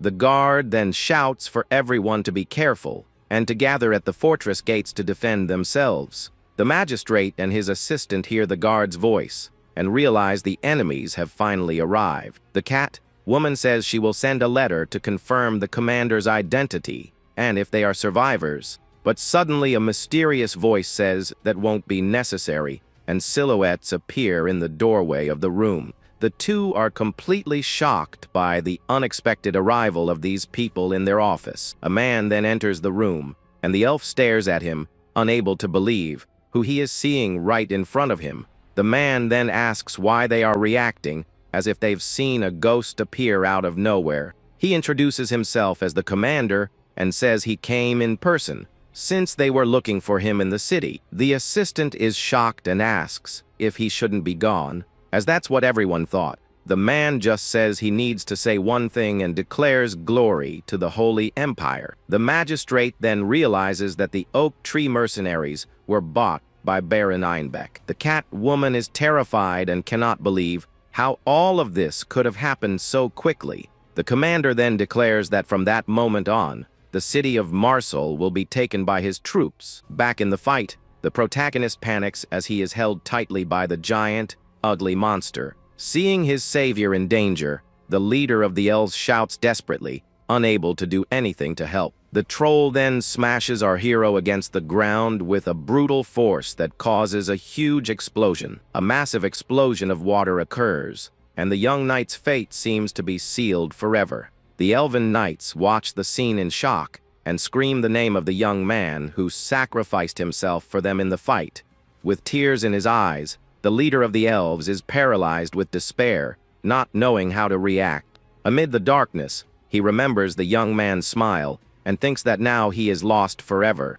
Our hero's body then floats in the water, and the elves believe he has been defeated by the monster. Far away, the oak tree mercenaries prepare outside the city gates. Their leader then gives the order for his men to light the torches, and get ready to invade. With a wicked smile, he says that the fools of Marseille are doing exactly what he expected. He then adds that it doesn't matter what they do, because they're getting in one way or another. The city guards run to the walls, unaware that the enemies have a secret plan to get in. They then reveal that they bribed one of the guards to open the sewer gate for them. The traitorous guard then opens a secret passage from the inside so the enemies can invade the city. With a crazed look, he shouts, "Long live the Holy Empire," revealing his true loyalty to all. But suddenly, one of the mercenaries attacks him from behind to silence him and continue with their plan. He then says that the glory is for the emperor and prepares for the next step of the city's invasion. The soldier then turns to report to his leader, who was waiting outside the secret passage. He reports that the bribed guard has been dealt with and that the path is now completely clear for them. We then see the face of Brattle, the fearsome leader of the Oak Tree Mercenaries. He praises his man's work and says the Empire has no use for those who betray for a few coins. With that, he tells his men that from this moment on, the city of Marseille is all theirs. He then orders them to capture the captain of the guard, while the others are distracted at the wall. The leader tells the rest of his men to follow him, as they are looking for the city's consul. Back in the office, the elf magistrate seems to predict the enemy's arrival and remains silent. The mercenary leader says that even if they take the city, they will let him keep his title and authority. The woman assistant gets angry and yells that they have a lot of nerve to say that after the attack. Bradle then compliments the girl, saying she has a lot of spirit, but that it won't do any good. He warns her not to test his patience, as a merchant's guild should only profit from the winners. The leader reveals that the captain of the Marseille Guard has already been captured, and there's nothing more they can do. He approaches the desk and says that what they want is very simple to get in this situation. The man then places a paper on the magistrate's desk and stares at him with a very serious and intimidating look. He orders the elf to write a single order for the subjugation force to finalize his plan. The mercenary orders the elf to make his troops cease combat and surrender immediately. He also demands an oath of loyalty to his imperial majesty without any hesitation. With that, the enemy leader warns that if the consul obeys, he won't have to get his own hands dirty. Meanwhile, in the swamp, our hero's body floats motionlessly in the water, appearing lifeless. One of the elven knights then faces the giant troll, which prepares to attack with all its might. The creature lets out a terrifying roar, showing its sharp fangs and bright yellow eyes. The leader of the elves, named Gustave, shouts the name of his comrade Laurent to give a direct order. He then tells his friend to take the other men and flee, as he will buy them some time. But Laurent refuses to obey and yells that he will also stay to fight alongside his leader. Gustave insists and yells at him to help the wounded soldier and get out of that place as quickly as possible.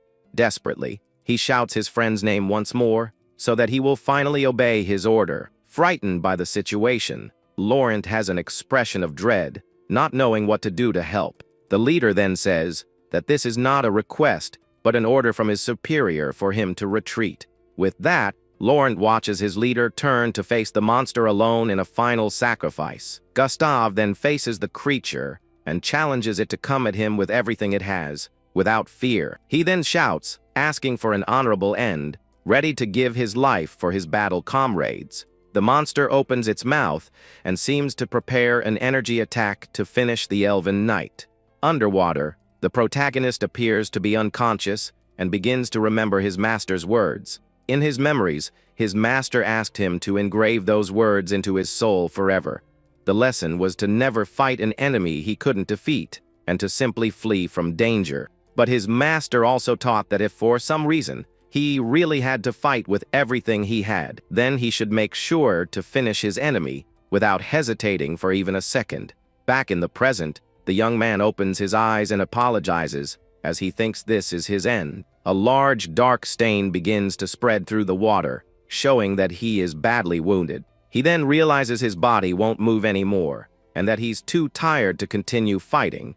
With a wary expression, the young man seems to accept his fate and prepares for what's to come. He then remembers his life full of pain and feels his heart beating slower and slower. With a final breath, he thinks his heart will finally stop beating forever right there. The young man thinks that now, he just wants to rest in peace, and that soon everything will be quiet for him. But suddenly, a small, bright blue creature appears in the darkness of the mysterious swamp. Suddenly, the protagonist opens his eyes and refuses to accept his end in such a way. With a clenched fist, he gathers all his willpower to continue fighting. In his mind, a powerful voice says that if he cannot escape his imminent fate, the young man then propels himself out of the water with a new determination in his eyes. The voice then finishes by telling him to put an end to his own demise and continue to live. At that, his heart begins to beat again with incredible force, filling him with a new power.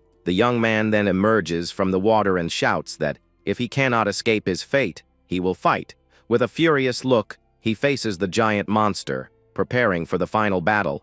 He then shouts with all his might that he will overcome his own end in order to survive. Meanwhile, the troll was preparing to crush the elven knight without any mercy. The elven warrior shouts for his honor and for his people, preparing for his final moment. But suddenly, a spear of blue energy flies at high speed toward the creature. The spear then strikes the giant monster's hand, stopping its deadly attack. With a roar of pain, the creature shows its pierced hand, and the knight is shocked. The troll then falls to the ground, completely defeated, and the elf doesn't understand what happened. His comrade then shouts his leader's name, completely in shock at the scene he witnessed. From the middle of the water, our hero emerges with his spear, and the elf asks if he's still alive. The protagonist then tells the elves that they are in the way, and that they should get out of there.